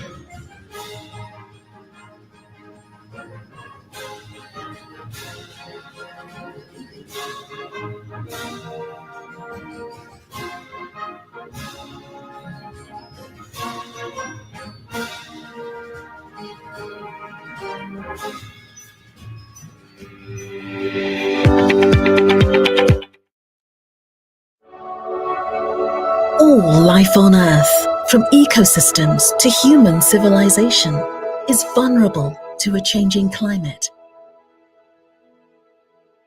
Scientific evidence now shows that the current human-caused global warming of 1.1 degrees Celsius is increasingly impacting nature and people's lives everywhere, despite efforts to adapt to the changing climate. More frequent and severe climate extreme events, such as heat waves over land and in the ocean, droughts and flooding, have caused widespread and pervasive impacts to ecosystems, people, cities and infrastructure, and limit the chances of a livable future for all. There is new knowledge that human-induced climate change caused these destructive impacts or makes them more likely. All life on Earth, from ecosystems to human civilization, is vulnerable to a changing climate. Scientific evidence now shows that the current human-caused global warming of 1.1 degrees Celsius is increasingly impacting nature and people's lives everywhere, despite efforts to adapt to the changing climate.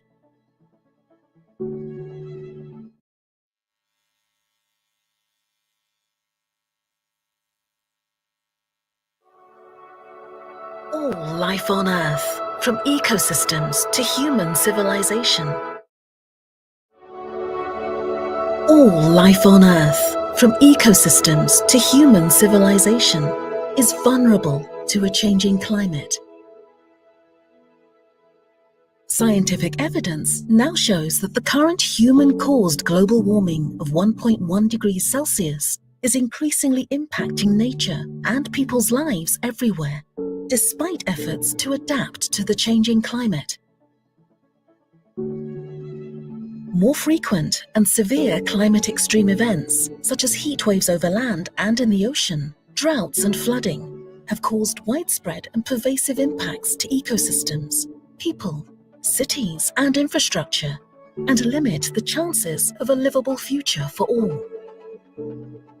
There is new knowledge that human-induced climate change caused these destructive impacts or makes them more likely. Ladies and gentlemen, to speak on the topic, the future of business is blue and green, please welcome the CEO and Executive Director of Blue Finance, who is based in France, Dr. Nicolas Pascal.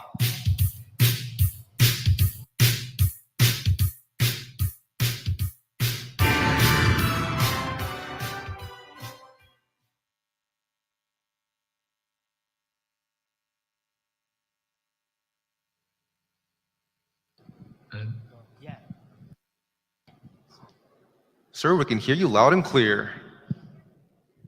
Perfect. Some delay on the screen. Okay, I'm very glad to be participating in this conference. I think here the blue-green aspect is going to change you a little bit from your tax and inflation concerns. So I hope we will get into something more longer vision and not so much in the concentrating on the short-term issues. I know we have to deal with both. So let's see how we can deal with this. So I will share. The presentation is from your side or my side, sorry.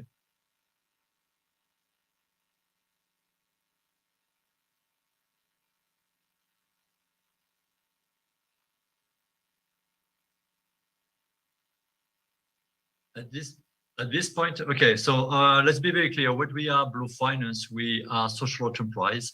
We basically trying to challenge the way conservation has been done so far. We really think a business must be used as a force for good. So instead of having this distinction between ESG, non-profit, and a private sector, we really believe in a conservation 2.0 or a business 2.0, where we create this model of social enterprise, of impact investment, and a net positive impact. Okay, so from our side, we are focusing on the blue side, on the blue economy, trying to improve anything linked to marine conservation and to our coral reefs. And the people living around the coral reefs, such as fishers and coastal communities, households, to see if we can improve and have a proper model of development and businesses that will be sustainable on ecological way, economic way, and also financially, but does not depend on subsidies or too much on government public support. So if you allow me to share my screen, and I will present you some of a few slides about this. So as I mentioned, on Blue Finance, we are focusing on one particular aspect, trying to challenge this model for businesses and conservation. We are focusing on what we call marine protected areas or marine parks. So basically anything between a national park or a marine reserve or fish sanctuary. This is what we manage on behalf of governments. So obviously don't focus so much on what we do, but try to look at the wider picture of how this can be applied to other sectors and to other areas of the environmental and biodiversity and climate change approach. So I think I will not focus so much on what is Blue Finance, but how we challenge the model and how we present a new model for businesses. So as I mentioned, we believe a new model for conservation must emerge. We have to change this aspect where conservation is mostly financed by philanthropists, on a piecemeal approach. It is also mostly financed by governments, but depends a lot on the political agenda. And as you're aware, as soon as there's an economic crisis, everything called environment, ESG, or climate change normally comes on the second or third or fourth rank priority. So we have to find a solution where climate change, environment must be merged with a bottom line of the private sector. And this is what we're trying to demonstrate with Blue Finance. We're trying to demonstrate that a social enterprise with sound entrepreneurial principle, but also sustainable principle, can do long-term management of marine conservation and at the same time be financially sustainable. Okay, so we want really to have an impact first, but at the same time producing enough revenues and profits to be reinvested into the people and the environment. So this is what Blue Finance is. We are a social enterprise. We are managing bankable marine protected areas. So the term here, bankable and marine protected area, is not common to see them together. And I will come back to this. And our bottom line here is also very clear. We are impact first. We're fighting marine biodiversity loss and we improve local livelihood. But we do it from a business or entrepreneurial approach. As I mentioned, we're social enterprise, so we have to keep in mind that here all the profits and dividends generated through the company are reinvested into the environment and the people. So that's the kind of support, that's the kind of impacts that the support from our company will improve. So both on the environment, so you will be protecting some species, we will be improving some climate change avoided emissions, we will be protecting some clear hectares of coral reefs, but at the same time, we will be also enhancing the livelihoods through small and medium enterprises around mangroves or around fishing supply chain or around aquaculture or ecotourism. We will be supporting direct staff in the marine protected or marine park day-to-day management, and we will be enhancing livelihood of fishers. So as I mentioned, don't look really much at what is Blue Finance, but look at the wider picture and how a social enterprise can produce these benefits and at the same time be financially sustainable. So as of today, so Blue Finance, we are international social enterprise. We have one of our main projects, and we say even the main project is in Philippines, in Oriental Mindoro, where we are managing a network of MPAs, and we are managing 4 over a network of MPAs worldwide in different locations in Southeast Asia, but also in Eastern Africa and in the Caribbean. Our approach is very basic. We need to have a long-term PPP agreement with government.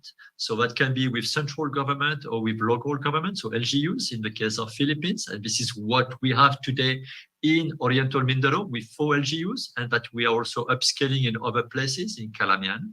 We need to develop tangible revenue models, and that's the key point. We're not going to work in a place where we have to ask money every year to government or to philanthropists. Careful, I'm not telling you that government should not be participating in it, but we want to provide a model in that case where government should be focusing on places where they really need resources.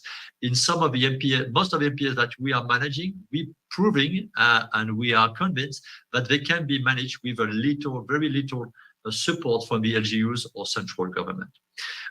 Obviously, all of this is not done by Blue Finance International NGO. This is done always by a special purpose entity that we set up in the country. When I say we, it's always the LGU with people organization and other civil society organization. And this is where also we provide some entrepreneurial approach. We don't set up the company and after look for grants and look for money. No, we will set up a company once we have adequate upfront capital, like in any venture. So this is where we structure also some innovative financial instrument, mixing grants and mixing loans, impact investment into a blended finance facility. Okay. The 5 MPAs, as I mentioned, are distributed worldwide. In Philippines, we are dealing here in Mindoro, the MPA network of North Oriental Mindoro. As I mentioned, we are also upscaling towards Calamian, and you can see that we have places and similar approach everywhere. So let's focus a little more of what is the social enterprise doing. So I don't think this is relevant so much to you, but there's a lot of obviously on the ground MPA work that are not, these are more like cost categories. We're doing a lot of surveillance and work with fisher communities, a lot of community development, a lot of science and conservation, and we are implementing some reef positive businesses to produce these revenues. Okay, and this is where I think we can focus on. There are ways, there are some sustainable revenue sources that can be unlocked, that can be explored. And this is what we are looking at. We are looking at these market opportunities for marine conservation, and we transform them into tangible revenues. So these opportunities, without getting too much into detail, are based on ecotourism. We know today that more and more visitors, national and international, are looking for wildlife experience. They're looking for more slow tourism or more connected tourism. So we can provide this nature-based tourism to these visitors. It can be a full experience, but it can be also a very sporadic experience. And that concerns all the different audiences, Western, Southeast Asia, and Filipino visitors. There's a strong appetite, as you may know, for blue carbon credits. So that comes from mangrove conservation and mangrove restoration. We are exploring the first carbon credits to be certified under VERA. And we're working here with local governments and central government and provincial government. And we can develop also around the marine parks any kind of blue economy sector, like, for example, a mangrove crab hatchery or artisanal aquaculture. So without getting into specifics, the key message here is that a blue economy can be developed around the MPA, even if it is run by a social enterprise, okay? And that allows us to bring on the board some new sources of financing instead of digging into the usual sources as public sources or philanthropists. Here, we can call the impact investors, family office, development banks to come and finance the MPAs that we are managing. So we called it the MPA Investment Facility.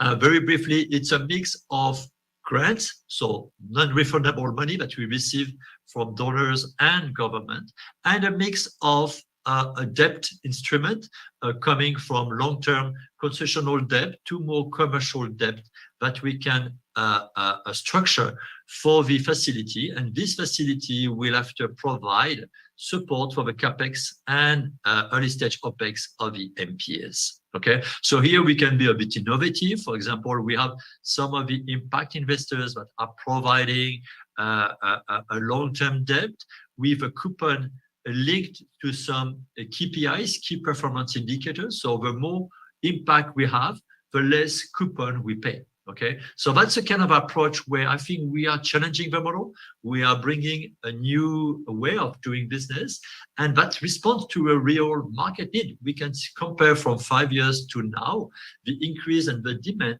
in impact products from impact investors, family office is huge and massive, and there's a big lack, a huge lack of products, of investable products with the right size and the right risk profile. So I'm not telling you that what we're doing is perfect for everything. Obviously, we are a very small niche. Our tickets are small, but there's definitely here an empty opportunity that has to be sized by different brokers and different asset managers. So behind Blue Finance, I think it's important to mention this mix of multidiscipline team. We don't do business as good with conservation just being marine biologists. You need to bring also some social entrepreneurs on board. You need to bring some finance skills on board. You need to bring some clear performance orientation management. And here we have to change the way people see NGOs or non-profit entities. Okay, so that's part of a challenge also that we think in the near future there will be more and more social enterprise. They can be for profit with most of the profit invested into impact, or it can be like we are, non-profit, non-stock company, where all the revenues and profits are reinvested into impact. Okay, so obviously, this is a work in progress. There's still some aspects that have to be dealt with.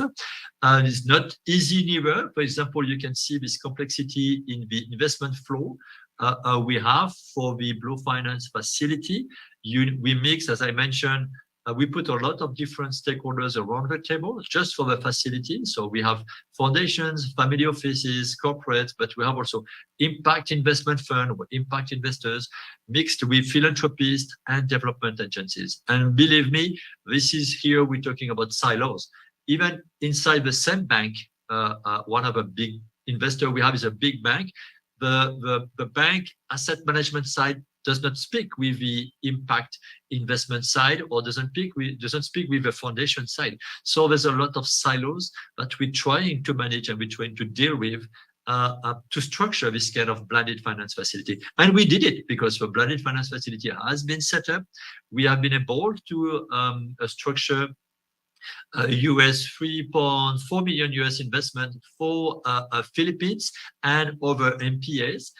So we will start deploying this, and that has been managed with putting together impact investors, grantors, philanthropists, and government all together around the table. So I think we hope that this will be a trailblazer approach that will create more and more sister project on a similar way. We have really a strong support from the GNR and government to replicate this PPP approach for conservation.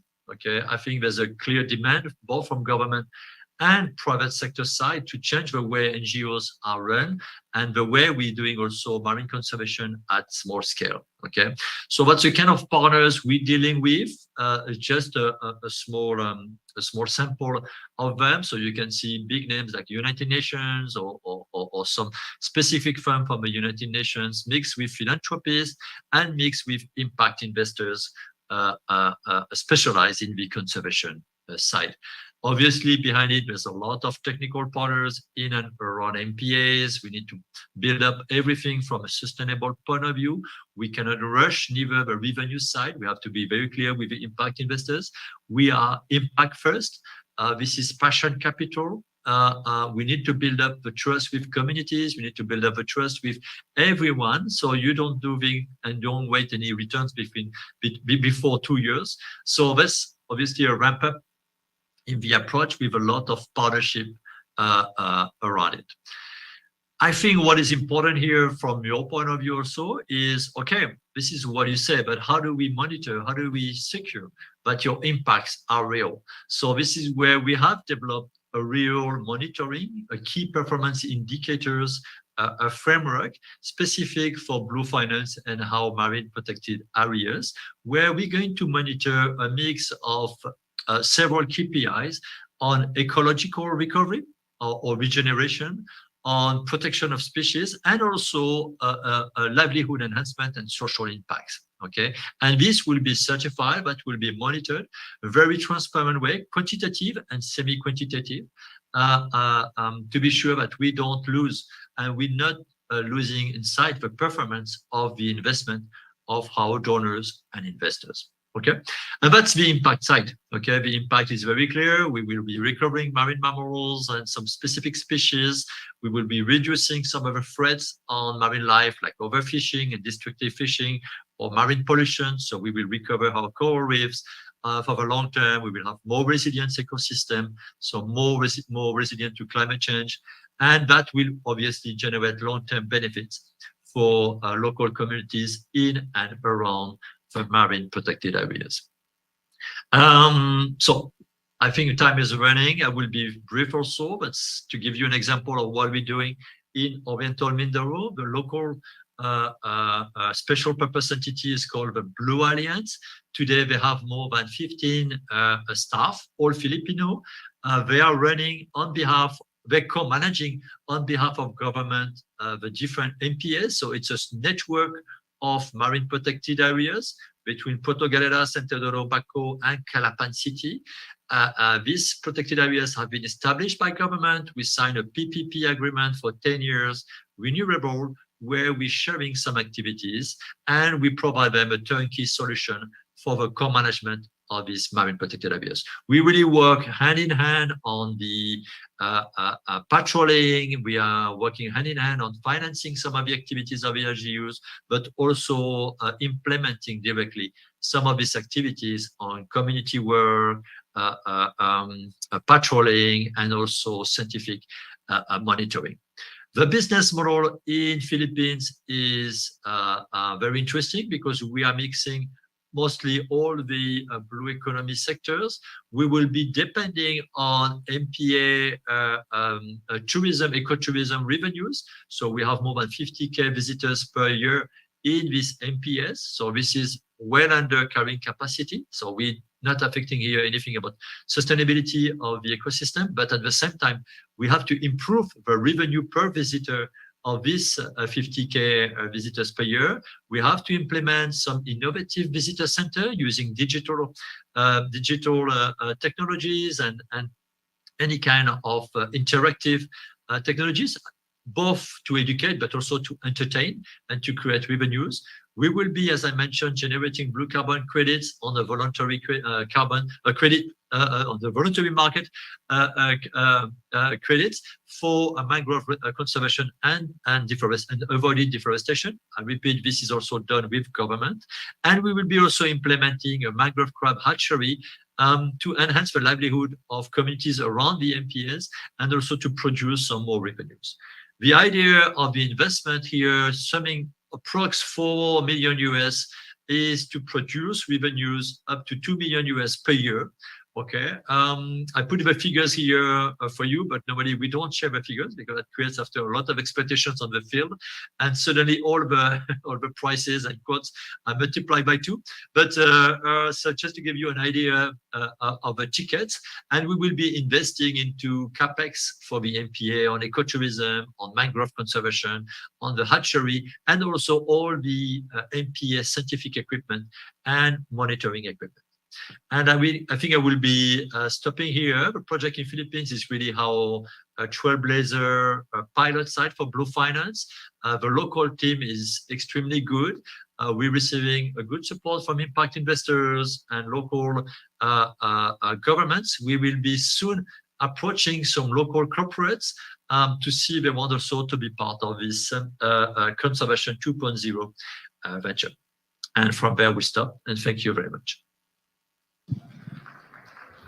Thank you, Dr. Pascal.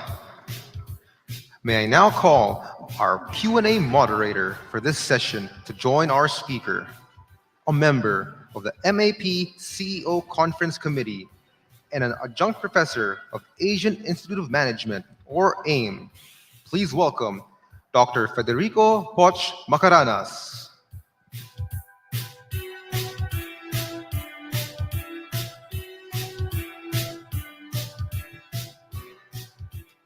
Magandang hapon po sa inyong lahat. Kung kayo ay gising pa, I have one clear message. Blue Finance is talking about the long term, but it appears that even MAP must be taken into that long-term perspective. Indicators. The questions number 3 were all short-term. You see that there is nothing long-term in the 5 questions cited. Inflation and all that. That is bad.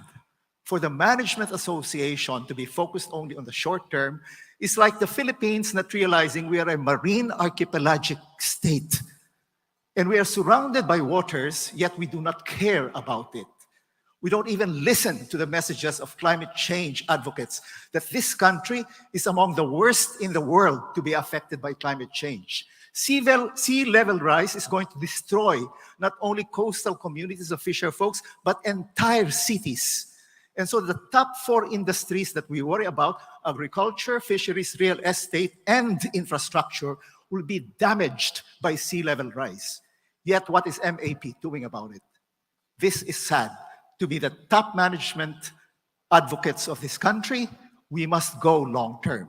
And so we thank Nicolas Pascal for his introduction to this very, very sensitive topic, which discusses how our marine protected areas must be further promoted. Number 1 question I have for Nicolas is as follows. You were very, very sensitive to the number of coastal fisher folks that are affected by your projects. Yet, in all the other countries, Belize, Fiji, Dominican Republic, and Indonesia, you worry about the hectareage of your indicators. It is only in the Philippines that you worry about people. This is exactly what AIM and our own MAP is doing to emphasize the people dimension of climate change. This is very much in the spirit of the MAP social consciousness project started about a few years ago. And so my question is, why did you choose the Philippines with such a small hectareage of coral reefs and areas damaged to be directed at more people? Is Blue Finance interested really in the people or in the tourists that come to see the beautiful spots of Belize, Dominican Republic, Fiji, and the rest of the world? Nicholas? Yeah, thank you very much. That's an interesting, a very interesting question. I mean, Philippines. Okay, there's no big or small at this stage. I think everything is linked to an impact. You can have a very important reef from an ecological point of view on I don't know 10,000 hectares or 5,000 hectares, and you can be protecting 800,000 of hectares in other places without such ecological impact. So I think the hectareage is not an indicator of the impact.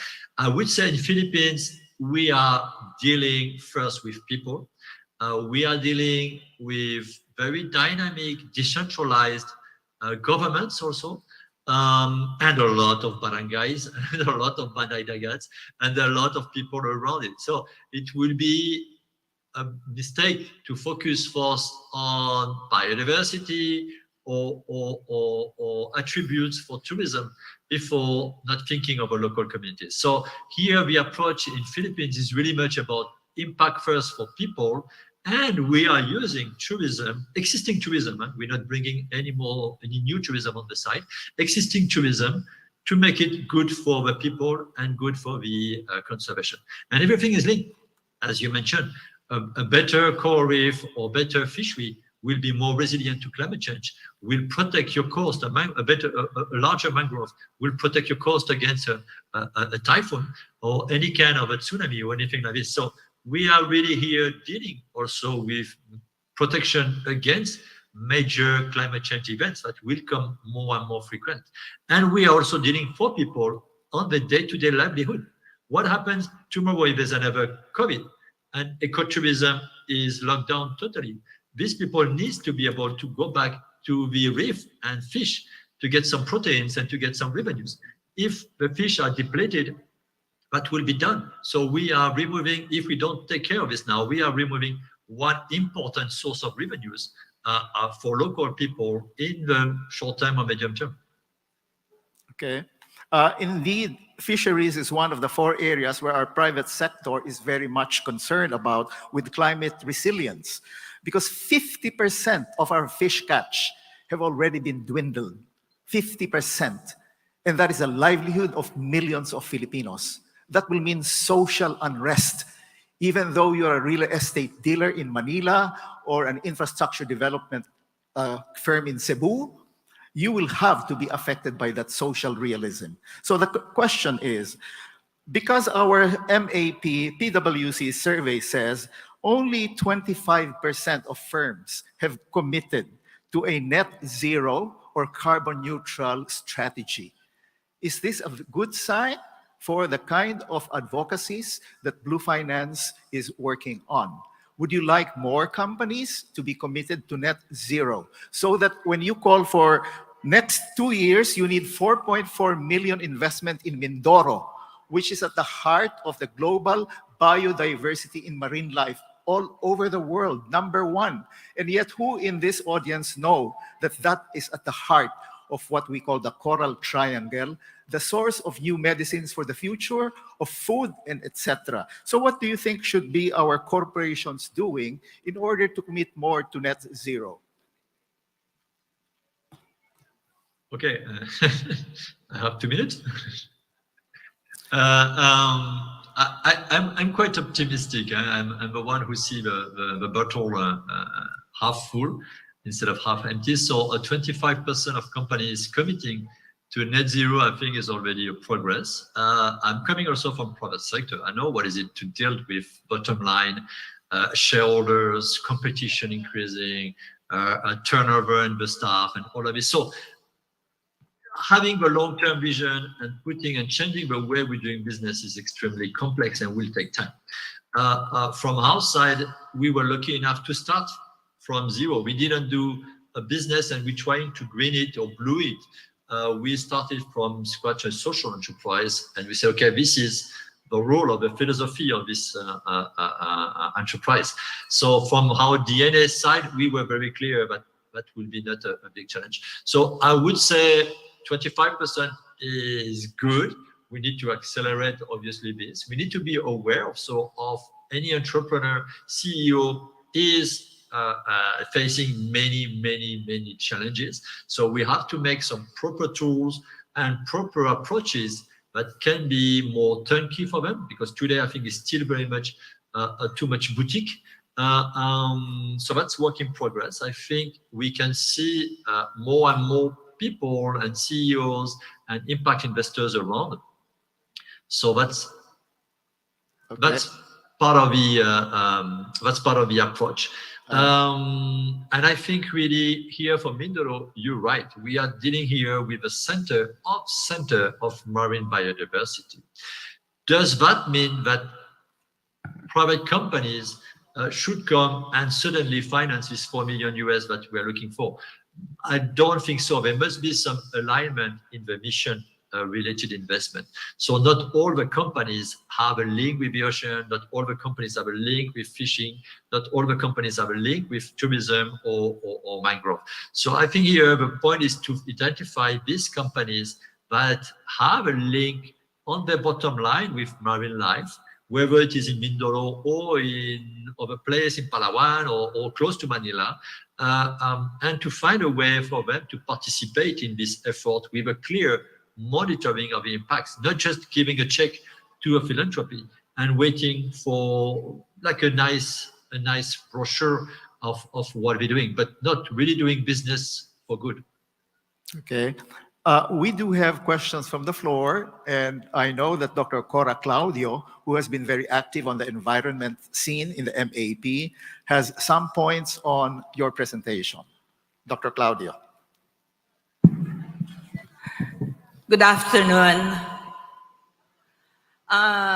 Good afternoon first to this quality audience and to our guest speaker. I want to make a point first and then issue a challenge to you. And I'm saying the first point, not only to praise you, but also to give importance to your role in this conference.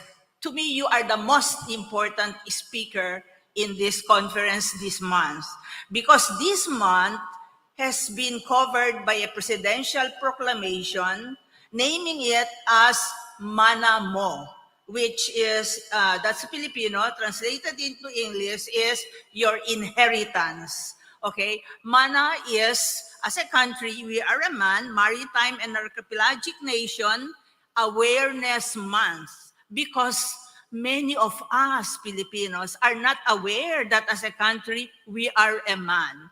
And I think it is very anomalous that even if we are a man, our fisher folks, and this is related to my friend Dr. Poch's point about the human dimension, that many of our young people here, our students, are not thinking of going to fishing or farming.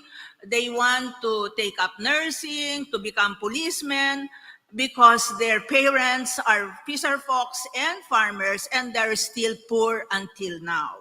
Okay, to your question, so please. that is a challenge, no? So you are very important because of that. And my challenge to you is, that is our organization, Climate Action and Sustainability Alliance, have started a campaign to convince our policymakers, many of whom are not also aware that we are a man, to use blue economy as our main strategy for bringing our country to a sustainable growth path. And what we have done is that we are now forming our seabed, Sustainable Enterprise and Advocacy on Blue Economy Development. And we are using what we call few catalysts: food, energy, water, the topics of the additional crisis that we now face in food, energy, and water. Okay, thank you. And Let's so hear my from challenge Dr. to you is for us to look beyond just marine protected areas, but look at possibilities for developing those three catalysts for the growth of our islands. We have 4/5 water and 1/5 land. Okay, And thank you. that is the challenge. Dr. Okay. Nicholas, your response to blue finance. Will you finance all those other projects? It's all about water. No, not us directly, but yeah, we have impact investors working with us that are eager to find blue economy bankable projects. So let's be clear, whether we're talking about big projects like energy or massive aquaculture or fishery improvement projects, there's a real demand for this, and this is worldwide. Okay, Philippines should have a role here as a trailblazer because of your situation, because of your people. You love the water. You know, so many countries surrounded by sea, and people don't like the sea. So you can have both the industrial side, the development side, and the passion side. And I think Philippines has also a very good potential is your skills and your entrepreneurial vision in general, but we don't find in other countries, in other places. So as a blue economy, I would say yes. As blue finance, NGO, a social enterprise, that's out of our scope. But we can facilitate the contacts with many impact investors looking for investments. Okay, thank you. We do have questions from Facebook, I presume. Can the questions be flashed if there are any? If not, we'll continue with the audience who want to speak out on any of the issues raised about the maritime advocacies of both Blue Finance and MAP. None? I will end by asking the following. There are three private sector interests in the blue economy. Number one is risk insurance. We want to make sure that the risks accounted for in insurance systems include disasters and the natural capital that can surmount many of these disasters. For example, mangrove reforestation protects more danger to the disaster areas of infrastructure, real estate, and agriculture. So that must be factored in insurance schemes. Number two, pooled funds. Governments and private sector can pool their funds in many of the climate change mitigation projects. A country that is to be devastated by sea level rise must think hard about that reality. And third, we must have local governments that have to actively participate in programs because they are the ones determining the fate of their own communities. Yet, the PwC MAP survey notes that corruption, especially at the local level, is to be watched, and that is a problem. So, we'd like to ask Nicholas, elsewhere in your other projects, are these concerns also raised about insurance, about pooled funds, and about local governments getting into the picture for public-private partnerships? Yeah, the short answer is yes. Insurance is a low-hanging fruit. This is not a very complex one. It's just a question of premium and incorporating a risk reduction. And we're working with several insurance companies to work on these climate change models. The second and third one is more challenging because it depends on the public sector. And there can be, obviously, as you know, a lot of bureaucracy, administrative red tape in developing PPPs, in getting to the point. And let's be clear, blue economy is not on the top agenda of many governments. So this approach of pool funds and this approach of government accelerating PPPs and things like this is a challenge everywhere. Okay, I would say Philippines is not the worst, but is not the best. I think it's in the good students. Corruption locally is a concern, obviously, and we have to deal with this. We're working with funds from the United Nations, so we are extremely careful of any compliance and situation here. We follow a lot of rules, but that's the situation you have everywhere. That's a good news. The Philippines is not the worst, but we have more lives to lose. We're 110 million people. No, you're on the top. You're on the top position. But Belize and the other MPAs that you are supporting have very minimum population. And so in this regard, we thank you for opening the eyes and hearts of Filipinos on these very important long-term issues. The other issue is education, to change the mindset of the Filipinos. And again, in that crisis, it is not only the elementary school students, but even the current workforce must understand that these long-term issues are here and now. And so we must address them with good faith. Thank you very much, Nicolas, and more power to your own projects elsewhere around the world. Maraming salamat. Thank you for everyone's participation. Salamat po. A round of applause, please, for Dr. Pascal and Dr. Macaranas.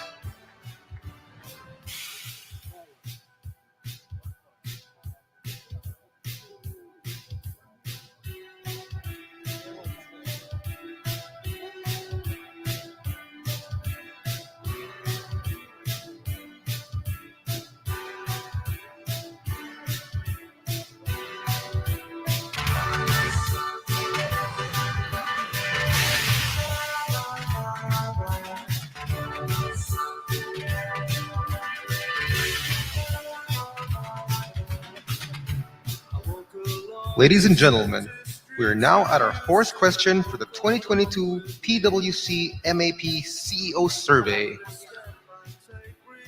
What should the government prioritize to attract more foreign direct investments? Select up to 3. Just like before, please click on the link and select your answers. You will have 2 minutes to answer the question.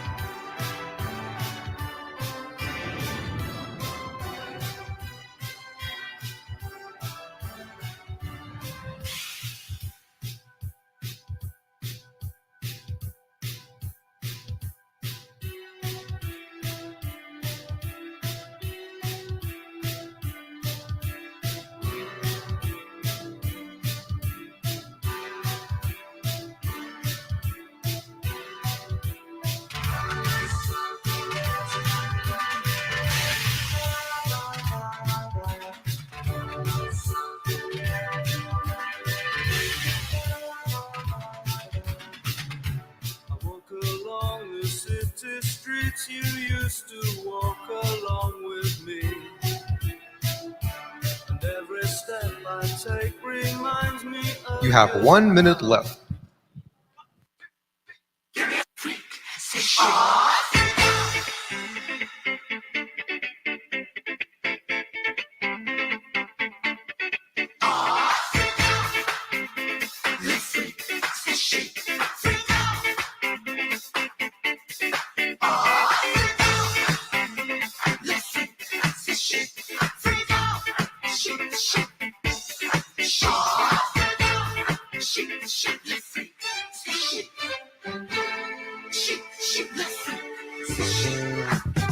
Have you heard about the new dance craze?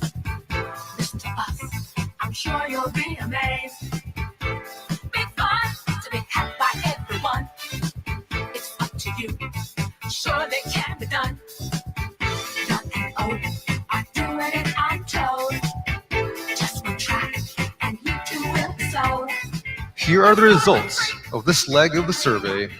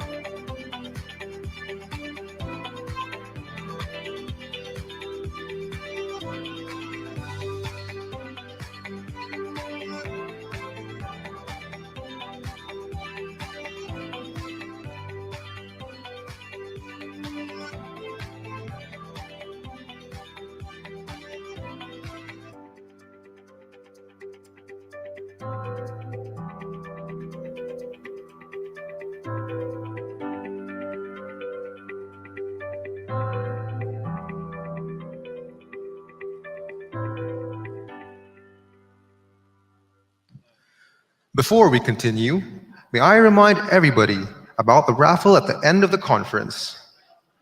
Physical presence is required for the raffle. Your accomplished feedback form will serve as your raffle stub. The feedback form is in your kit. Our grand prizes will be 2 vacation packages. There will be 2 winners of round-trip tickets to Bohol for 2, with 3 accommodations for 3 days and 2 nights in a premier suite with breakfast buffet in Bellevue, Bohol. Ladies and gentlemen, we will now start the closing keynote, which is about the global workforce, hopes and fears 2022. Please welcome our closing keynote speaker, the Joint Global Leader, People and Organization of PwC USA, who will be speaking from Portugal, Mr. Bhushan Sethi. Hello, everyone. Delighted to be here. Thank you very much for having me and allowing me to close out. I'm here in Portugal on a personal trip. I'm actually based in New York. So what I wanted to spend some time with you is to really take a pulse of what's on the minds of workers around the world. What we understand now is labor markets are incredibly challenged. The workplace is incredibly challenged. Our society is incredibly challenged. And through the pandemic, we've all realized that our relationship with our employer, our relationship with our work, our relationships with each other have changed significantly. So what I want to share with you is some of the research that we've done as a firm, where we polled 52,000 workers across 40 plus different countries to really understand what was on their mind. So I'm going to actually share my screen very quickly. I'm hoping this works. So I'm not sure if people can tell me that you can see my screen. I'm hoping you can.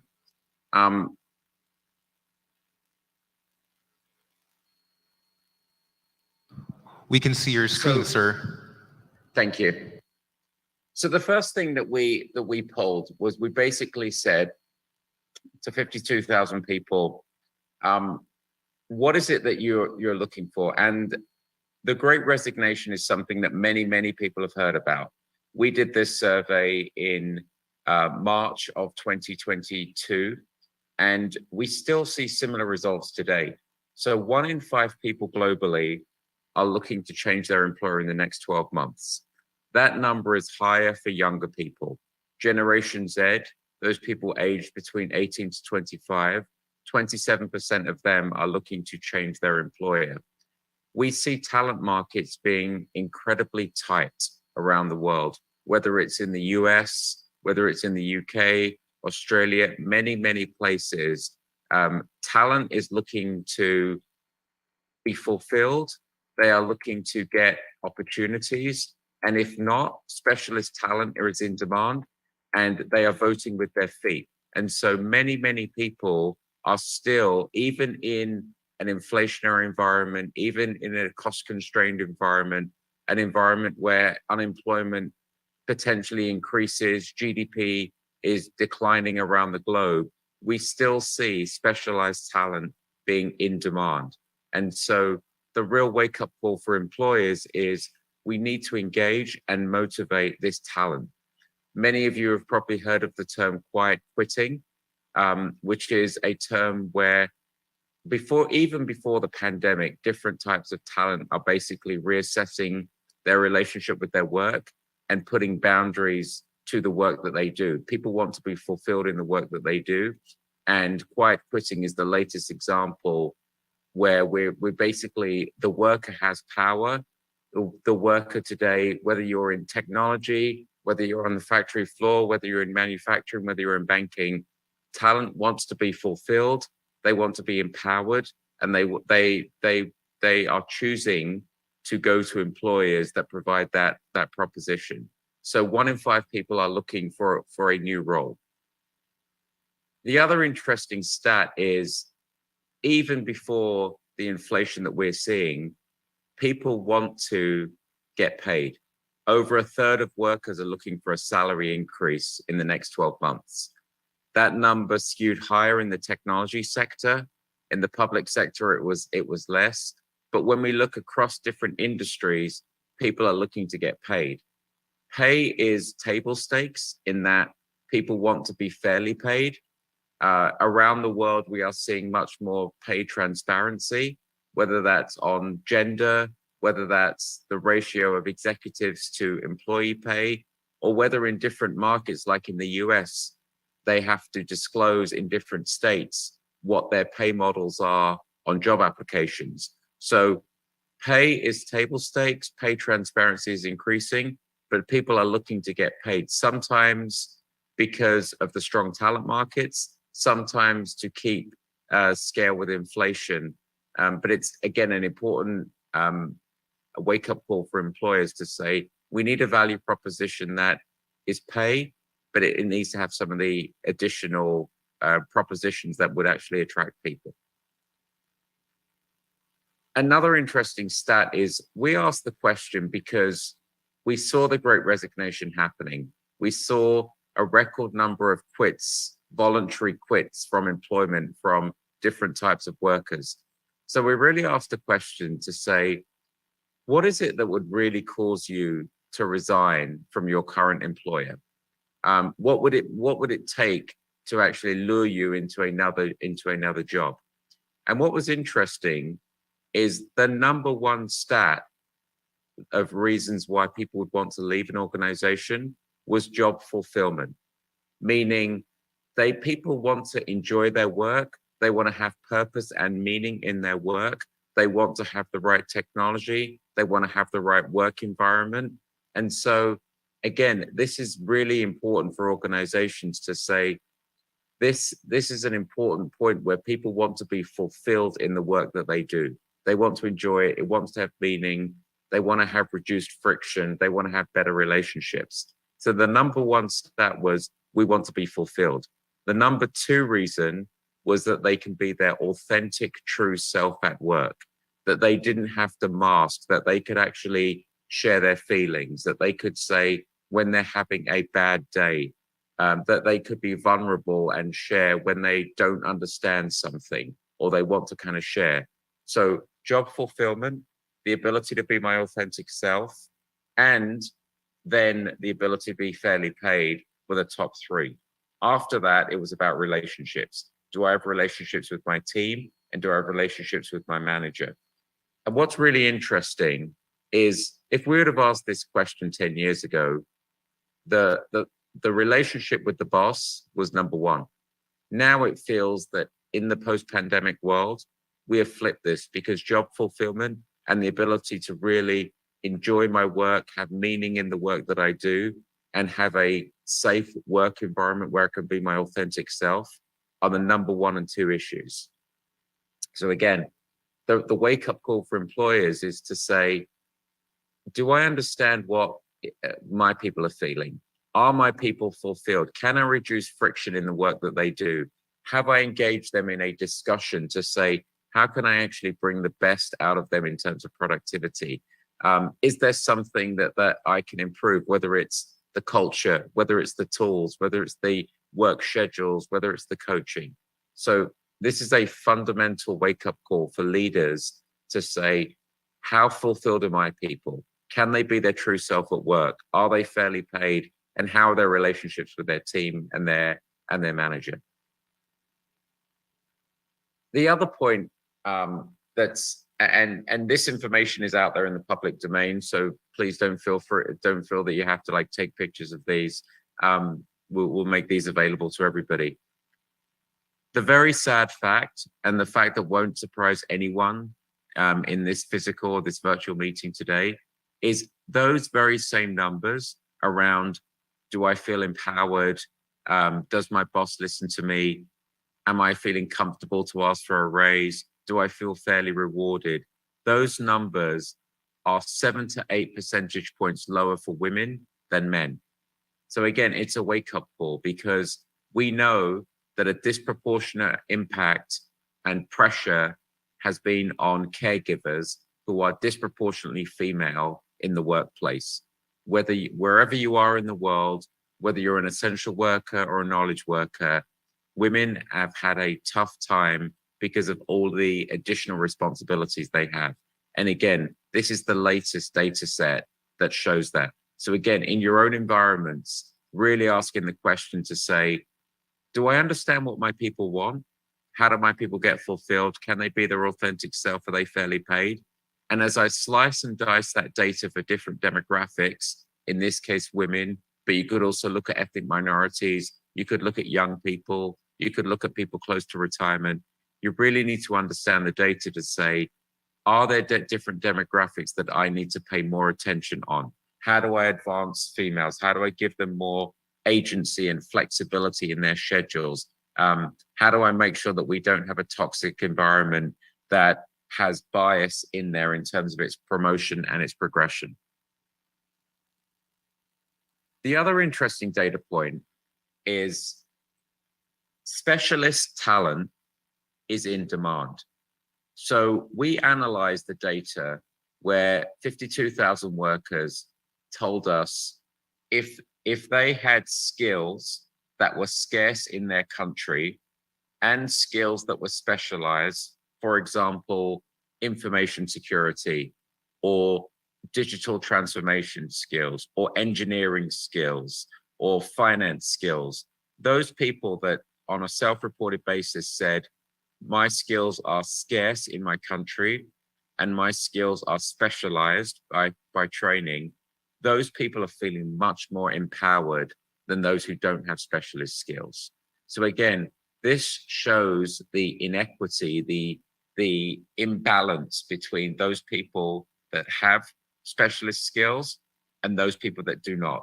And so as you see from the data here, those people with scarce and specialist skills are much more likely and much more comfortable to ask for a promotion, to ask for a raise, to recommend their employer, to not be living paycheck to paycheck, to feel listened and to feel satisfied.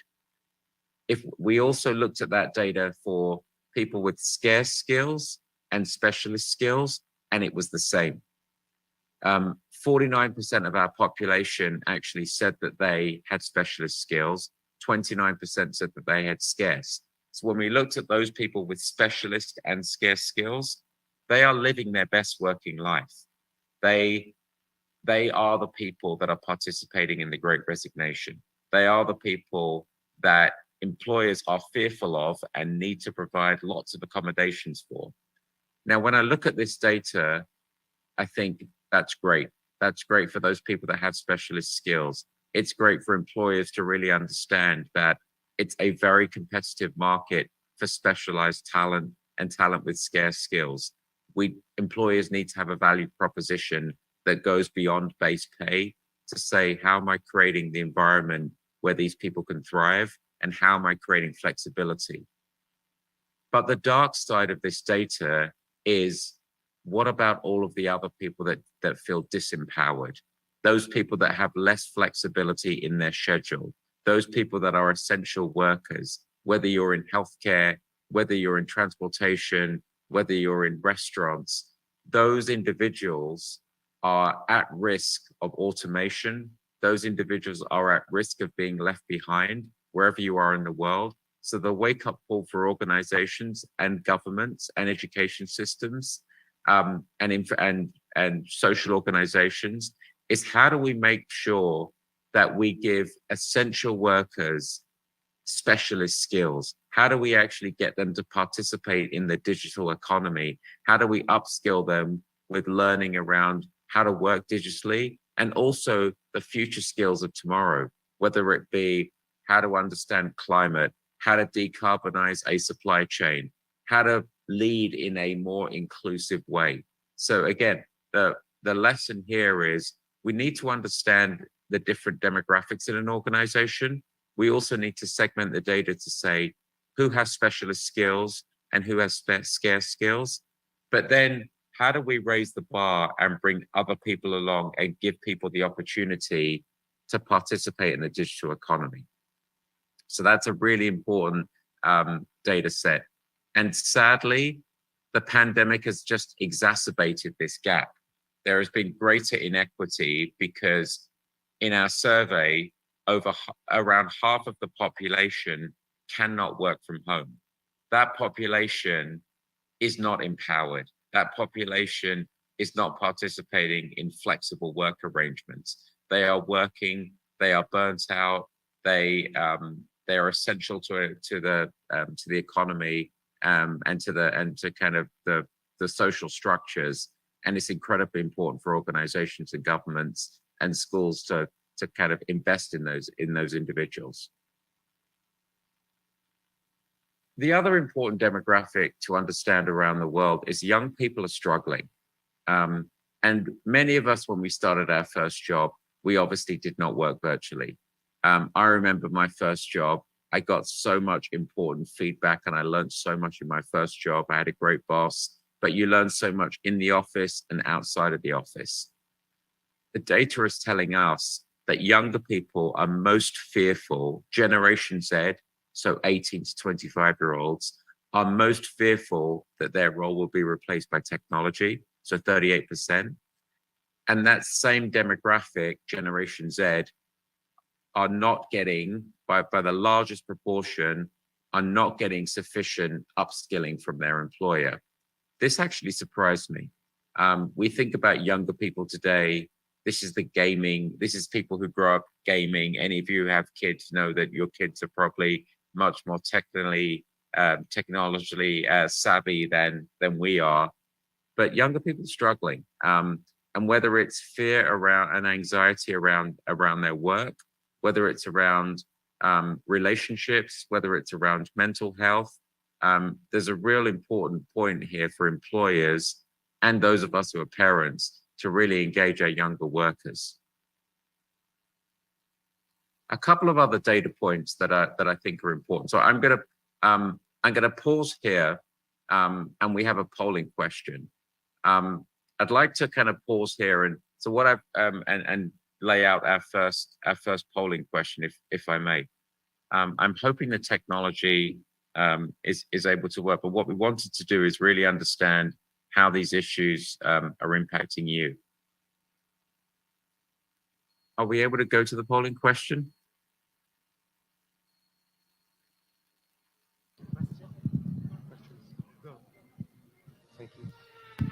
Thank you, Mr. Sethi. At this point, we will ask our reactors to come up on stage. Mr. Almendras, Ms. Montaring, and Ms. Divina Gracia. To give their 5-minute thoughts and insights, ladies and gentlemen, may now call on our reactors. The President and CEO of AC Infrastructure Holdings Corporation, Mr. Rene D. Almendras.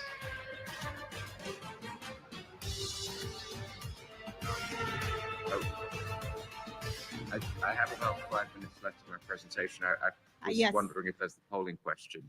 That's right. So if I may ask for the polling question that we submitted for the Mr. Bushan Sethi session, please.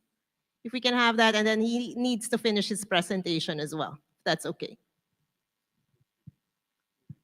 Thank you. I'm not sure if I'm able to see that. So if you want to take the polling question, then I'll continue with some of my remarks, and then we can continue. So, and I don't. If somebody could kind of show the polling question and share with me the results, because I can't see that.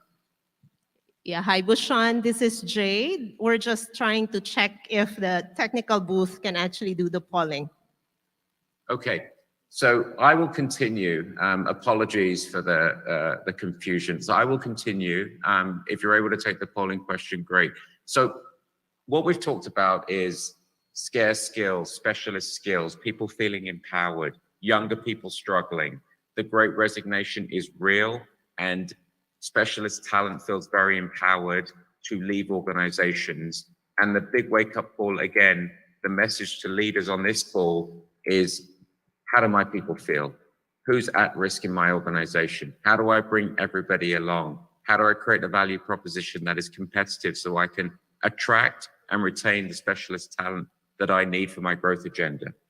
A couple of other points before we get to the Q&A is social issues in the workplace are real and important to people.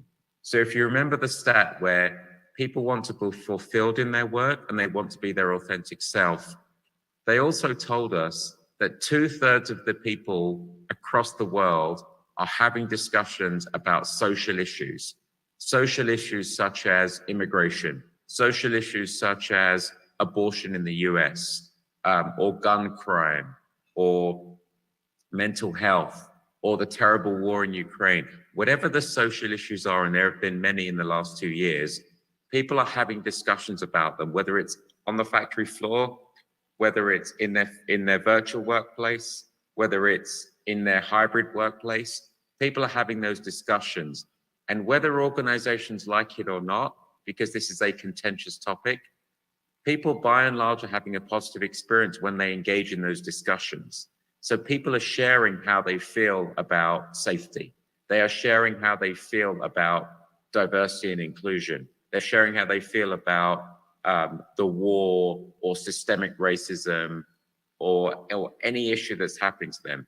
And Generation Z, the youngest population in the workforce, and ethnic minorities, so people of diverse backgrounds or underrepresented minorities, are feeling the positive benefits of this more than any other demographic.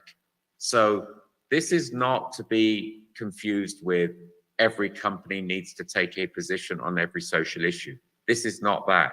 Independent of whether your organization takes a position on a social issue, you need to understand that people want to engage in these discussions. So many organizations now are actually putting in place mechanisms where they do create psychological safety in the workplace, and people can engage in those discussions because they do impact how people feel, how people are productive, how people connect to their employer and to their colleagues. Every time I present this data, this is very controversial. In private discussions, many of my clients are saying, this is very difficult. I don't know how to have these discussions as a manager. But again, the data is very foundational in that it points to the fact that these conversations are happening and people see benefits. And any advantage you can create in your culture to engage and motivate people and make people feel their authentic self is advantageous in today's talent markets.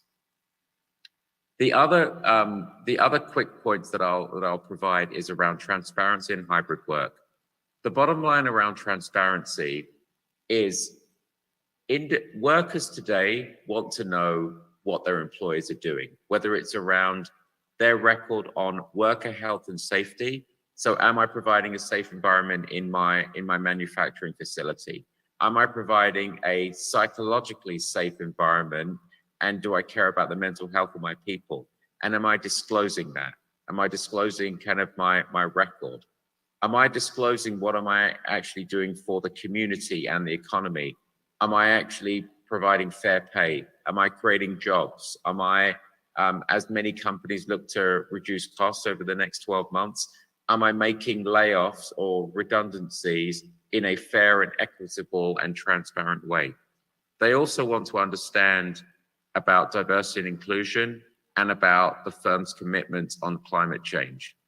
So again, around 50% of respondents are looking for more transparency from their employer. So there's a big burden now on the reporting and the disclosures that companies have to provide. Finally, hybrid work is here to stay. So hybrid work meaning that we're in the office maybe 2 days, maybe 3 days a week, and then working in their remote location. The interesting point from this data set, and this has been consistent throughout the pandemic, is where people can work from home, they want that flexibility. Only 11% of the people that can actually work from home want to be in the office full time. So again, employers and managers have to change our own mindset around the 5 days a week. You see this around the world where some of the banks, some of the technology firms want to bring people back to the office, and they're struggling.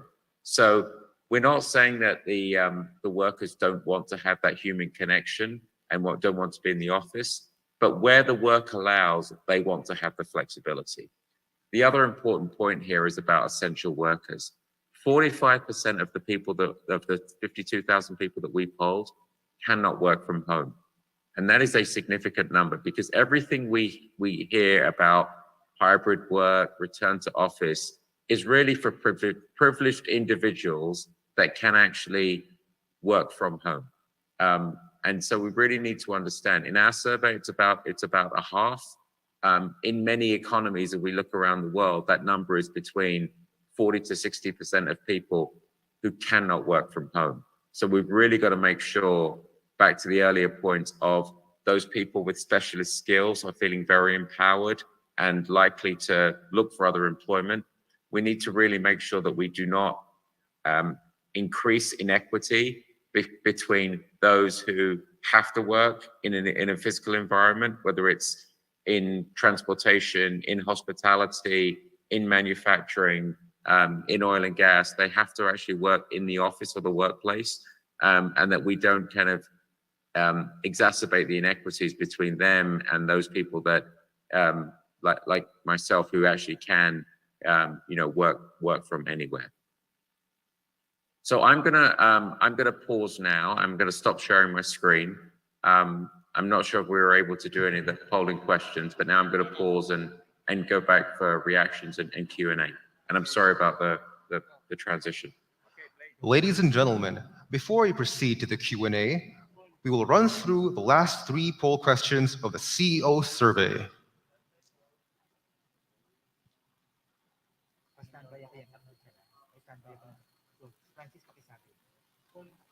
Music.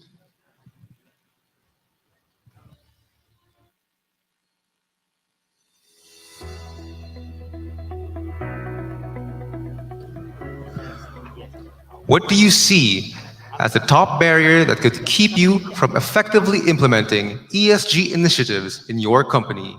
Select up to 3. Just like before, please select the link, and we will give you 1 minute to finish this question.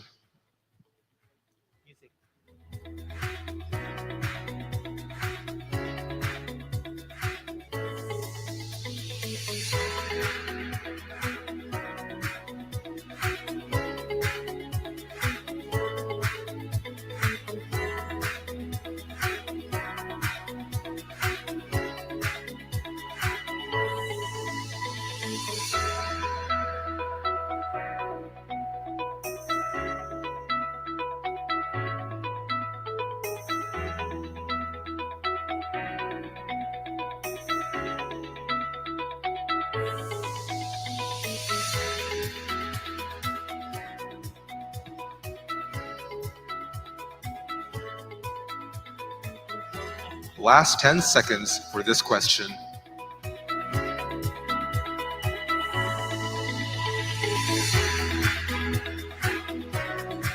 Our next question.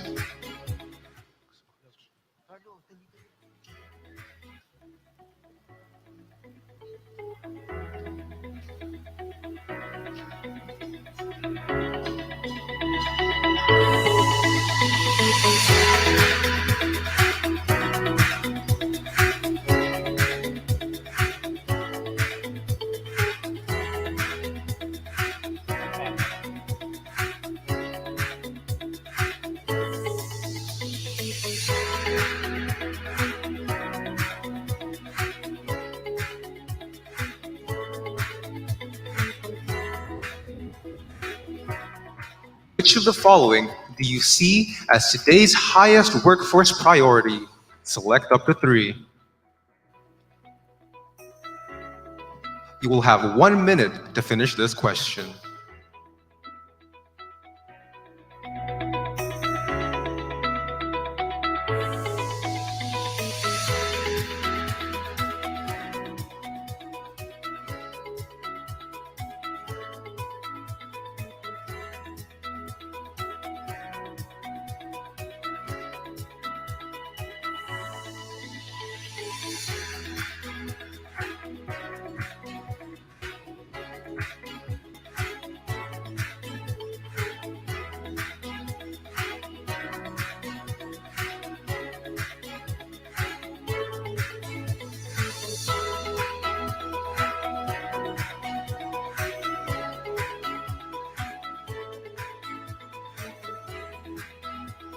Last 10 seconds for this question. I don't know if Jade, you're able to hear me, but it's fascinating analysis in terms of everything seems to be a priority. Attracting and retaining talent is number one, but everything here, whether it's leadership, mental health, upskilling people seems to be a priority, and that's really consistent with our experience across organizations. For our final poll question for the CEO survey.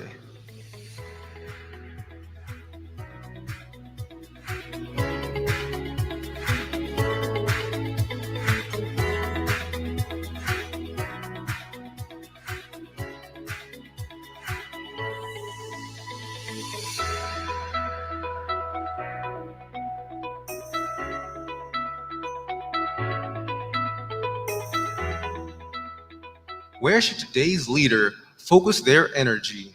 Select up to 3. You will have 1 minute to finish this question. This is the last question.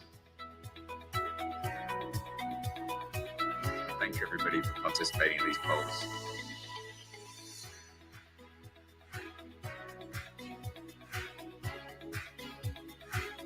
And the reason we ask this question is today's leaders have so much complexity in their work. Leaders have to engage their talent. They have to retain their talent. They have to grow their business. They have to manage all of this in an economic downturn. They have to engage on social issues. So the job of leadership just became much more complex. And that doesn't just mean C-suite. It could be any supervisor. It could be a first-year manager. And so that's why really we wanted to ask this question. And I'm really glad that people actually talked about self-care because leaders have to invest in themselves. They have to invest in their own mental health and their own upskilling. We're seeing a rise of executive coaching. And so it's really good that people, a quarter of you are actually saying leaders have to practice self-care, but they also have to be human and engage with their team and have conversations.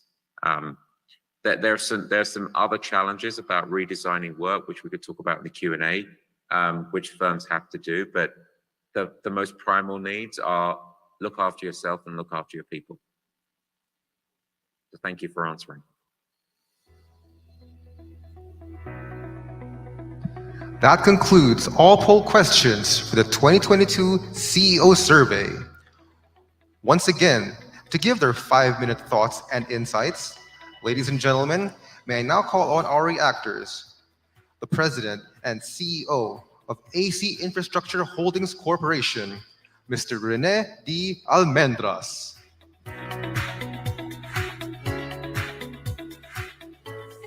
Good afternoon, everyone, and thank you very much for staying for us. I was joking, Risa, I guess the people who are left here are either your friends or my friends. Kidding aside, we had nothing to do with it's not true that the technician wanted to go already. That's why he was rushing the program. I wanted to react to Bhushan's presentation by giving you 2 quick stories, and I promise to finish in less than 5 minutes. When I rejoined government, after I rejoined the corporate sector in 2016, latter part of 2016, a good friend of mine asked me to talk to his daughter, who was a bright young lady with a promising career, resigned a month after she got a promotion. So being a good friend, I did talk to this wonderful young lady, and I asked her, why did you leave such a great job in a great company? And her answer was, because I don't feel that they appreciated the things that I was doing in the company. So I said, your boss worked hard to get you promoted and probably had to defend that recommendation in the promotions committee or in a mancom. Don't you think your boss appreciates what you have been doing? Otherwise, he would not have recommended you for a promotion? And the answer surprised me. She said, he never talked to me about it. He never told me that he appreciated what I was doing. Ever since then, I made it a point when I'm in an organization, I like to do the exit interview of all the young people. Second story, something more positive. 2019, there was a crisis. I was asked to go back to Manila Water for a second round of CEO who worked there. And just as we were able to resolve all the challenges, water supply was restored, customers were happy with us again. The pandemic struck less than 6 months after I went back to Manila Water. And if you remember, when the pandemic started, the order was lockdown. Everybody stay home, do not go out. If you go out, you might die. And I had to face the question, how are we going to run a water system supplying 1/2 of Metro Manila, 7 million customers, well, actually the rest of the country, because we did have operations outside, without people going out, and I had no choice. About 25% of the workforce had to go out day in, day out, making sure all of the stations, pump stations, filter plants were going to work. I felt like a field military commander who was asking people to go attack the enemy on a suicide mission. And mind you, one of the employees did tell me and said, "Sir, our barangay captain is telling us if we go out of our houses, there's a very good possibility we will die." So I asked myself, how do I tell these people, no, you have to go out there. We have to keep the water system going. And so I had to do that. And which brings me to the statement of, I fully agree with what Bushan was saying, all 5 points, but I want to bring it to the Philippine context. And the Philippine context I bring to you is the word alaga. When I faced these 500 plus people and I asked them to go out every day at the risk of getting COVID, I promised them one thing. I said, pag may nangyari sa inyo, hindi namin kayo pababayaan. Aalagaan namin kayo. It was a promise that I had to fulfill. As a matter of fact, I called the MANCOM and we all agreed the battle cry here is we will end this crisis with everyone still on board. I said, we will do everything we can to protect our employees, especially those out in the field. And true enough, I'm very happy to report because I had sleepless nights thinking, what if one of these employees that I asked to go out in the field gets COVID and dies? What face do I have to face his family, his wife, or his children to explain why I had to send him out to work? Shell knows this. Shell sat in our foundation for a while, and I told him about this. At the end of it all, I was very happy because we did not lose a single employee. But I wanted to bring this context of alaga to the 5 points that Bushan mentioned. 1, pay pressure, yes. Hyperinflation, challenges. 2023 will be a challenging year. And definitely, as we do in the Philippines, we always have an annual salary increase, and hopefully it's going to be enough to compensate for the inflation challenges. But yes, we show alaga in the way we pay our employees, in the way we make sure that the adjustments are good enough for them. Bushan's second point, empowerment and skill. Yes, alaga is about making sure our employees are empowered and their skills enhanced and developed further. Third point, political and social issues. We must respect the opinions, the views, and the stand that our team members have. And that's part of alaga. If you really truly value the people who work for you and you want to alaga them, then you must listen to them. Fourth point, transparency, trust. Trust goes both ways. You want your teams to trust you, you must also be willing to trust them. And trust is a very important relationship. And again, trust is part of alaga. And finally, work of the future. In our companies, we're now at 2 to 3 days work in the office, 2 to 3 days work were effective. And people's concerns are not just about pandemic anymore. It's about traffic, it's about time with the children. It's about work-life harmony. There's no more work-life balance. But I guess the challenge for today's leaders, old as we are, some of them, young as those of you who are here, is the word alaga may be old, but we have to be innovative and creative in the way we execute that. Because if we can continue such a wonderful Filipino tradition of alaga, then we will be able to prevent the resignations or the moving on. One final point. At the height of the pandemic, I actually asked my whole management committee, the C-level officers, to attend a coaching and mentoring session because it became a bigger challenge than that. The best way to propagate alaga down the organization is start with the leaders. You take good care of them, they will take better care of your people, and hopefully we retain them so that they don't have to move to other organizations. Thank you very much and good afternoon. Thank you, Mr. Almendras. Our next reactor is the past president of MAP, a board of director of Sun Life Grepa Financial Inc. Please welcome Ms. Rizalina Riza G. Mantaring.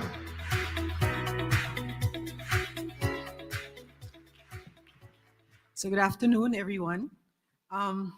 Listening to the presentation of Bhushan, I'm sure, like myself, a lot of you were thinking, this is validating something that you had probably suspected, or that you knew was already happening. But this has been happening actually not just during the pandemic, but over the last several years. The pandemic merely accelerated it. In 2015, okay, when I was still with Sun Life, we decided to try an experiment. Okay? Our employees were spending 2 to 3 hours a day each way getting to work. And they were really tired. A lot of them were leaving the house at 4 o'clock in the morning. They would be getting home at midnight. And we said, this can't continue. So we said, why don't we try work from home? Okay. So we set it up with the underwriters. They were an ideal group to do it because they appraised insurance applications. They could work by themselves. And we had implemented an imaging and workflow system in 2009. So everything was essentially scanned and went around electronically. So we said it was just another step from sending it to their workplace computer to their home computer. And so we tried it. The underwriters were working from home, and it was a massive success. The productivity shot up because now they were actually working longer hours because the time that they were in traffic, they were spending working because they really were dedicated people. They wanted to get work done. They were happier because they were spending more time with their families. They felt more fulfilled because they were getting their work done. They had no backlogs. So it was a huge success. But when we said, okay, let's try moving it now to the other areas of the company, having more people work from home, we got a lot of pushback. The supervisors started saying, no, it's not possible. No, we can't do it. We can't do it. And we never got beyond underwriters. And then the pandemic happened. Okay? And all of a sudden, overnight, everybody was working from home. So what became apparent was, pwede naman pala eh. For years, people were saying, hindi pwede, pwede naman pala. Of course, the system was there and the platform was there. So I think what we saw in the pandemic was a shift in the balance of power.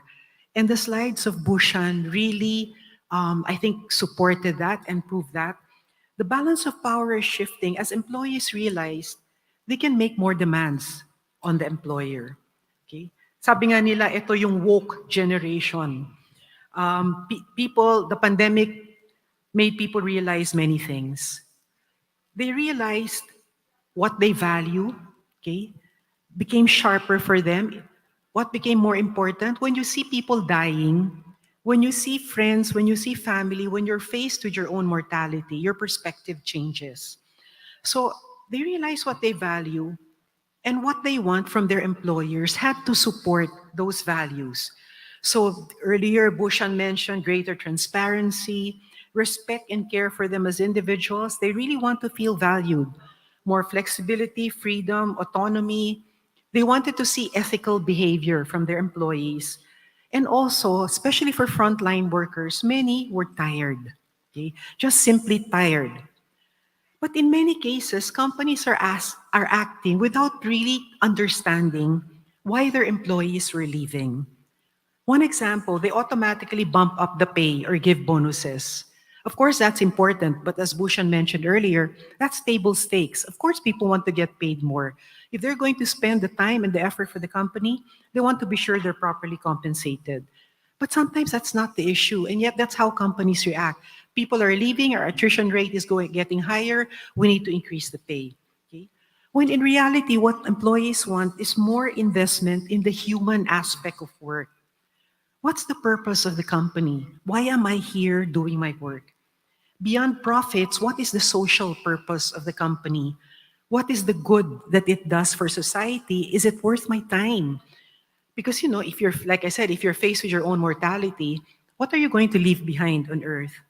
They want a shared identity. They want social interactions, which is a bit paradoxical maybe when you're locked down how do you get those social interactions? So the more progressive companies really built the communication channels that would allow that interaction, even virtually or electronically, chat rooms, try to recreate that experience.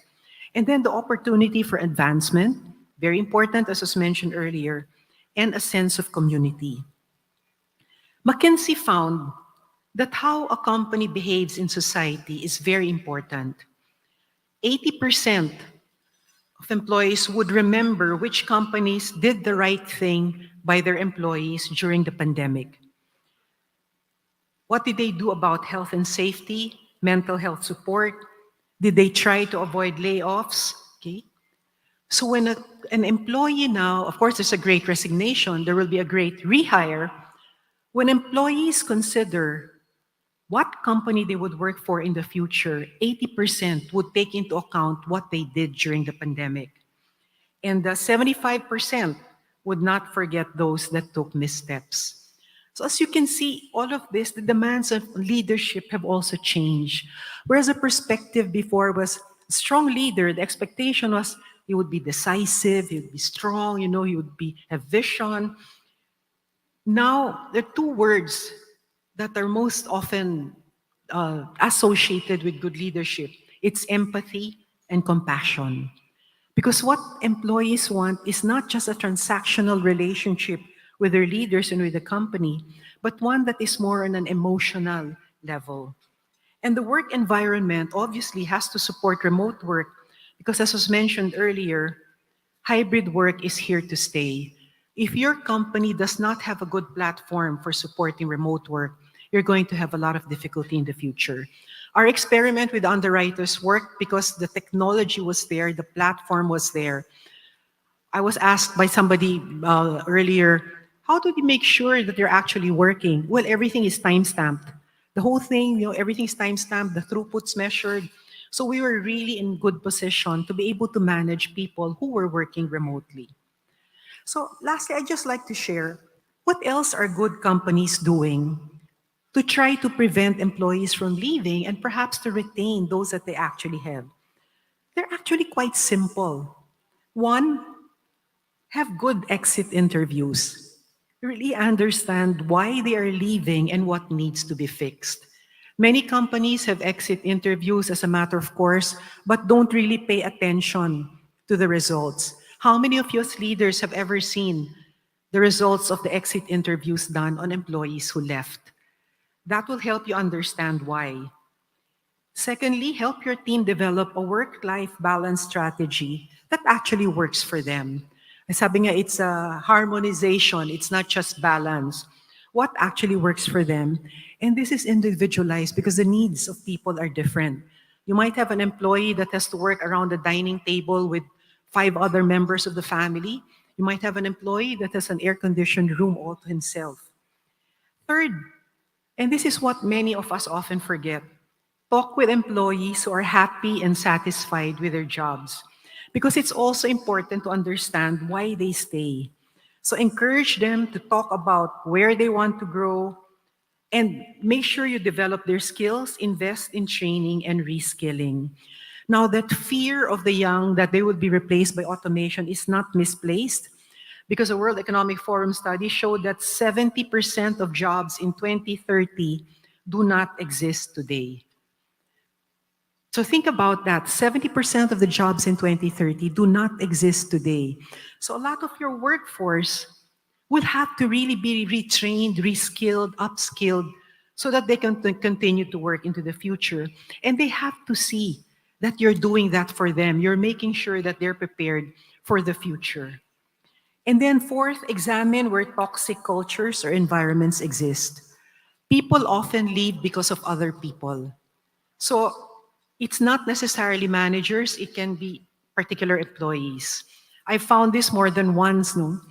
We once had a team which was having a lot of problems, and then one person resigned. The minute that person resigned, that change was amazing. The performance of the team shot up, everybody was happier. And that was the only time we realized that while she was an extremely talented employee, a star employee, she was so negative that she was affecting everybody else. And when she was gone, the productivity shot up. So examine where there are toxic cultures or environments in the company. And lastly, address the common emotional and societal pressures, issues, and events directly. Because if something is stressing someone, especially during the pandemic, the chances are it's also stressing others. So very important, provide open communication and support. And as we found, mental health resources have become far more important to have all those channels of communication open all the way to the top. So as we said, it's a great resignation, but there's no reason why it cannot also be the great rehire. Thank you very much. Thank you, Ms. Montari.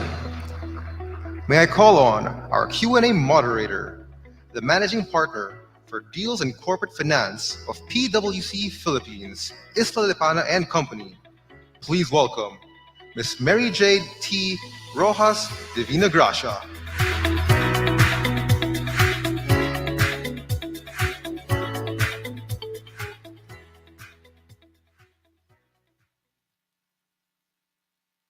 Test. Okay, there. Good afternoon, everyone. And again, thank you so much for staying for this last and final session. I just want to thank Bhushan for giving us a rundown of all the workforce issues and concerns from a global perspective. And of course, Mr. Almendras and Riza for giving the local perspective as well. Now we just have a few minutes for the Q&A, so I'll get started, Bhushan.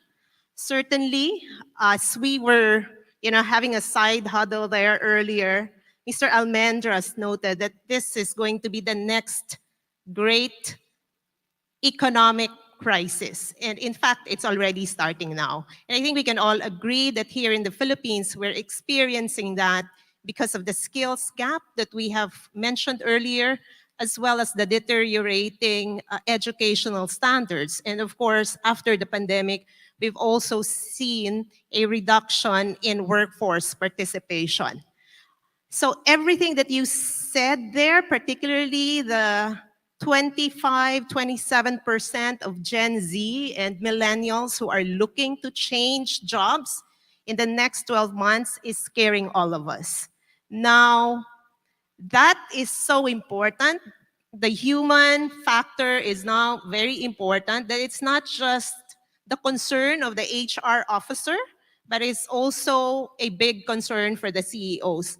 But looking around the room, the leaders, the CEOs who are here belong to the baby boomers, right? And so I was just wondering if a lot of those who are looking to change jobs are in the millennial or Gen Z generation, then what are we as leaders from the baby boomer generation missing?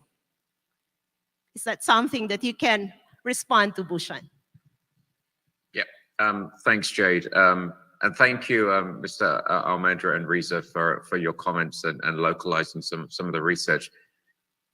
The net here is, as you mentioned, there are economic headwinds. There are challenges around the growth agenda of many organizations. The most important things that leaders can do is try and create economic security for their employees. And so the best way you can do that is firms need to continue to invest. They need to continue to digitize their businesses. They need to continue, where relevant, to think about decarbonizing their supply chain. They need to be continuing to think about how do we innovate? How do we think about pricing? How do we think about simplifying our business?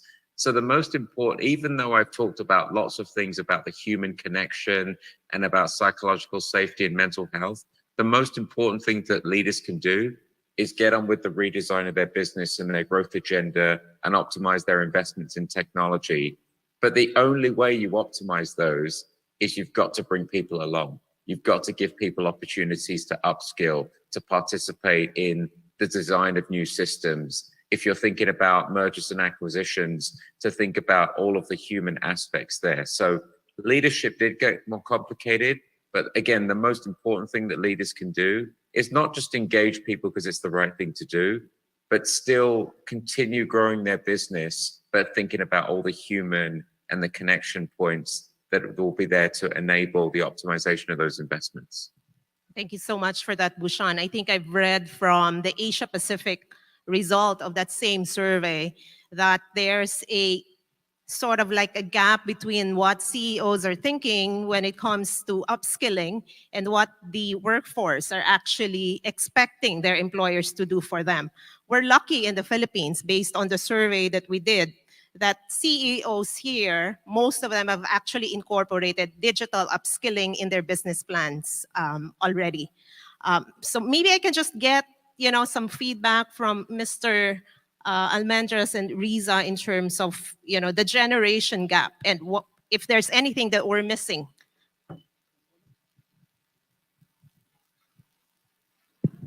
One of the things that we've done is we've enrolled the whole group into an online learning program. And we've even gotten specialists to curate online courses for people. And part of the coaching is actually I require all leaders to, well, part of their non-business one-on-one activity, which I require twice a year, is actually to discuss the options for each employee, right? But I'm seeing that the younger people tend to be the ones more interested than the older people. As a matter of fact, middle management going up is a bit more, doesn't spend as much time on all these learning opportunities that we've made available. Where brand new hires or fresh out of school tend to take on a lot of the online courses. So yes, the young ones are worried, agree with the study, the young ones are more worried about continuing to be relevant as far as the work is concerned. What I'd like to do is I'd like to get the leaders also to be a bit more open to learning the new techniques, the new ways of taking care of leadership roles or driving productivity or performance in the organization, which, by the way, is now a common topic in the corporate environment, right? The new style of leadership. Risa was talking about empathy and all that. These are all new focuses being discussed. Yes. One of the things that I've always found important, and I guess it's always been true, is the communication and really understanding what they're looking for. One of the things that we did shortly before I retired was we partnered each member of the leadership team with a young employee who was one of the high potentials, and to have regular discussions. Yeah, part of it was mentorship. Part of it was also us understanding what they were looking for, because we said, we're already we're the baby boomers, but our clients are the millennials, the Gen Zs, our employees. So what we think they want may not necessarily be what they actually do want. So the important thing for us was always get rid of your biases and actually listen. And we found that there were a lot of things that we were able to implement that really were very successful because we listened to them. And it meant sometimes, there were things they would propose, this would be the campaign, and inside me, I think, this is never gonna work. But sige, try it. And then it's very successful. And then you realize talaga that, you just don't know everything. And these people grew up in a digital world, they're digital natives. They know that world much better than we do. So it's important that we listen to them. Thank you so much, Riza. I think we have a question from the floor.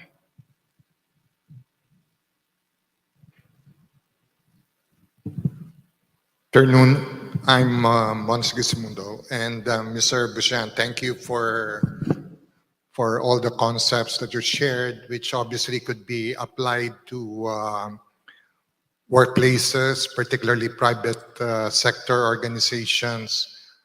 But we're in an emerging market, and there are certain nuances like what Rene said about Alaga, which I particularly like, and also what Risa said regarding empathetic and compassionate leadership, right? My question really is, obviously any workforce strategy has to be aligned with the business strategy, and the national strategy has to create the enabling conditions for the nation to be competitive. In our country, I think as what was mentioned earlier, farmers and fishermen They are our food security frontliners. And as we know, food security is a strategic national issue. Yet they're the lowest paid, and their average age is they're pushing 60. So to me, that's really a critical problem that has to be solved. And I just like to ask Rene and Risa to give their views on that. How do we correct that national injustice?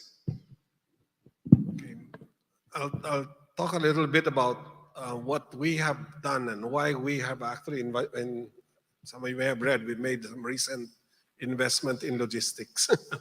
One of the reasons why our farmers are very poor or our fishermen are very poor is if you looked at the value chain, the value add, the farm gate price is way, way lower than the market price because of the intervention costs. Not to mention that Philippine statistics say that about our food spoilage rate is almost 40%, which is passed on to the cost. It gets lost in the value chain. Diba? So yes, fully agree with you. We need to find a way to reward the primary intervention as far as food production is concerned, which is really the farmer and the fisherman. You need to up their income. You need to enhance their livelihood. And that means shifting the value more to them. It's a bit unfair that the price per kilo fish that they're being paid is less than half of the total price of the fish when it gets to the market. Diba? And that's why we need to improve structures. Now, I know that the question is about government. The president has said he wants to focus on agriculture. My hope and prayer is that those interventions are not the band-aid kind or the temporary solutions. They need to be structural. A lot of our problems are structural in nature, such as the supply chains, exorbitant cost of supply chain. The intervention that we need to do is structural. The way we intervene sometimes is very short term. It's for immediate gain. Sorry to use the word. Sometimes it's driven by populist politics, which is just satisfy a certain sector. But I think it needs to be the whole structure itself that needs to be addressed. Here's the bigger problem. If you talk to the children of the farmers and the fishermen, they don't want to be farmers. They don't want to be fishermen. And I'm actually working with a group who's trying to address that, which is, but if we can prove that it is good livelihood and there is great opportunities again in the farms, then maybe the young will also opt to stay there. Okay. I feel like our Governor Shell Habito can answer this question better than I can, but I will take a stab at it. I agree with Renedo that the problems are structural in agriculture, but wage increases can really only come from productivity increases.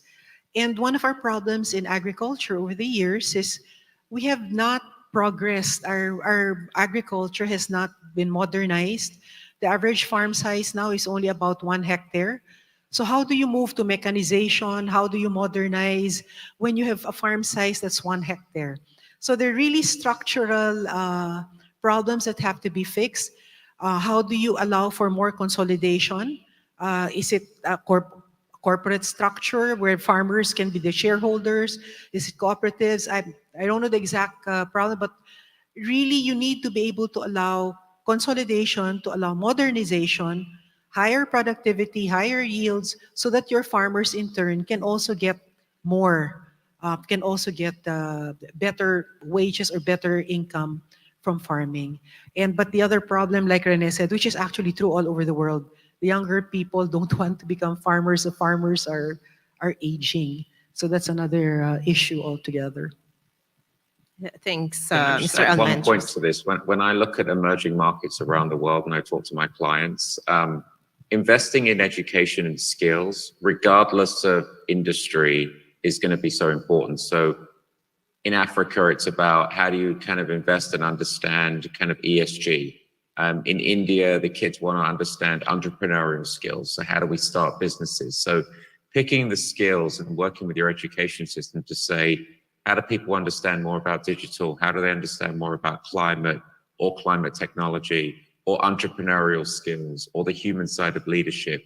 That's going to be relevant whether you're automating kind of, farming or food supply or other businesses, services businesses. So I do think it comes back to the relationship between business and education. Thank you so much. I think we have time for one last question. I have a question. Bushan, I'm Raul Villegas, Managing Director with PwC. So good to meet you. And this is for all the panel. We've all heard about the phenomenon of quiet quitting, but let's talk about the flip side.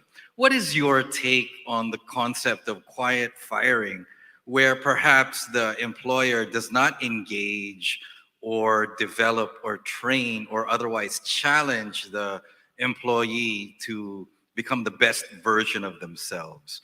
So I'm curious to hear what the panel has to say about that in relation to what's happening now and what's likely to happen going forward. Thank you.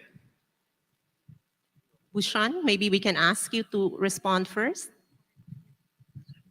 Real quick, the worst thing that you can do in business and society is not unleash the potential of your talent, whether you're in sports, whether you're in business. And quiet quitting is the worst thing about quiet quitting is in every organization, there are people that can do more, but they've given up because they've given up on work. They've given up because of their toxic environment.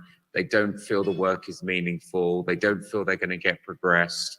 And so the really important piece, as well as the human side of leadership and managing burnout, is to say, who are those huge innovators in my organization that if I just engage and understand what they need, how do I unleash their potential? Thank you. Excuse me. Can I ask the last question? Can I ask Mr. Almendras and Riza first to respond to the earlier question, and then I'll call on you, Mr. Lopez. The natural tendency of leaders is to take care of the good performers. I'm sure we all understand the horizontal, vertical definition of high performers, high potential. And then naturally, a leader will focus on an employee or a team member who either is already a performer or who shows potential. What I've personally experienced is when you challenge your own leaders to look at the other side, the other two quadrants, which is the non-performer or the one without potential, especially the ones showing good potential but no performance, and require them to intervene there, which to me is when I have a performance appraisal exercise with my own leaders, I do ask them questions like, I wouldn't even ask you what have you done for your great performers. It's really forced them to start looking at the non-performers and almost saying if they really don't have the potential and they really cannot perform, then maybe we're doing them a good favor of finding an alternative role for them where they can be better performers. It's a very old management perspective. It's just sometimes, sorry to say, it's inconvenient, and we need to start doing things that are not convenient if we are to address the challenge of the workforce of the future. Yeah, as Rene said, quiet firing has been going on for a long time, actually, because you just don't have the time to pay attention to everyone. But I think one of the things we need to ensure as managers is that we're fair. You give everyone a chance. There are people who are just non-performers. We need to assess whether they really can't perform, then you're doing them a favor actually by asking them to leave, because they might actually be far more successful in a job to which they're better suited. But before we do that, we ensure, like Rene said, is there another job for which they're better suited? Because if your other employees, if the performers see that you're not fair to the non-performers, then the result of quiet firing will be quiet quitting. Even those you don't want to leave are going to leave. I just want to weigh in on that as well, because I think the problem is much more exacerbated now with work from home, because there's what they call proximity bias, so out of sight, out of mind.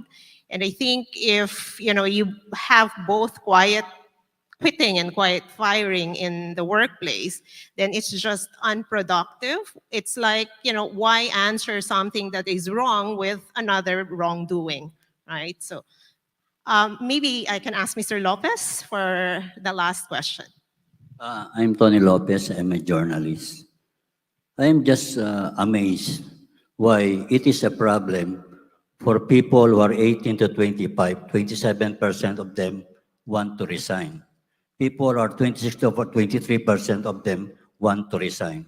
People are 45 to 57, 15% want to resign. And of course, senior citizens like me, only 9% want to resign. I think we should encourage them to resign. It's a good sign. When I was in my first 10 years of work, I had about 5 employers. You should keep on resigning because that's the only way to learn skill, to meet new employers, to meet new challenges. I don't think we should discourage people from resigning. So I question the very premise of your presentation, Mr. Busan. Maybe I can ask Bhushan to respond and then say a few words And also, to wrap up the session. Thank you, Bhushan. It's absolutely right that for a vibrant economy and business, we need people to move organizations. The old adage of people stay with a company for 30 years is archaic. However, companies that don't plan for people to leave and institutional knowledge walks out of the door, or they're not able to hire other workers, it will impact their business. So in the technology sector, we see many, many people come to an organization, stay for a couple of years and move on. This is healthy. So we are seeing more and more organizations plan for people may come for a couple of years. Let's give them a great experience. Let's create a great value proposition and improve their employability and therefore improve our business and our society. So you're absolutely right. But businesses need to plan for this. They need to plan for hiring, they need to plan for development, and then they need to plan for transitioning. The struggle with the great resignation and quiet quitting is all of this is happening with record low unemployment around the world. Okay. You know, one more remark, just a moment. Anyway, I'm the last guy to ask question. I came very late. Yes, in the age of technology, you should encourage people to keep moving. As the saying goes, a rolling stone gathers most of the moss. Thank you And so I would like much to for that, Mr. Lopez. say my appreciation to Rene, the Aruga concept. Aruga concept, that's the Lopez condominium. You call it Alaga. Yeah, it's a very good policy, and also Risa, very good points. I wish speakers would talk more about their experiences, not just theory or something from the book on management, because we should also throw out the books on management. Let's just listen about anecdotes, our work experiences, and also companies, especially big companies, must also indeed allocate something for people who have no more chance to grow. I call these people, just a moment, I call these people mga padala ni Lord. The Lord sent these people to us as employees because they test our patience, they test our intelligence, they test our management skills, and they test our resources. Thank you. Thank you. I think everyone is a reason for existence. And with that, we'd like to thank Bhushan Sethi for this wonderful presentation and for all the information. And of course, Mr. Rene Almendras and Ms. Riza Mantaring. Thank you so much, everyone. A round of applause for Mr. Almendras, Ms. Mantaring, Mr. Sethi, and Ms. Divina Gracia.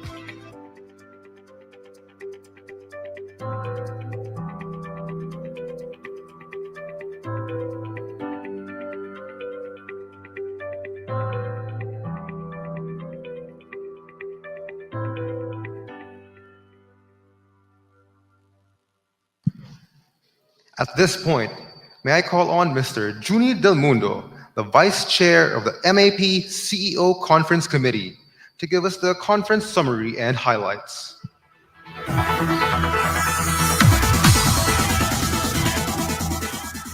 Good afternoon, ladies and gentlemen. And for those of you who have been sleeping the whole time, I think you should just listen to me because I will just give a summary of what has been discussed for the entire day.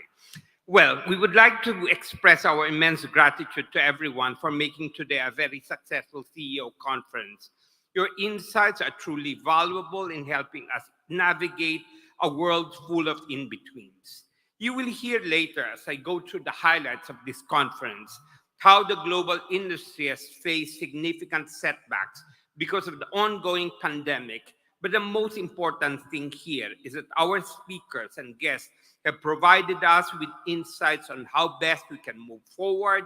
An overarching theme here is being agile and adaptable. Session 1. In our first session, Mr. Mark Cosiel of Alineal Global provided us with a purview on how to manage the blurring lines in a hybrid work setup. Pivotal changes in the workplace in efforts to address widespread employee burnout has led to a flexible approach towards management, such as listening to employees' preference for a flexible working model, and how likely organizations are putting talent at risk when full of on-site work is implemented. Mr. Cosiel also touched on how technology, automation, and outsourcing can affect organizational changes. As he much earlier stated, technology by itself cannot fix all our problems, but it can definitely help us if used and managed well, especially if proper guidance and training opportunities are provided to the emerging workforce. Mr. Cosiel's advice in establishing and implementing a responsive hybrid work setup through empowering employees by collaborating on the right strategy and taking note of the best practices that have been raised by those already working under remote setups are welcome value added to our ongoing conversation on future-facing working environments. Issues on staffing, which has since plagued businesses long before the pandemic, can also benefit from these points raised by Mr. Cosiel through technology, automation, and outsourcing. If we remember to make sure that the culture surrounding a hybrid workforce is healthy, then the Philippine business landscape is on its way to creating a more resilient workforce. We now must also evolve our approach and make the most of our people in the best ways that we can. Session 2. While Mr. Cosiel touched on managing change through business strategies, the second session, led by Mr. Stephen Kunying, gave us insights into viewing the changed business landscape with a new lens, one that fits well with the challenges that were posed by the pandemic. He posited that the last time that the economy took a back seat in being the primary driver was in World War II, and that this is the first induced recession in our lifetime. So given these items, we are now posed with questions on how you approach an instance such as the pandemic. What separates companies that sink to the bottom versus those that ride the high waves? Mr. Kunying showed that being proactive through strategizing, planning, and building has created increased business resilience in the face of crisis. Instead of basic responses to events, those who have put sound strategies in place have brought their companies through exceptionally difficult times, such as the pandemic. Proper planning, instead of merely responding to events, have also proven effective not just in the private sector, but also for government processes, as demonstrated by Mr. Kuning's presentation. Lastly, taking the time and effort to build on businesses instead of having a trading mindset will maximize opportunities for improvement in both our individual firms and the national economy. All in all, we see that to succeed, we cannot just rely on what our strategy is and how successfully it is executed. We must also take into account all other factors that do not stay the same. Thus, our plans must be nurtured, adapted, or if needed, changed or abandoned. In short, our strategies and implementations will also need continuous improvement, no matter how flawless they may seem. Session 3. After that inspiring talk of Mr. Kuning, we listened to Attorney James Gandolfo, partner of Millibank LLP, relate to us how best to address challenges in the capital markets. How do we troll, and I don't mean heckle, but troll as in search for investments that help deliver a balance of equity, growth, and sustainability. Challenges faced in the Philippine capital market, which has the oldest stock exchange but has fewer stocks listed. There's still room for improvement to streamline processes for listings to improve ease in transactions. Policy reforms have already been implemented, but there's more room for policy reform to deepen the Philippine capital market, such as expanding the capital base from abroad to help provide liquidity and improve pricing for investors.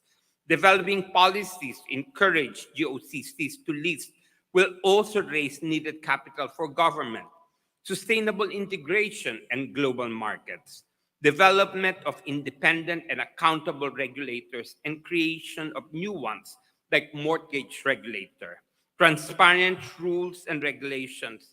Taxation encourages development of capital markets. Session 4. Attorney Gandolfo's session was complemented by Professor Sim, a former consultant to the United Nations, who gave an incredibly informative talk on the national implications of long-term structural challenges for tax reforms, including 3 megatrends and policy directions on taxation. 1, the tectonic shift in tax rates.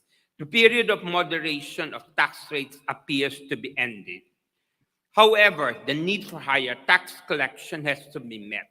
So the question is, how to fill this gap since corporate tax collection is only a small slice of the total.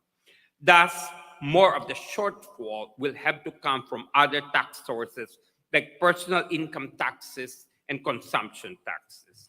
2, shift from north-south divide between well-off developed economies versus developing countries, which favors capital exporters, to a digital divide between leaders like the US and China that dominate the internet space versus countries like France and India, which are not so e-commerce heavy. The implications of this divide on taxation bring up issues that change the landscape. As no tax without physical presence, data becomes a new factor. Challenge, how do you now tax data? To level the playing field, there's a proliferation of digital services tax laws in an effort to capture part of the global profits that are missed out due to the absence of a digital transaction taxation. And the third, hypertransparency. Data is the new oil.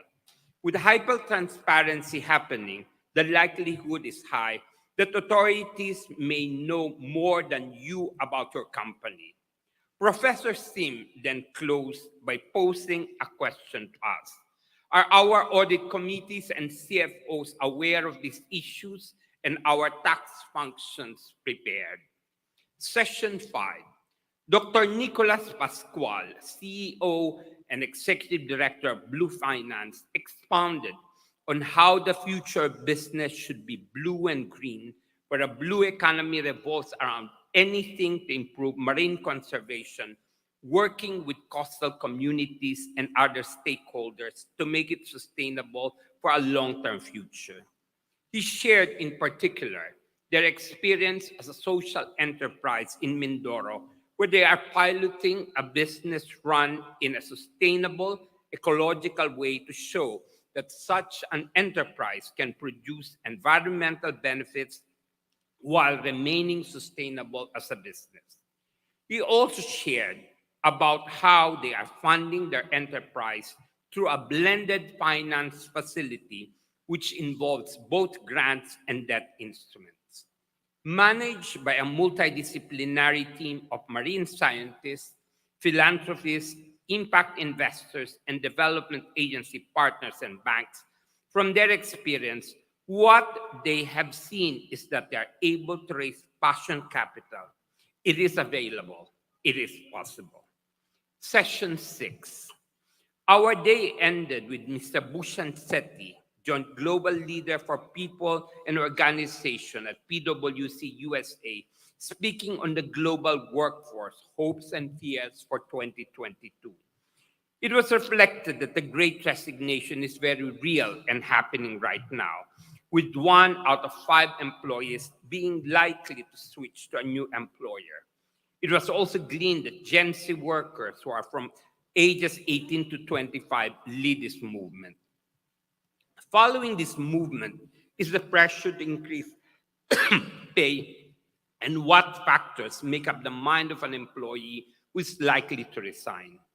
In this in-between world, that we currently function in, it is important to pay, but also purpose and authenticity if we want to attract the best talent and retain them. We also touch on empowerment and skills, political and social issues in the workplace, the demand for transparency, and the future of hybrid work in this in-between world that we are in. These points tell us where we can put our focus for the next few years, because while the pandemic has slowed down, its effects, whether physical, mental, or emotional, are here to stay, whether it be in our business, our employees, or the culture in general. While you think that businesses used to be black and white, where work is within the 4 walls of a tall building in the metro, you'll now find that these lines have been blurred. Work no longer exists in one place. The existence of cloud networks and a shift in the mindset of workers have brought us to an in-between world where everyone is flexible, adaptable, and prone to change. Final synthesis. To recap, here are the key takeaways from all the interesting discussions that we've had all day. The hybrid work setup is the future and will be here to stay. Being proactive over being reactionary ensures business resilience. Globally, there is a stagnating to downward trend for capital markets following the pandemic. In the Philippines, policymakers have a big role to play to help deepen the local capital market. The taxation landscape is changing. Are your audit committee members and CFOs aware of these issues and your tax functions prepared? Blue finance is passion capital and it is available. It can be raised. The pandemic has forced major changes in the ways of working. Our speakers and guests have all spoken about how to best approach and win in a challenging landscape that none of us have explored. I guess all we have to do now is ride the wave of change and hope for the better. Once again, thank you all so much for such an enriching and inspirational day. We hope that we all thrive in this in-between world full of new and exciting possibilities. Thank you and have a great day, everyone. Thank you, Mr. Del Mundo. Ladies and gentlemen, the grand prizes are now being flashed on screen.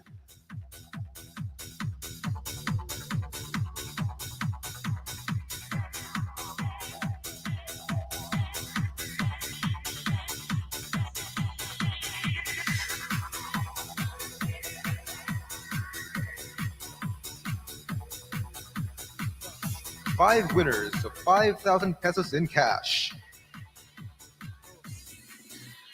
2 winners of an overnight stay in a 2-bedroom premier suite with buffet breakfast for 2 in Bellevue, Manila.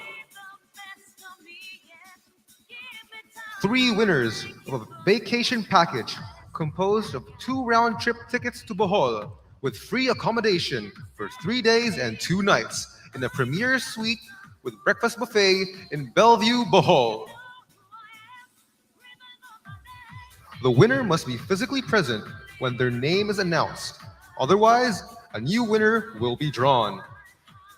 If not done yet, please submit to the waiters or MAP staff your accomplished feedback form, which will serve as your raffle stub for inclusion in the Tambiolo. Ladies and gentlemen, please welcome our raffle master, Dr. Donald Lim. Okay. I don't know if all of you stayed because you're waiting for Junie's closing summary, or is it really just for the raffle? But, okay, so I know you all missed me for the past 2 years, so I'm back again. And very straightforward yung raffle natin today. Okay? So we will be giving out 5 winners of 5,000 cash, 2 winners of overnight stay in Bellevue, and 3 winners of Bellevue, Manila, and then 3 winners Bellevue, Bohol. Wala na si Press Babes. As Mr. Juni na lang, our co-chair, to get 5 winners, 5,000 cash. Okay? Pambayad ng parking, sakto, 5,000. So, full day kayo nandito.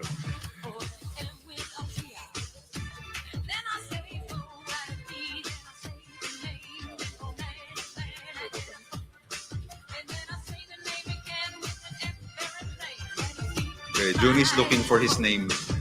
Yan na.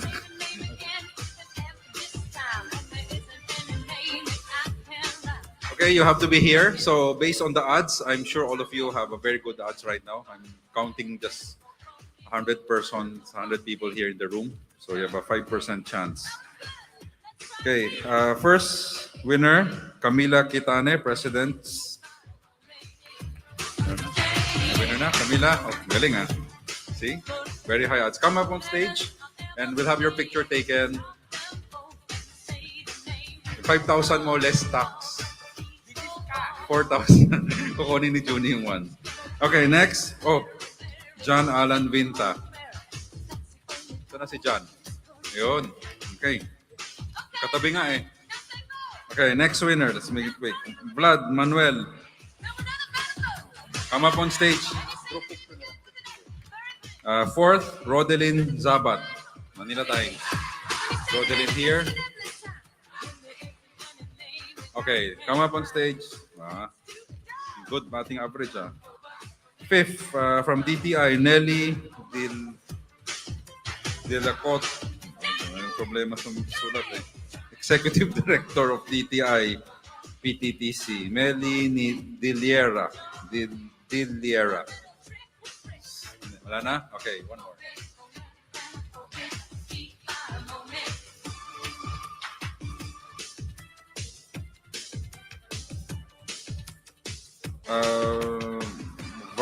Valerie Pama, Sun Life.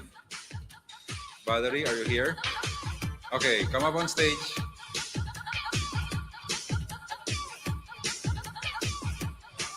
Okay, yan si Valerie.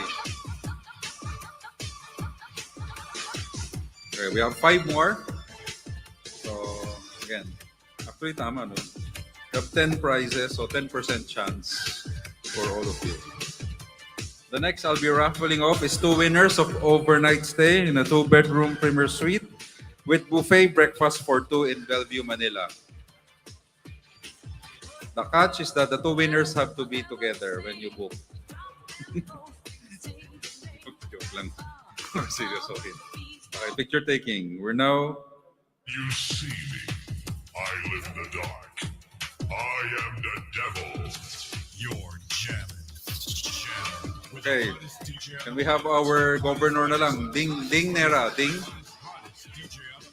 can you... Ano si Ding? Si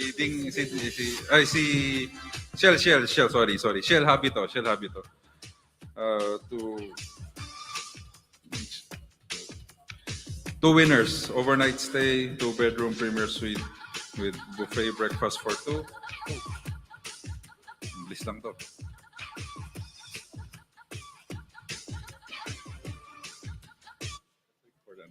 Okay, first winner, Jules Gerald Arceo, FEU. Are you here? Wow, okay.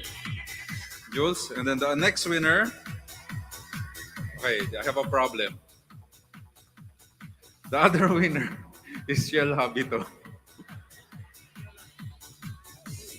Okay. You don't have to. Tell me what you Shell and Jules will have to go together and have their overnight stay in a 2-bedroom suite in Bellevue, Manila. Okay. Wait. Sa akin pa. Wait.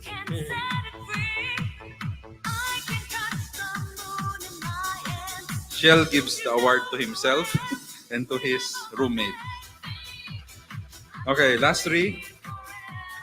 I'll have our... Thank you, Shell and Jules. Okay, let's have our chairperson, Alma, to draw the final 3 winners.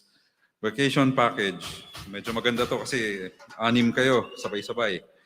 Composed of 2 round-trip tickets to Bohol with free accommodations for 3 days and 2 nights.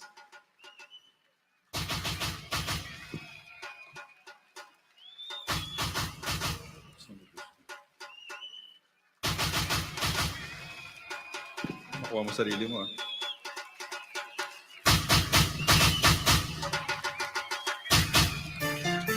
First, ito talaga laging nananalo. Hindi ko mag-gets paano nga ginagawa. First winner, Ebot Tan. Alam mo, every year ka na, ha? Diba? Every year. Second winner, Melissa Monico, Business World. Are you here?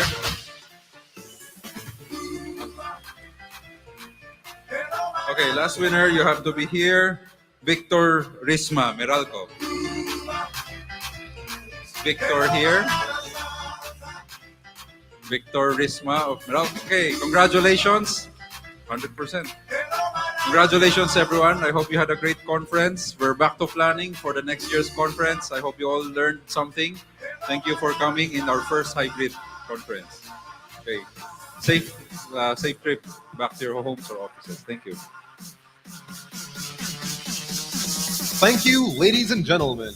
See you next year for the September 12 MAP International CEO Conference 2023.